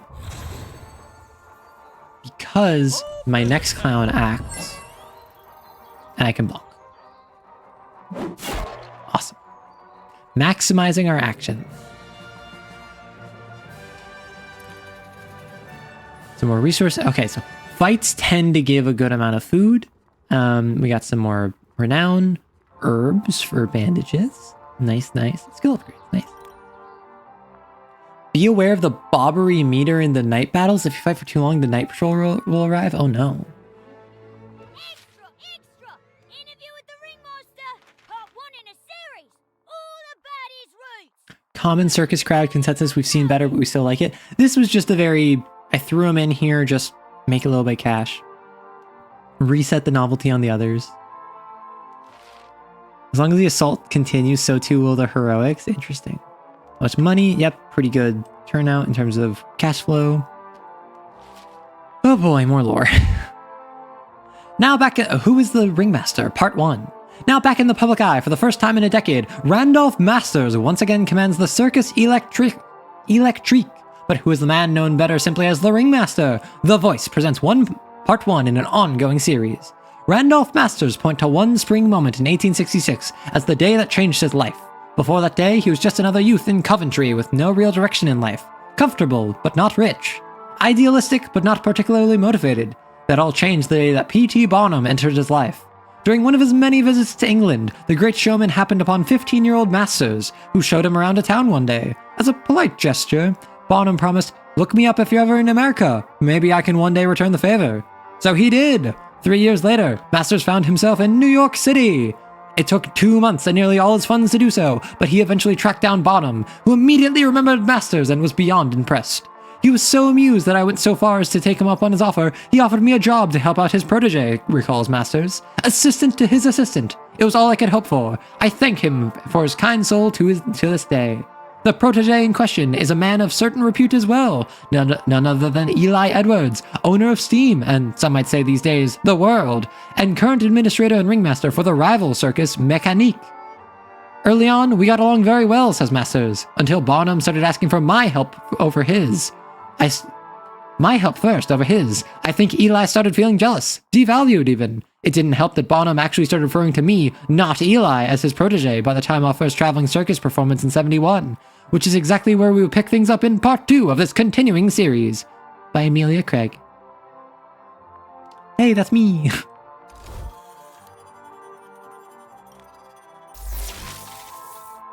Right, I had a loss on these because I made some The artisans. devoted make the best performers. That's simple. Devotion can be used in several ways. Friendly skills in battle, using cola, visiting certain district nodes, using certain circus buildings, defeating multiple enemies simultaneously with one attack, forcing enemies to flee, taking part in circus shows. Yes, I understand. If I put Lloyd here... No, I don't want to spend more food. I'm being stingy with my food. So we have another escape artist. Oh no, I just love the flavor that it's like, oh, they have circus acts and like you know what their circus act is going to be. It's so cool. Okay. So.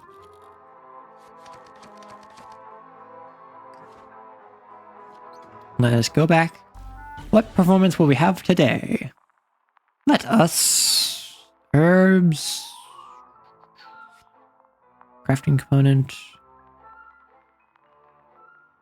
I think let's do a good London City Circus. Nothing too crazy or impressive. But Lloyd can close. You don't actually work with anyone though. For openers, we have Bolande and Maria. We want a strongman in the middle anyway. Oh, Grok. Let's level you up. Let us get you up to the basic levels. Oh, your thrill is maxed out. So let's just get you up to like a reasonable level in some of these. And then we can focus on really high laugh. Which is even better because I found out with the gambling stuff that it's running into those sort of encounters in the wild. Then the Robotnik deck is going to be somewhat similar to have a text like your vehicles deal commander damage, but I barely thought of that one yet.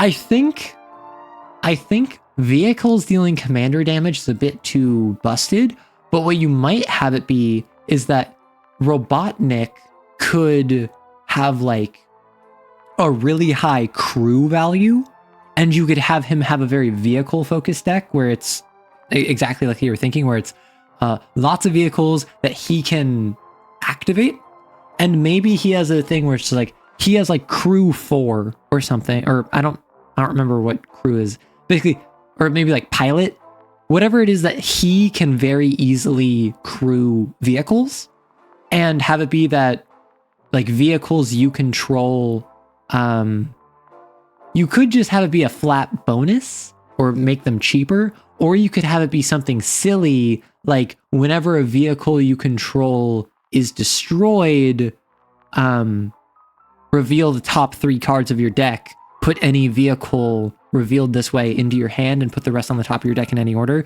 Like, that's the sort of silliness which is like, oh no, you destroyed my egg machine. Let me grab my 3 other egg machines. You're printing 25 card decks because I love the variety, giving 4 to my brother. That's so cute. Arrow? What? What did I do? Did I do something wrong? I'm sorry.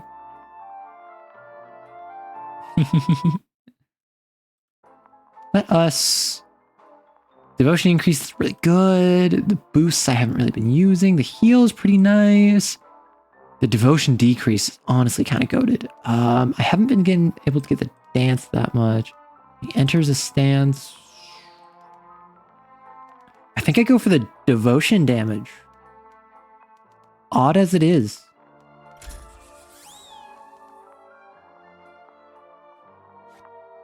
Rock is level 2 now, which is pretty good. If anyone works well with clowns... Caesar does not work well with clowns, unfortunately. Everyone I talk to about it doesn't know MCG. I love that you're helping me out. Oh, I thought you were like upset at me, so I was like, oh, I'm sorry, Kaza. You love my idea. Thank you. Because I think that it would be really fun if you have a Voltron deck versus a vehicle spam deck. Because then it's Sonic is all about making Sonic as powerful as you can, blitzing them down. Sonic obviously has haste. Is all about dealing commander damage, maybe becoming unblockable. And then Robotnik is all about... Robotnik himself is like a 4-mana 2/2. But he can just like tap to a man, like pilot any vehicle regardless of the power count. And every vehicle you have, when it's destroyed, you can get more vehicles. Or maybe it's you can tap him to sacrifice, or maybe what you could do is that Robotnik is tap him to pilot one vehicle that is currently on the field, and then sacrifice it at the end of your turn. But once every time a vehicle is destroyed, you get to search the top card of your deck or top 2 cards or top 3 cards or whatever to get more vehicles. So it's like he's blowing up his own stuff, but it doesn't matter because you're constantly drawing new vehicles. So that's the sort of stuff that like I think is super fun. Not Caesar. So if I do Balthazar, that's 5. Ooh. This is my 2 level 2 guys, though. I would only have 1 clown. Let me go back for a second. So there'd be a fight before the boss.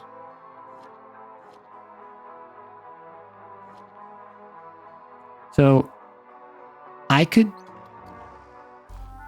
do this. They're neutral, so they don't love each other too much, but they're very high devotion. They will get even higher devotion, and I don't need to focus on experience, but I can get a little bit. So I'm mostly getting money and gear. The greatest show in London. And then for the next fight, my level 2 guys, my Reynald and my Dismas, my Balthazar and my Grok, will be free and not injured for the fight.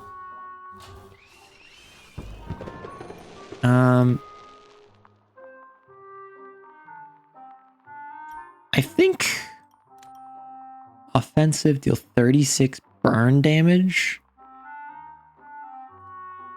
This might be useful. Spotlight, smoke. I think what I want is I want heal. Another cola. And then an explosive bottle. Oh, I have to hold. Whoops. Because devotion, I'm not really oh, I couldn't. Well, I like that I got the damage just in case. I'm not really too worried about devotion. I'm more concerned about health, particularly if I don't have a bunch of clowns. So we're gonna open. What actually? What is?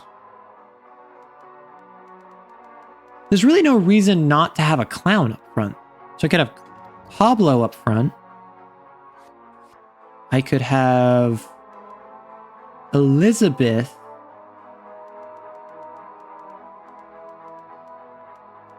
In second.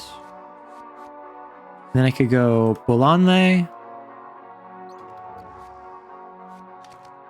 And Bertha. Because Bertha hasn't done anything in a while. So I have a little bit of... I have a decent amount of devotion damage, but primarily I'm just like... good... I think very good burst damage is what I would assume. I don't need to set up a lot. I need to just point at stuff and die. Oh, so I can buy stage lights and stuff. Nice. Better known as simply as the Ringmaster. Yeah. I've seen that. Okay.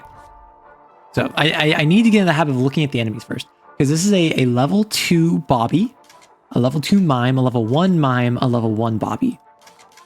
So I think what I want is I want to take out the level 2 enemies first. The Bobbies have pretty consistently been putting the hurt on me more than the Mimes. But the Mimes have more special abilities. What do you have? Your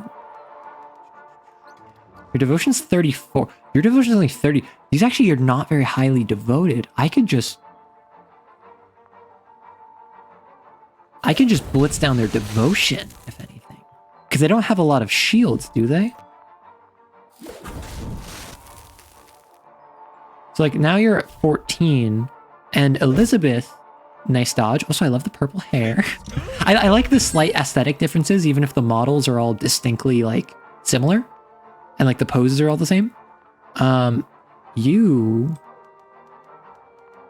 have reduced by 15, so you're gone. So what I'm going to do, I'm just going to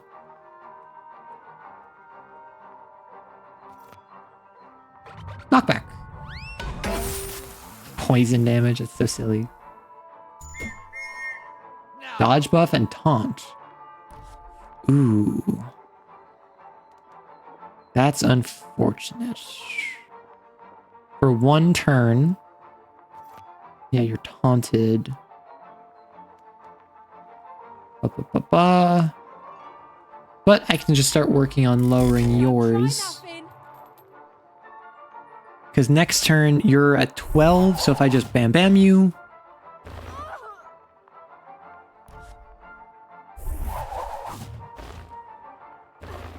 Oof. Not the best. However, you can taunt. Yes, not worth it to move back because you just kick back the other fire blower. I think I just match that. Just get a little bit of damage. I'm mostly focusing devotion this round, but like the front guy's already hurting in so many capacities. So you're already marked, so I want to get you two forward, so I will just taunt.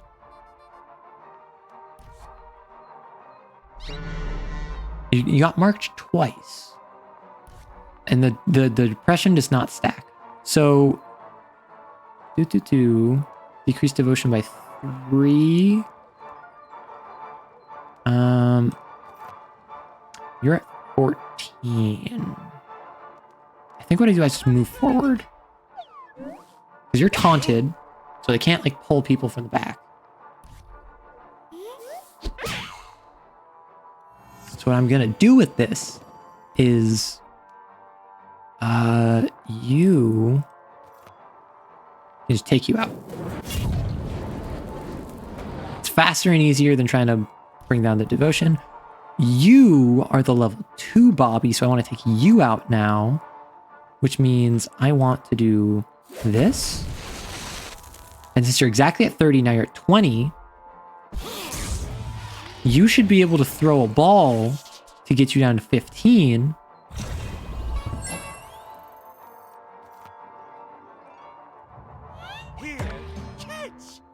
And then Elizabeth can target you to get you down another 15 temporarily. So now all of the level 2s are out. Now I just have level 1s who obviously, like, not the best to still have enemies left. They can do that. But that's not as bad as if I had like a level 2 with rage, for instance. So you need to blitz forward on your turn. So I'm just going to have you... I'm going to have you use a bandage on yourself. Because you're up in the front. That's no... Oh! They don't take an action. Awesome. What's that keyword you have? What's that keyword that has stuff cost less per artifact you tap or something? Affinity for artifacts. So if I have affinity for artifacts, every single artifact reduces the cost by 1 colorless mana. And I think that you could even have like affinity for vehicles. So if you have Robotnik and he has affinity for vehicles and he's like, I don't know, 1 blue mana, 1 red mana, and then like 3 colorless.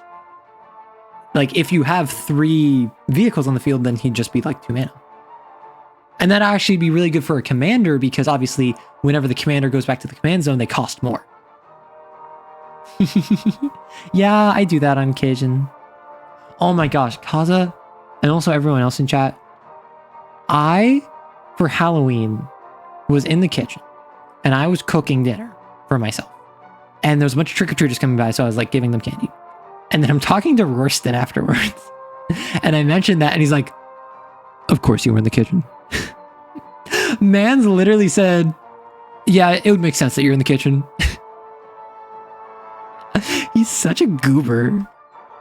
Particularly because, like, he's a very, like, cooking-oriented person. Like, he loves cooking and meal prepping. So it's not even, like, he genuinely believes it in any capacity. It's literally he just wanted to be a goober. If I back up, you can taunt forward, which will bring both of you back. And you're taunted. Bro really said women belong in the kitchen. No, literally. And it was so funny. Because like, you can make those sort of jokes with your friends and have no one be offended. It's when like a stranger says it that you're like, ugh, gross. But no, it was so funny because I'm just like talking about how like, yeah, was actually perfect timing for like all the trick-or-treaters. I was in the kitchen. He's like, women. Even though like I consider myself more non-binary and just femme presenting than like woman, but like it's still so funny. Like woman derogatory. Well, you're taunted, so I have to do you. I'm whipping out the handcuffs. Slapstick. Ah, you missed. Okay, so. Damaging both of you. Let's get your to be down to 2%, and then I can throw a ball at you.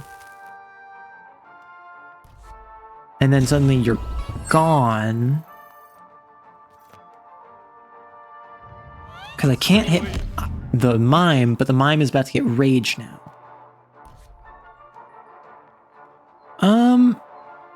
Oh, damage and initiative boost. That's pretty good. Your devotion is high enough. I could handcuff you for the chance that you don't attack. I think that's what I do. Yeah, I'm not really doing this for the depression. I'm doing this for the potential to stun you. Oh, my bad. Do you prefer they, them over she, her? I describe it that I use they, she. And I'm really not one to focus too much on like, I don't know.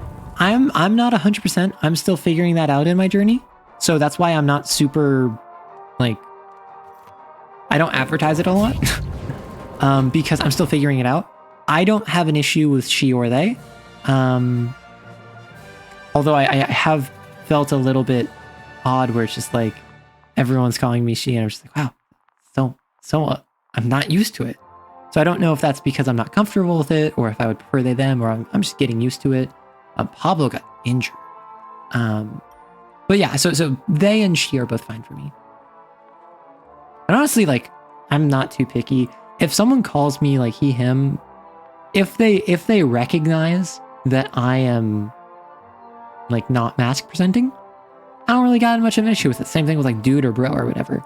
Honestly, neo pronouns and stuff like it, I don't care.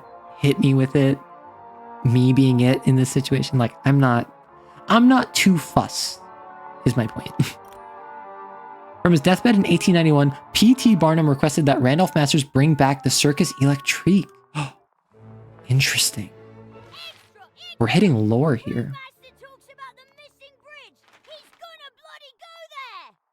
So we have won every single fight that we've had thus far, except we had one casualty, which is not the best. We just lost a lot of food because we didn't gain a lot of food, which is unfortunate.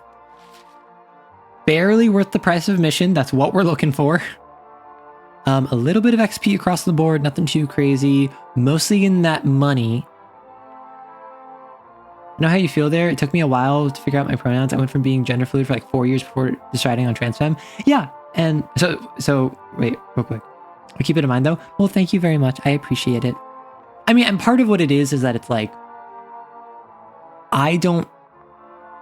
it's I'm still figuring it out, and for a lot of my life, I have been figuring it out, and I recognize that I'm in no rush, but I've also recognized that I've spent a lot of my life being like, I wonder if this would fit with me. I wonder how I would feel about this. I wonder.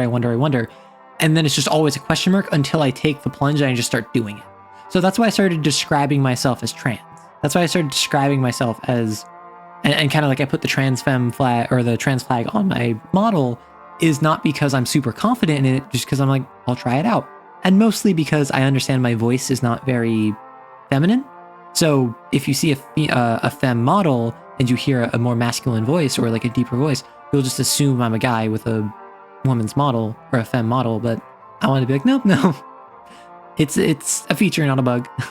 But I don't know. I'm looking more into like non-binary, and I think really what it is, what I think it would be the best describer is kind of like how Archivist is non-binary mask presenting and kind of presents as trans mask, but identifies as non-binary. I feel like I'm the same with trans femme. where it's like I am non-binary, I'm an MB, but I'm more femme presenting. And that's part because I'm AMAB, and like to reach the same level of androgyny as someone who had like 0 sexual characteristics, I have to be more feminine to kind of make up for my more masculine characteristics, kind of like how AE has the whole presenting more mask to be more androgynous because AFAB. You think my voice is feminine, at least more so than mine? Well, thank you. I have been not actively training, but like I started practicing actually around the same time I started uploading videos, and kind of in response to that. And what's really cool is that I therefore have accidentally recorded my entire voice journey. If you go back and look at my older content, independent of mic quality, you will notice, or you will probably notice, that my voice sounds different.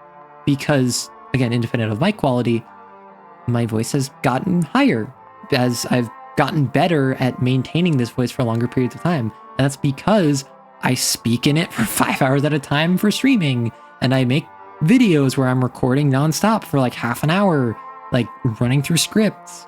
And it's just, it's easier as you go. But then also I can go down like this, and I'm trying to, this is more of a recent thing, but I'm trying to ensure that I don't lose my lower register, because I appreciate that in having a sort of ability of vocal range. And then obviously if I add in the vocal fry, then I become an e-boy, but that's not really here or there. That's just kind of, I think it's really fun to be able to go from this up to this, and then I kind of have the same thing going on back and forth. And no one can really tell me no, no one can really stop me. So his friend was hosting to some friends of her wife. She's a trans woman, and she's kind of shy, hiding away in the kitchen. One of the friends goes, "What's up there? Making up for your lost time?" Okay, that's really funny. Sometimes I notice you doing more of a voice, and it's kind of cute. What, you mean when I'm more like this? Well, yeah, so this is something where it's, and if you talk to Celerity and like Celerity Dust, you'll know that Celerity is really big on like vocal coaching and like voice training, and like the theory behind it. And I think this is what happens when you add more lightness to your voice and you make it smaller. Meanwhile, somewhere like this, where it's more of my more comfortable resting voice, is smaller than my average speaking voice before I started training, but it's not, it's like slightly increased resonance. It's not actually doing anything too crazy. Meanwhile, I can go all the way up here if I really wanted to, but I could not maintain this for more than a couple minutes. Like, this is really hard on my throat. And while yes, I have trained to be able to get up here, and I've trained to be able to speak at a higher register for longer periods of time, this will really kill my throat if I, one, don't practice beforehand, and two, if I try to maintain it for a long time. So that's why I'm kind of here most of the time. And even with this, after a couple hours of this, my voice gets fatigued, though I think that's more because I'm speaking constantly rather than speaking at a higher register constantly. So it's really interesting.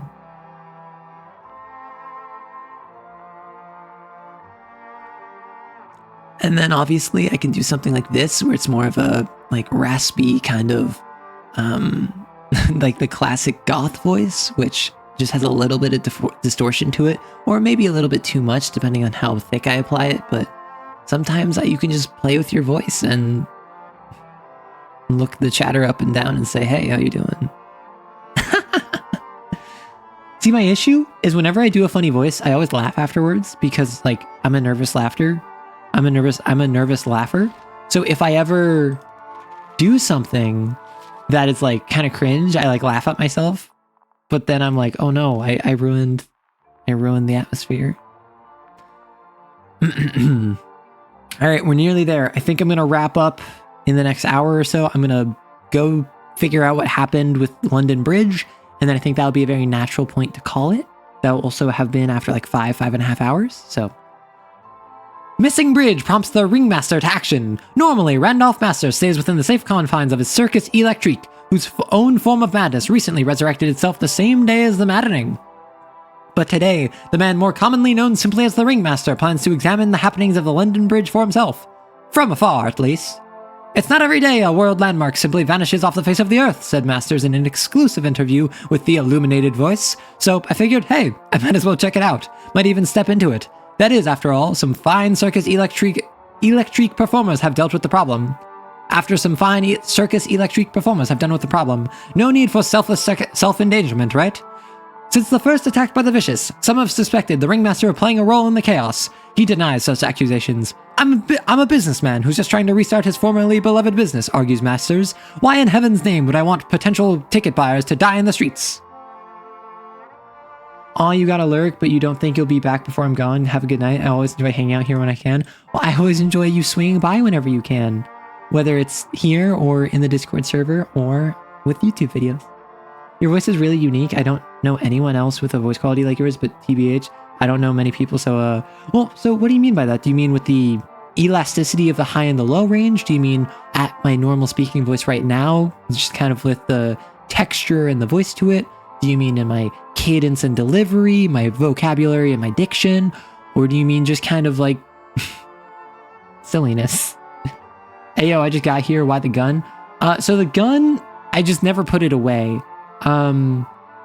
So starting the stream, we had a couple of first-time chatters, and I wanted them to not miss out on the experience of me pointing a gun at them, so I brought it out, and then chat started calling me cute, so obviously I had to keep it out, but then I just never put it away, so I can put it away now.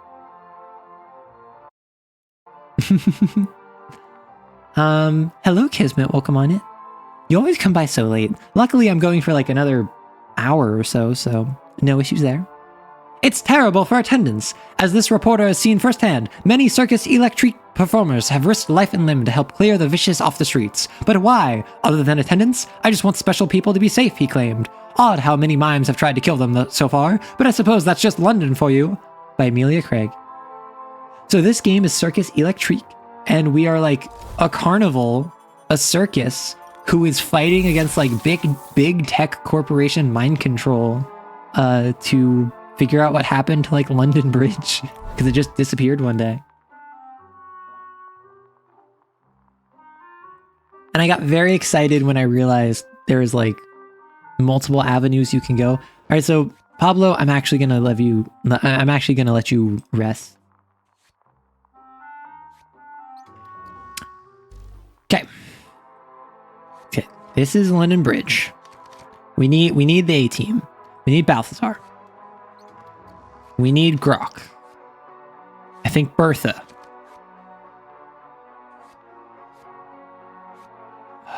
What's Lloyd? More healing. More damage. I think we go Lloyd. Well, actually, no, I think Bolanle kind of goated, not gonna lie. I've never used Spinning Shield or Mesmerize, but Mesmerize. Oh, Mesmerize hits everyone. Oh, Bolanle. Incredible. So this is some devotion increase. Here's a damage. I think what I need is health.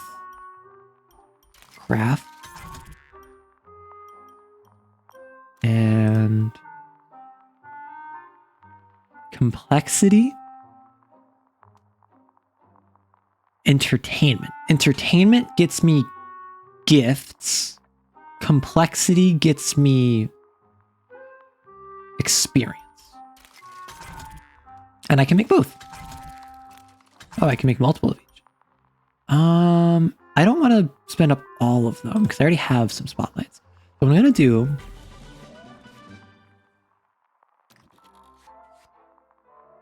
What's the objective of this game? So have you ever played Darkest Dungeon? It's basically Darkest Dungeon, but you're a circus going out and exploring London to kind of take out these like mind-controlled like Londoners. However, and then the end goal of what we're looking for is to ultimately stop what is called the maddening of where everyone went crazy. Right now we're investigating that the London Bridge just disappeared. So we're trying to figure out what's going there. And we're fighting the British and we're also British, unfortunately. However, in addition to that, we are also a circus. We need to put on acts. So right now I'm going to put on a circus act where I am like, I have to choose who's the opening, who are the supporting acts, what's the main event, what's their chemistry, which like this fire like fire eater or flame performer works well with clowns. So because the supporting act is leading into the main event, and the main event is a clown, there's actually like chemistry there. So they get like the performance will be better. And then if I do someone who, I can actually do Caesar instead. Oh, right, because you're not a main event person. So you actually work well with flame performers, and you're a main event. Meanwhile, you're a good supporting act. So if I get someone else who's a supporting act, which I don't think I have, I can have Elizabeth go there because she's an opener. And then I have Fayola go there because she's a wild card, meaning I get 6 stars because it's a really good setup for the performance on this horror show.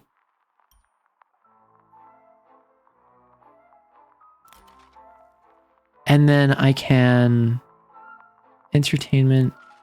Oh, right. This is fame. That's good. Let's do that. That. Spotlight. I think this is good. Just a bit of experience for them. The circus will get more famous and we'll also get a good amount of money. You need to post you getting all excited over the circus mechanic. Well, maybe I do that. Yeah, because I think fame is more valuable in the long term than money. And I think that it's total stars. Oh, that'll actually get me some more oil, which can make more smoke, which is really good. So I at least want a couple points in audience because that gets me more resources. I don't really need shillings too much, but I really want fame. I think XP. I actually could do that. Won't change. That won't. What if I do this? So good amount of experience, a good amount of fame, and just a couple. I don't really care about the shillings too much. I care more about the gifts. And I don't think I need to put stuff in audience for them to like it. I think I just need a lot of stars for them to like it. So this is what I'm going to do. We have a spotlight performance. But I need to post me getting all excited over the circus mechanic. I might. Hold on to something. That'd be a good short. Because, I don't know. For Kismet, in case you didn't know, well, of course you wouldn't know, because when I realized that you could put on shows, I got really excited, and then chat started calling me cute, and then I got all embarrassed. Because I'm easily embarrassed when I receive positive affection.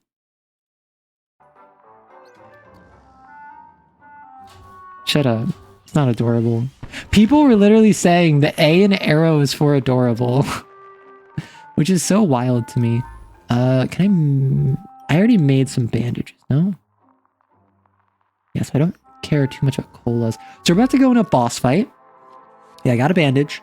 I have a healer. I have damage dealers who can also deal devotion, and I have a good solid damage dealer. Balthazar is also the one with ground shatter. So I can deal a good amount of devotion damage or normal damage. Denial? I'm not used to getting positive affection. The critical attribute determines critical chance to land devastating critical attacks. Cutscene. I don't know what I expected. As children, we all sang about London Bridge falling down, but vanishing completely? I truly cannot believe my eyes. Until I start to think that nothing is wrong with my sight. I just have to peer through the looking glass. Oh, we going in. I just have to go down the rabbit hole. Oh. To find this twisted wonderland. We love extended And allegories and John's metaphors. Lord and Creator. We are so in. Yes, Kaza, we are so in the London Bridge. Or is he just playing tricks with our minds? We will soon find out. Okay, so do you think this is Eli Edwards? I don't think so. I think this is like a mini boss. Or like a boss one, not Eugene. So this is a character I have no connection to. At least as far as I'm aware. Once you've dazed them, you'll all out amaze them. Ayo? Oh, so this is still part of the tutorial. Okay, understood. I was a little bit nervous because most of the tutorial section had kind of pulled back. Effectively using your character's skills will fill up your team's amaze meter, unlocking powerful super skills to use against opponents. Successfully damaging and neutralizing an opponent combined with devotion gain will increase amazement. However, damage and or devotion loss decrease access to super skills. Recharge the amaze meter to use super skills. Okay. 25, 44, 43, 50. He's an illusionist. These are like level 3 and 2. Ugh. Two.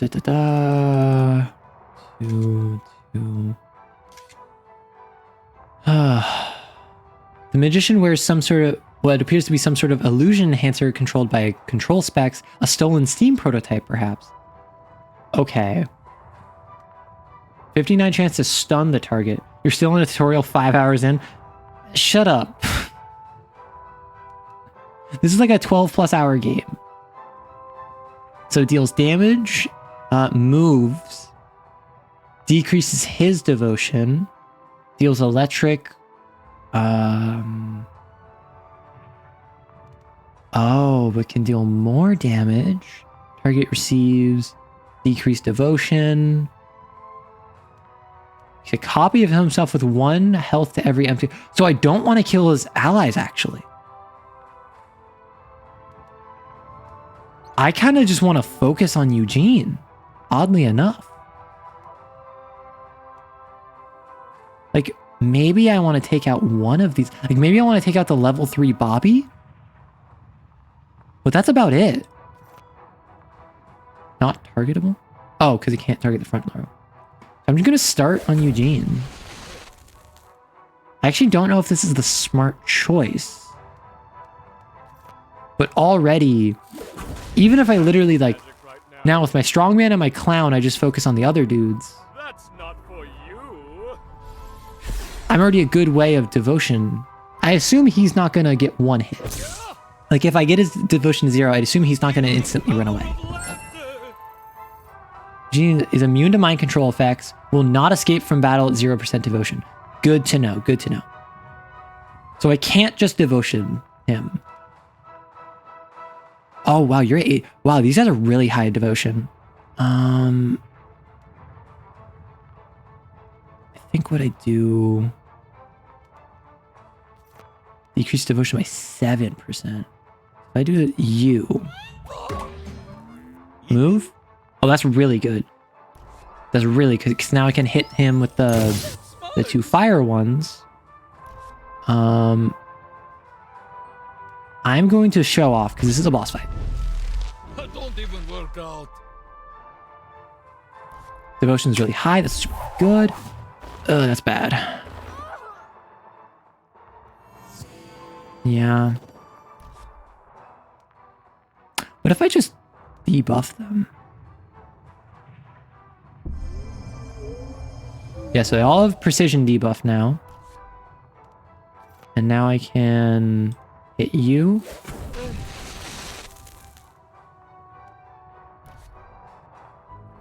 The saw, oh my goodness gracious.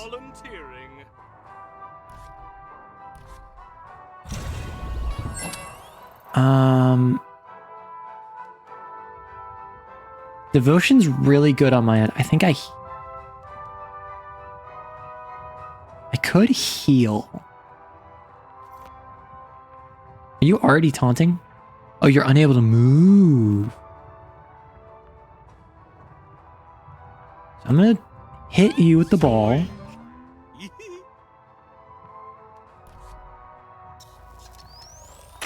Ooh, nice dodge. Okay, so now what I can do is I can show off again to move you forward 1, or I can ground shatter. 70% chance to reduce dodge by 10% for 1 turn. I can get you out of the fight. Y'all aren't really worth it though. I think I take out you. Because now you're low on devotion, so you're not getting your special abilities. Fantastic. Oh wait, you can't be moved. doesn't even matter. I think I just do the AoE. So a little bit of damage. I'm going to deal more damage on you. I don't... Like, devotion is not the way to win this fight. Damage it. Oh, so you're martyred. So what I'm going to do, I'm going to taunt. Get your devotion up. Okay. That's... Actually, there's going to be a new enemy anyway. So I'm going to show off, bring you to the front, get even more damage on you, and you're just going to start swinging.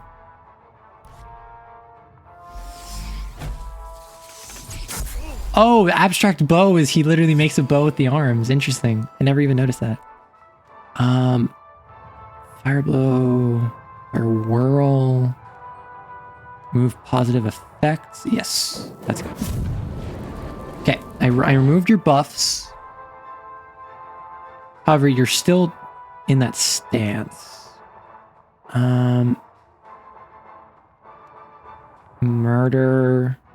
You're immune to fire damage. So martyr doesn't even matter.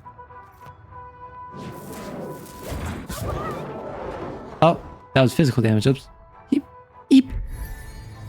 Well, all that glitters is gold. Only shooting stars break the mold. Not the littering ticket of all things. Luckily, devotion damage is not a problem for me because I'm already really high up. You have 2 stacks.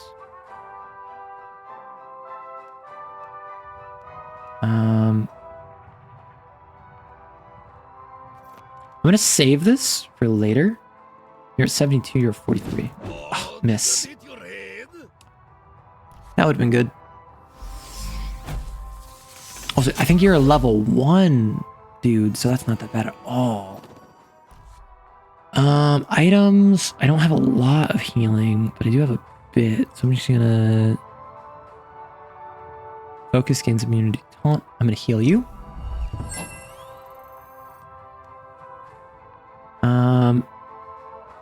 14 to 16.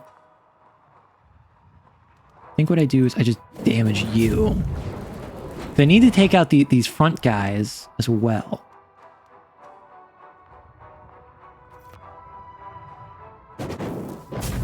Oof. So you caught on fire, which is good. That's not for you. Yep. So you need to heal. Oh, so you're healing passively anyway, so that's good. I might just raw dog it. Because I need damage on this guy. And the less his devotion is, the better. Oh, but if I hadn't pushed him back, I would have been able to hit him. Oh! Chain lightning deals 21 damage to all enemies, 15% chance to stun targets. I think what I do is first I do this. Yeah, because that's just stupid high damage. Then you missed. You may have spent over $100 on Spike's family merch at the first store. So Shroomy, as long as you're in a comfortable position, ain't no reason to worry about that. So I wonder if this takes my turn.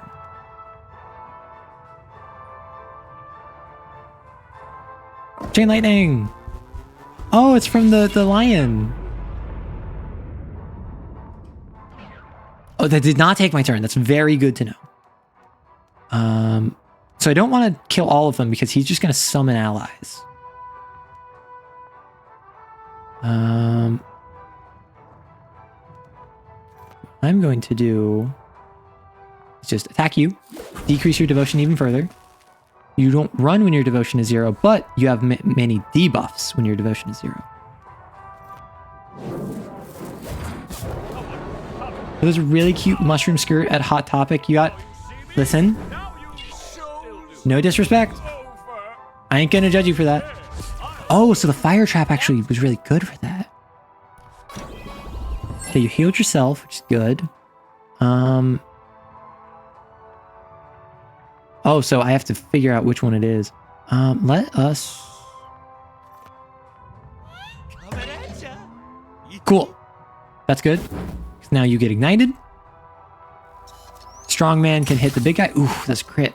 Don't worry, I just spend way too much there. Okay, just make sure you're keeping yourself safe. 64 damage is fantastic. Yeah, he's at 100 flat.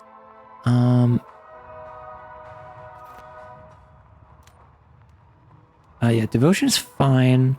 I can actually just deal explosive. And I'm immune to fire damage, so I don't even care about that. Oh. Yeah, I'm going all out for this boss, because, like, why not? Okay. Fire!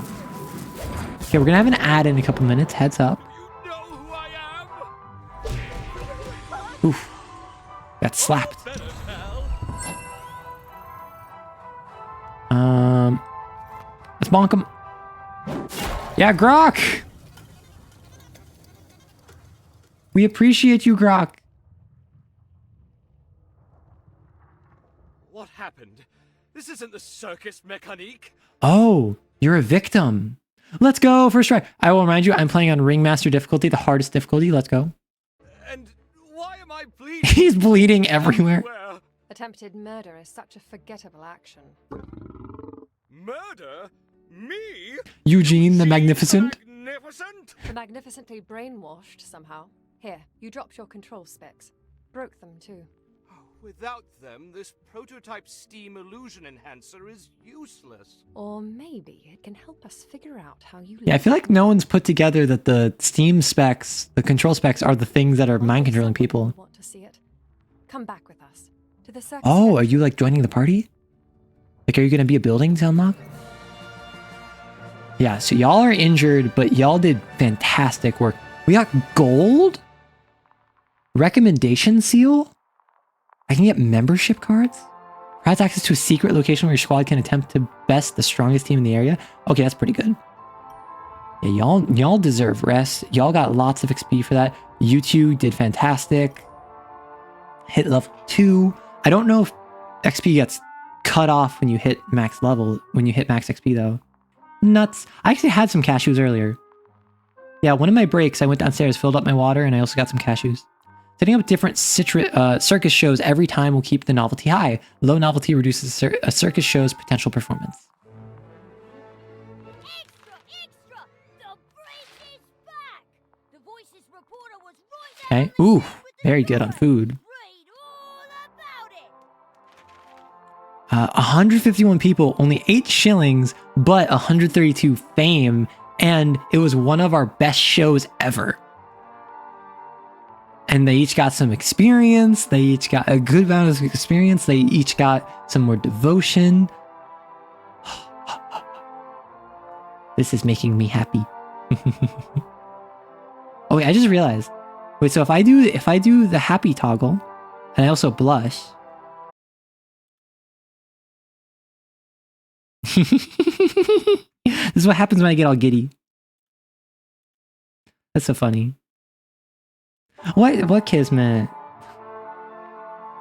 I'm having fun with PNGs. I'm sorry.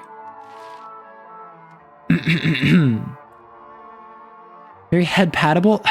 I already have a clip on my Twitch that says no head pads. But y'all are pretty. I can give you head pats if you. That's actually something I've considered getting into. Is when I end streams before I raid. I have everyone be like, okay, line up. Do you want a head pat? Do you want a shoulder pat? Do you want a forehead kiss? Like, all right, start going through the cycle. Because I think that'd be very cute, very fun. London Bridge reappears as Circus Electrique, performer's best and master illusionist. Londoners breathe a sigh of release. Head pat's pretty, please.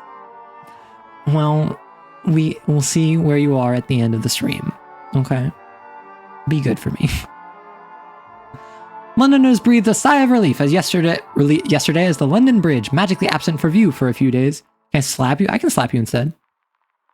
finally reappeared. This reporter was on site as Circus Electrique performers defeated a team of vicious, including the man behind the disappearance, Master Illusionist Eugene the Magnificent. More than 100 citizens looked on as the Circus Electrique's team of performers walloped Eugene's not magnificent enough associates. Once Eugene was defeated, the entire bridge came into view from every vantage point that can normally see it in the city. As has been the case with many vicious attacks, Eugene exited the battle bloody, bruised, and completely unaware of what he had done. The last thing I knew, I was headed to perform in my first Circus Mécanique show, he claimed. I feel almost as bad for what I had done as I feel bad physically. Almost. With all hospitals over capacity and with no policemen to arrest Eugene, the ringmaster said he would take him to the Circus Electrique for medical evaluation, and perhaps a job. By Amelia Craig. Okay, so we're gonna hit an ad. Watch out, folks. We're like a third of the way to level 3 Circus. New performer has joined Circus Electrique, Eugene. Circus expansion, the workshop is unlocked. The magical dimension, a new circus show. The illusionist performers may appear. Awesome. Performer joins, but there just isn't enough room for everyone. Whom do we let go? Place them in the box. Ooh, performer. Okay. So I'm gonna step away for a moment as the ad hits. I am going to consider who it is I want to keep and who it is I want to remove. Let me know if you have any thoughts on who we should kick out. Okay, I'll be back in a moment.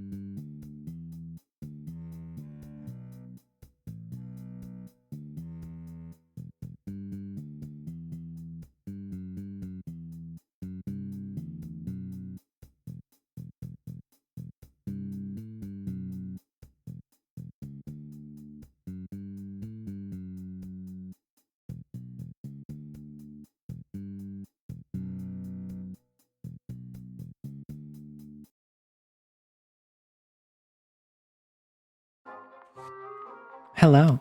I'm back. Sorry, I had to fill up my water again. Yeah. You wonder why Neko isn't here? It's a little quiet with Capo again. Well, sometimes there's more than one way to skin a cat. That's all I'll say. Thank you. What? No. Thank you, Kismet. Levitation is his special circus act.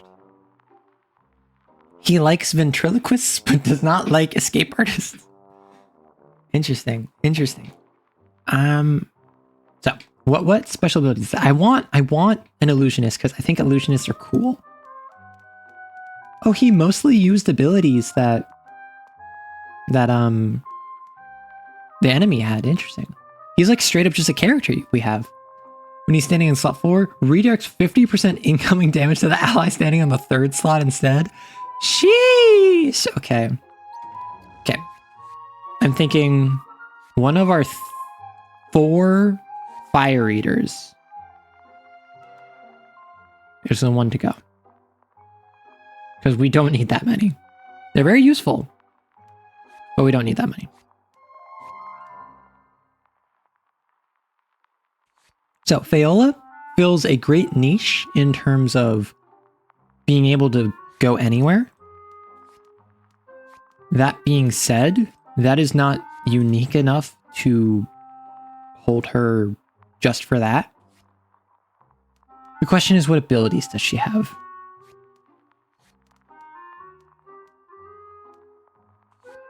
I think that the main ones that we're looking for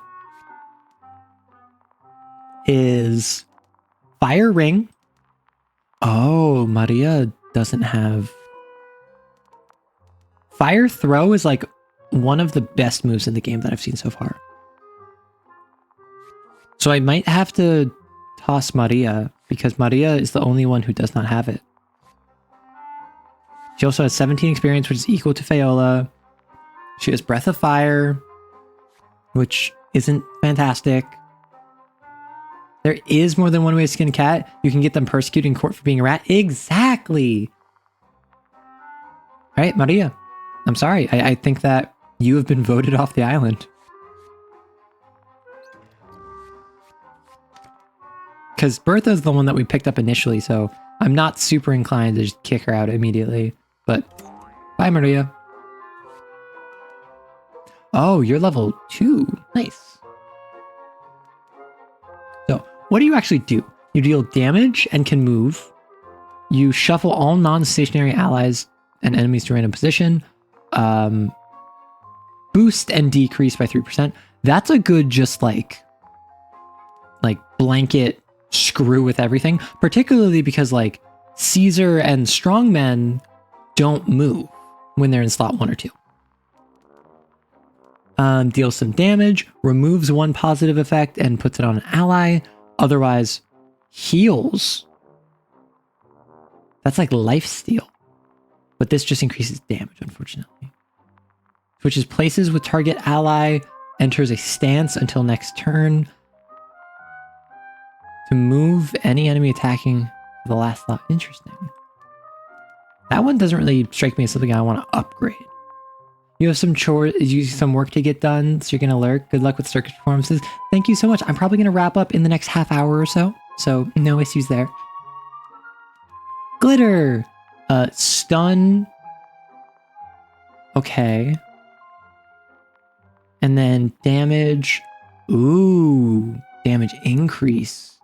I think I go for this because the devotion buffs are pretty great. Bertha. Upgrade. Upgrade. And I think your highest was fun. But I'm going to go 10 and 10.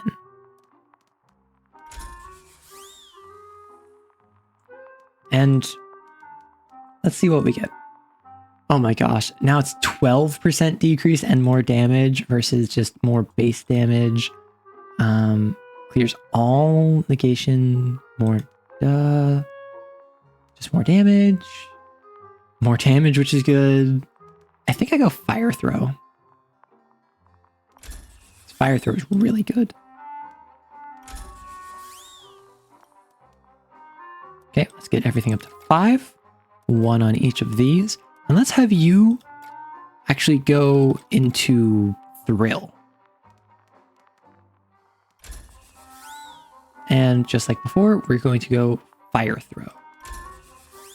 Your family's currently looking for a dog staircase. Your puppy, Beckham, who isn't a puppy, can't jump on the bed anymore. Aww. Olge. Why is this flashing? Why? Why do you flash at me? Game? Oh yeah, Fayla is also good because she has Jolly Resolution. That's good. Workshop. Up your... These super skills are primed to amaze. Invent, develop, and equip super skills at the... Oh, okay, this is super skills. Equip invented super skills into one of the 3 slots. Effectiveness of the super skill may vary based on what slot it's assigned to. Upgrading the building will make all unlocked super skills stronger. So I'm gonna upgrade it. So I start with just Chain Lightning. That's just damage and stun. Heal.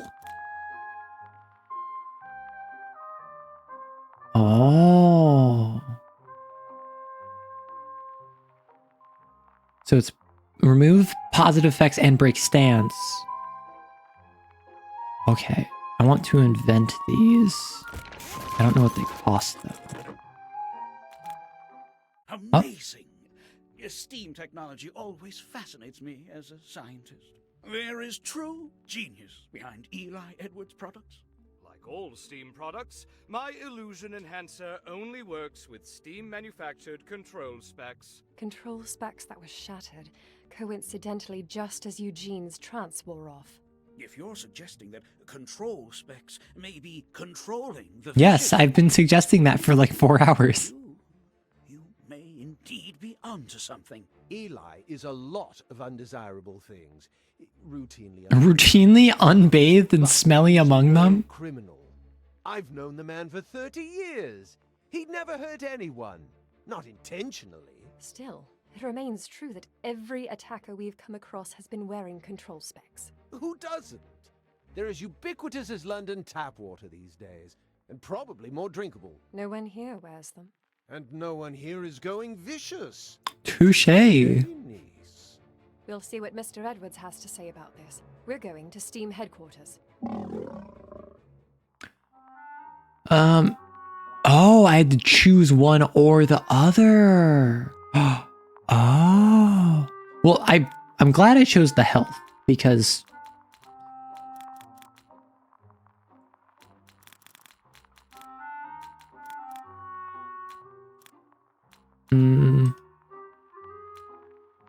yeah, I'll see how this goes, but I definitely think just a boost across. Oh, I can actually just do this. Yeah, because like low damage isn't really useful. And I don't want to wait for the 60% health. I think 40 is a good middle ground because I don't worry about their health when they're at like 80%. I only worry about their health when they're like at like 50%. So then just a boost of like 40%, pretty good. Pretty good. What's out here? London has changed so much Oh? just in my lifetime. The London map shows the explorable districts of the city. Only the current district can be selected unless a time capsule is used to replay a previously finished area. A more thorough exploration of the city might open up previously hidden locations. A new district is available to explore. The previous district's strongest foes seek worthy challengers. Seems unnecessarily risky if you ask me. Complete a district to unlock special battles against local champions. Do it for glory and a considerable reward. If you fail to defeat your opponent, you can try it again a number of times, but never without a full entry fee. Defeated characters will die in these battles, so make sure you really mean to have them fight for you. There's a Interesting. fire in your eyes, Amelia. One I've not seen since your mother. A fire, Dr. Mabry? That's a particularly poor choice of words. Oh, yeah. Wait, don't Mom you- burned to death. Oh no. Amelia's mother. Oh, I'm sorry, I said... I'm Don't be sorry, Dr. Mabry. But do get me a new map if you have one. Of course. Good luck out there. Okay, so I can fight the boss, or I can go to Steamtown.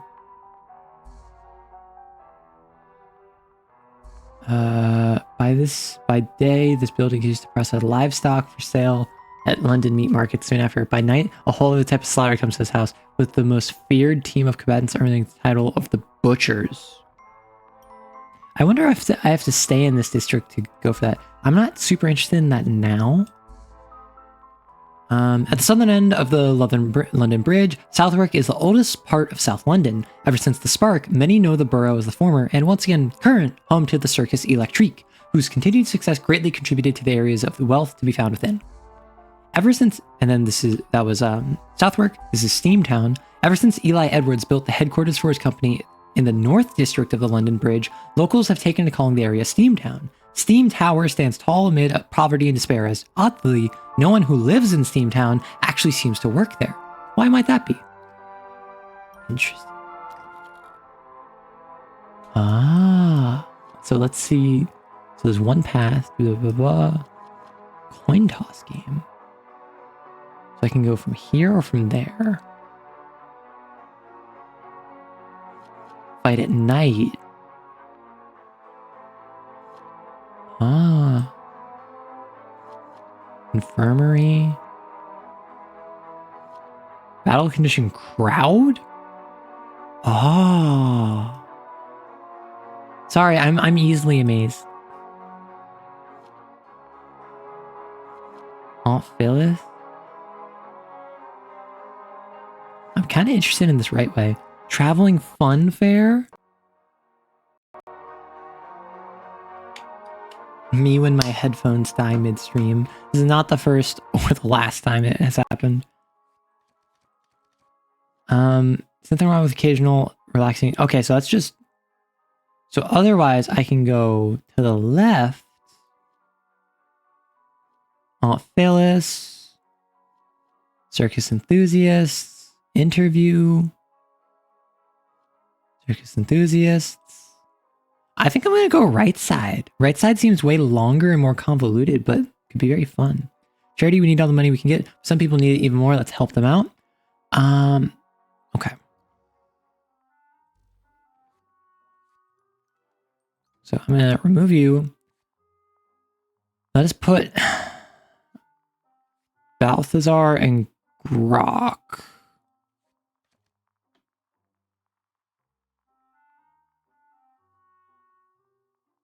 Okay. So we can only put one of them. I think Balthazar needs more. Circus tent. I can unlock. A unique experience of magical deception, illusion, and wonders beyond your imagination. Of course I'm going to unlock that. Interesting. Oh, why are these cracked?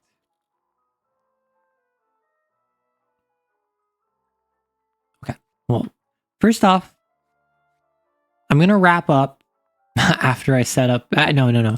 I will look into the circus later because otherwise I will be stuck here and I will not... Oh, I played this entire game without saving. I just played for like 5.5 hours without saving. Although I imagine there is an autosave because it did mention there is an autosave. So what I am going to do is first things first. I'm going to turn off this, turn on you, exit the main menu.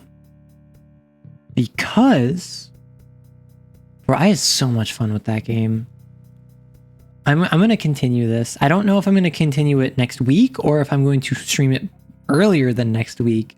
But I am thinking of at least one night stream coming up, like evening stream. So I wonder how that'll go. I might play a different game. Just keep this time slot the same. The roguelike run. I mean, I was considering playing a roguelike. Although if you're talking about the Circus Electrique roguelike, you're not too far off. What I'm going to do is go over to my server. go to the public forum and going to stream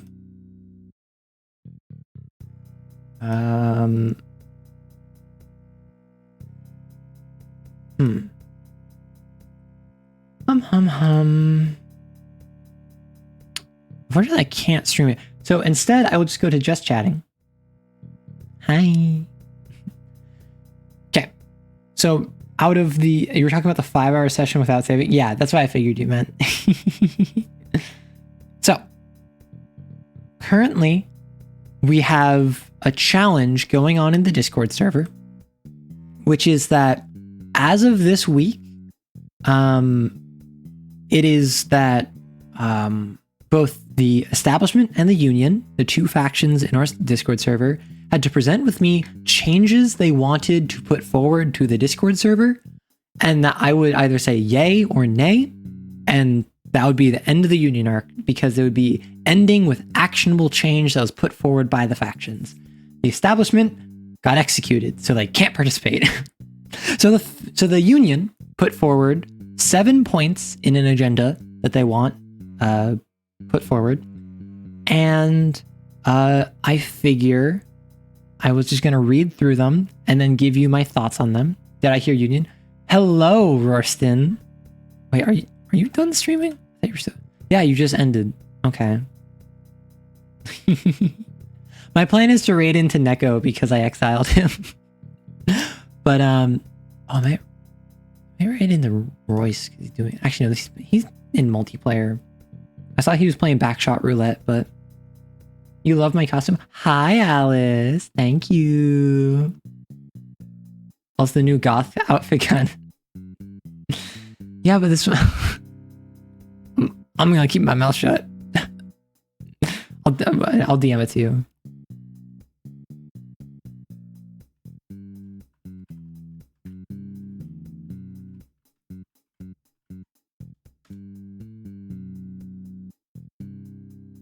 Okay, but like...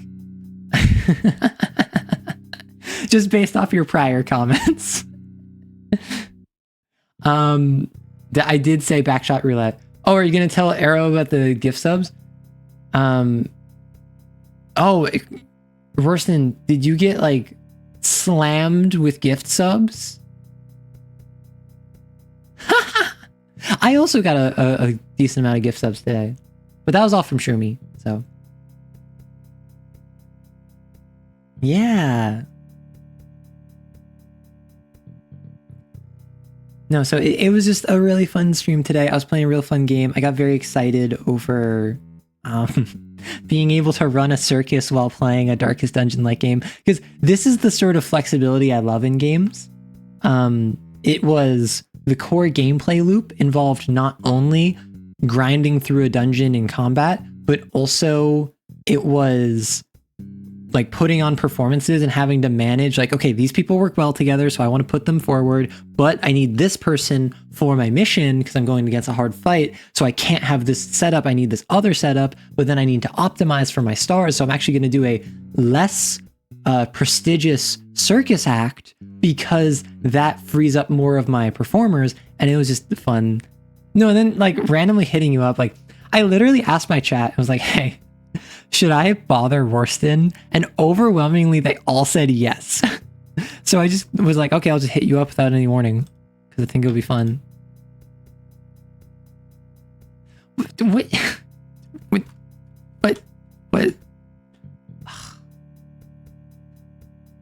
Well, yeah, I was also telling you the deets of... Shut up. I was telling you the details of Neko's trial. Bothering Rockboy is always fun because he's such a bother. But yeah, fun fact. Independent of what we were just talking about, Rorston, I actually, like, fun fact, checking GM's during stream. Yeah, that is a very AE-coded thing to do.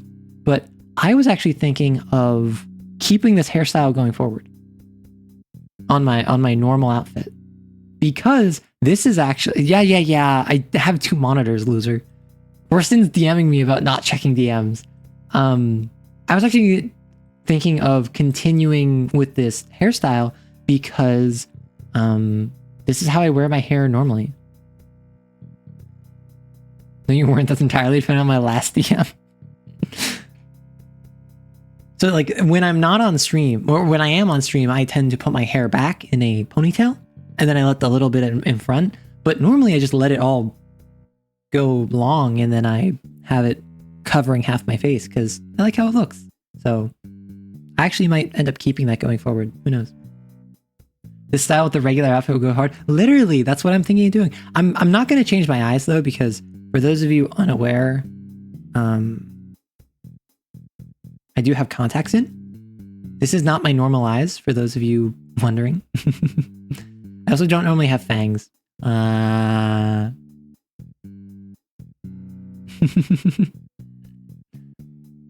Imagine having color contacts. Yeah, well, I spent most of Halloween afternoon putting this together. I love the hair, it's so flowy. Thank you, I fought with my hair. Oh my gosh, last night I was struggling with my hair because like a little bit of my hair was like clipping with my eye. Like there was some weird bit where there's overlap. So I had to like fight with that. And then I eventually just changed the front style of my hair. You might notice that if you look at my video from the other day or my stream from the other day, my hair is more like uniform now. It's more like consistently to the right, whereas before it was a little bit more messy, like a little bit more frayed. I actually prefer this look, just personally, but also this got rid of the problem. So keep this outfit and be a vampire streamer, vampire writer for real. Oh my gosh. I mean, I'm not a vampire. These are costume fangs and a contact lens, and like I did get actually these are the same boots that I wear with my normal outfit. So I got the chance to utilize them for both my costume and my normal, oh my gosh, and my normal outfit. But yeah, I figured like I could keep my general color scheme while getting a bit spooky. I was talking about Vampire the Masquerade, so I figured I'd dress up like a vampire. That's super easy. That's just what I want you to think. That's what a vampire would say. My chat doesn't trust anyone. I love it. Well, yeah, Rurston, your eyes might be naturally purple, but mine are not naturally reptilian. Like,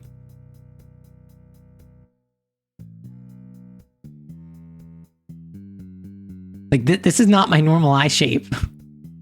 If you want to see my normal eye shape, I can just swap over to my other model, but you literally point a gun at us for a condition not trust you, and I love that. Although I did have like a half an hour long section of the stream where it was just my chat constantly being like, oh my gosh, you're so cute, you're so adorable, blah, blah, blah. And I was just like, all right, the gun's sticking out.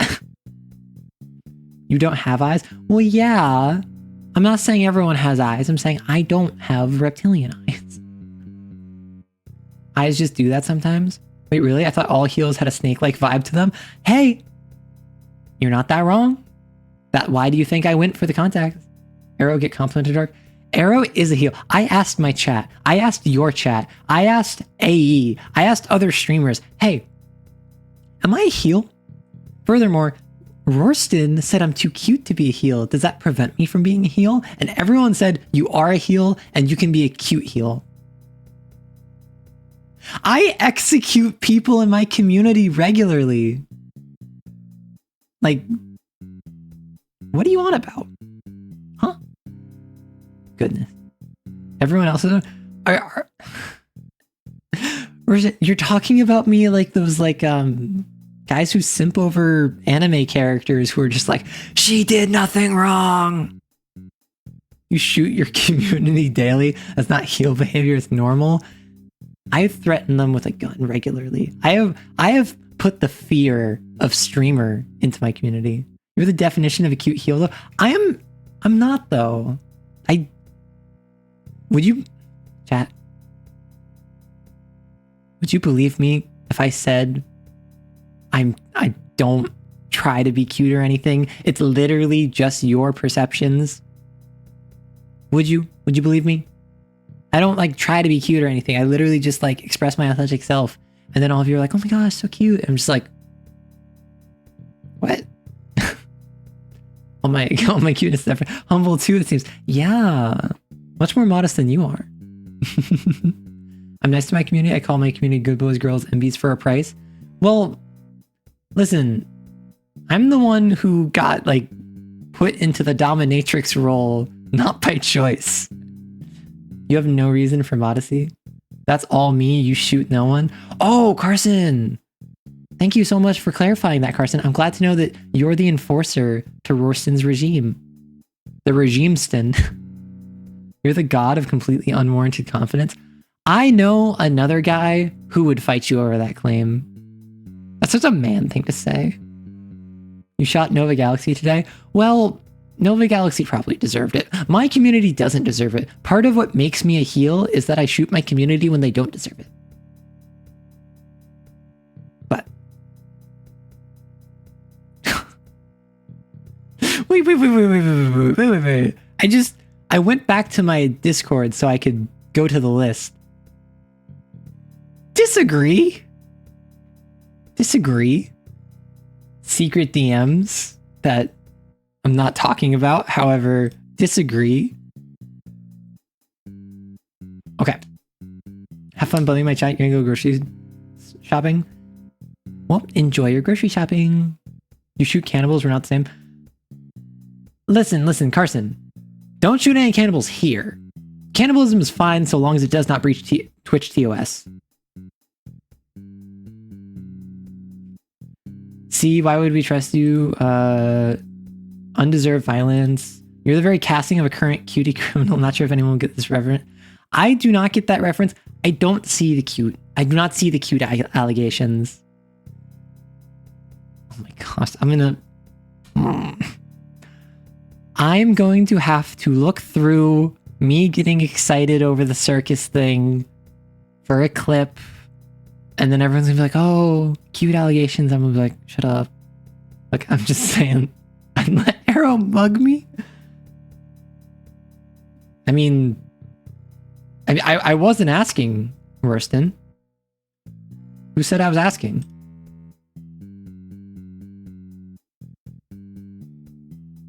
Oh, wait. Like, this is not a request, Rorston. This is a demand. Are we not voting the cute allegations? Reference to the modern Major General song? Oh, I'm a modern Major General. A current cutie criminal. I see. I get the cadence. I really... So am I allowed to request? What is your request, Rorston? Going through the stage of grief denials first. I literally don't see it though. Maybe it's because I'm me. Can we raid Neko tonight so I don't have to open it to... No, I was literally going to raid Neko. I just wanted to run through the faction posting real quick. So the Union has put forward they want weekly schedule posting, which I already do. But like, I'll probably talk about this more in Discord. I'm just giving the rundown right now. Announce shorts going up as well. Maybe a shorts notification roll. That's valid. Like, I don't really announce my shorts at all, but I probably should. I just didn't want to spam people. Outtake videos or bloopers. Ugh. They're not funny though. They're just embarrassing. Get a Patreon, which is like... Oh, actually, let me do something real quick. Oh. Local storage. Just chatting.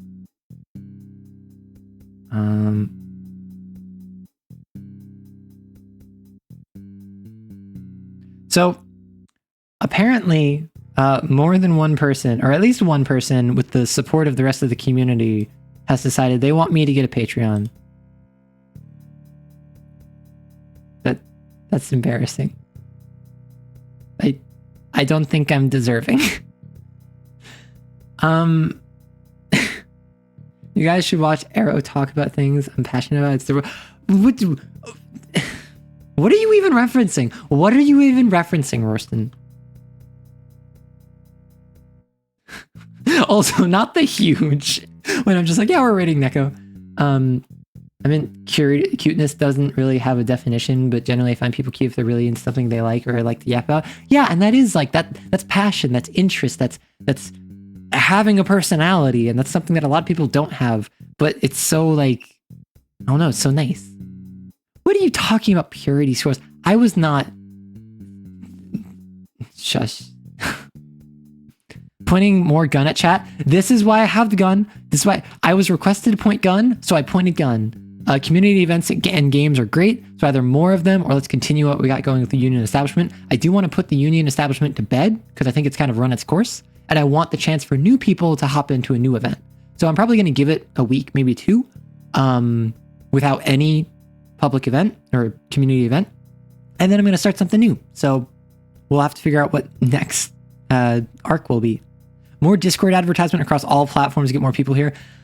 Yeah, I'm kind of trying, but I'm embarrassed. I don't want to be like, hey, join my Discord, taps fingers together. I seemed pretty invested. I was invested in listening to you talk for like 3 hours. Well, you have a lovely personality, Art. Well, thank you.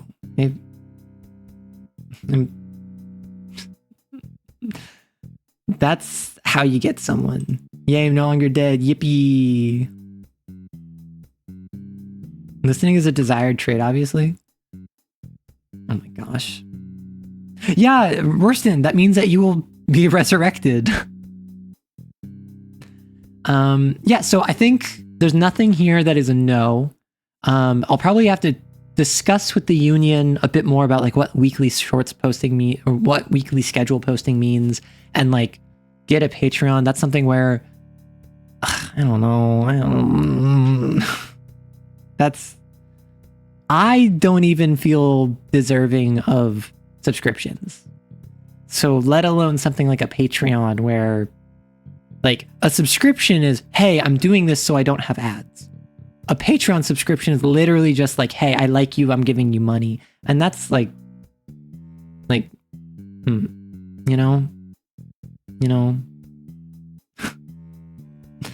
Okay, however, I think it's time that we go raid out Neko. It's been an absolute pleasure of a stream.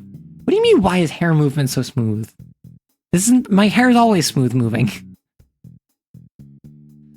If you like, I can run through the model with you some more later, Rorston, when we go over voice directing.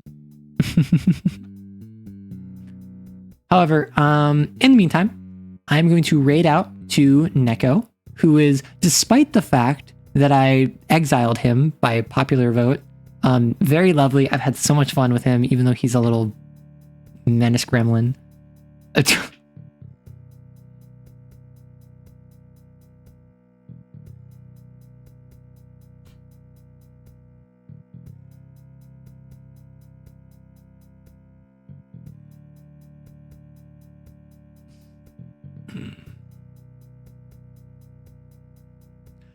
I'm gonna raid out.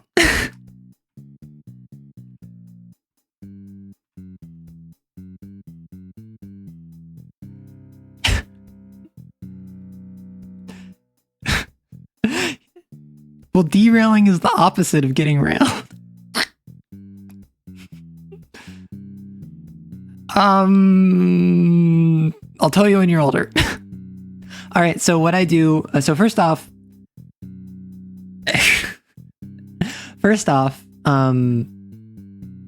raid message. No, that was not Riz. That was embarrassment. That was cringe. You just posted cringe in May and Rorston.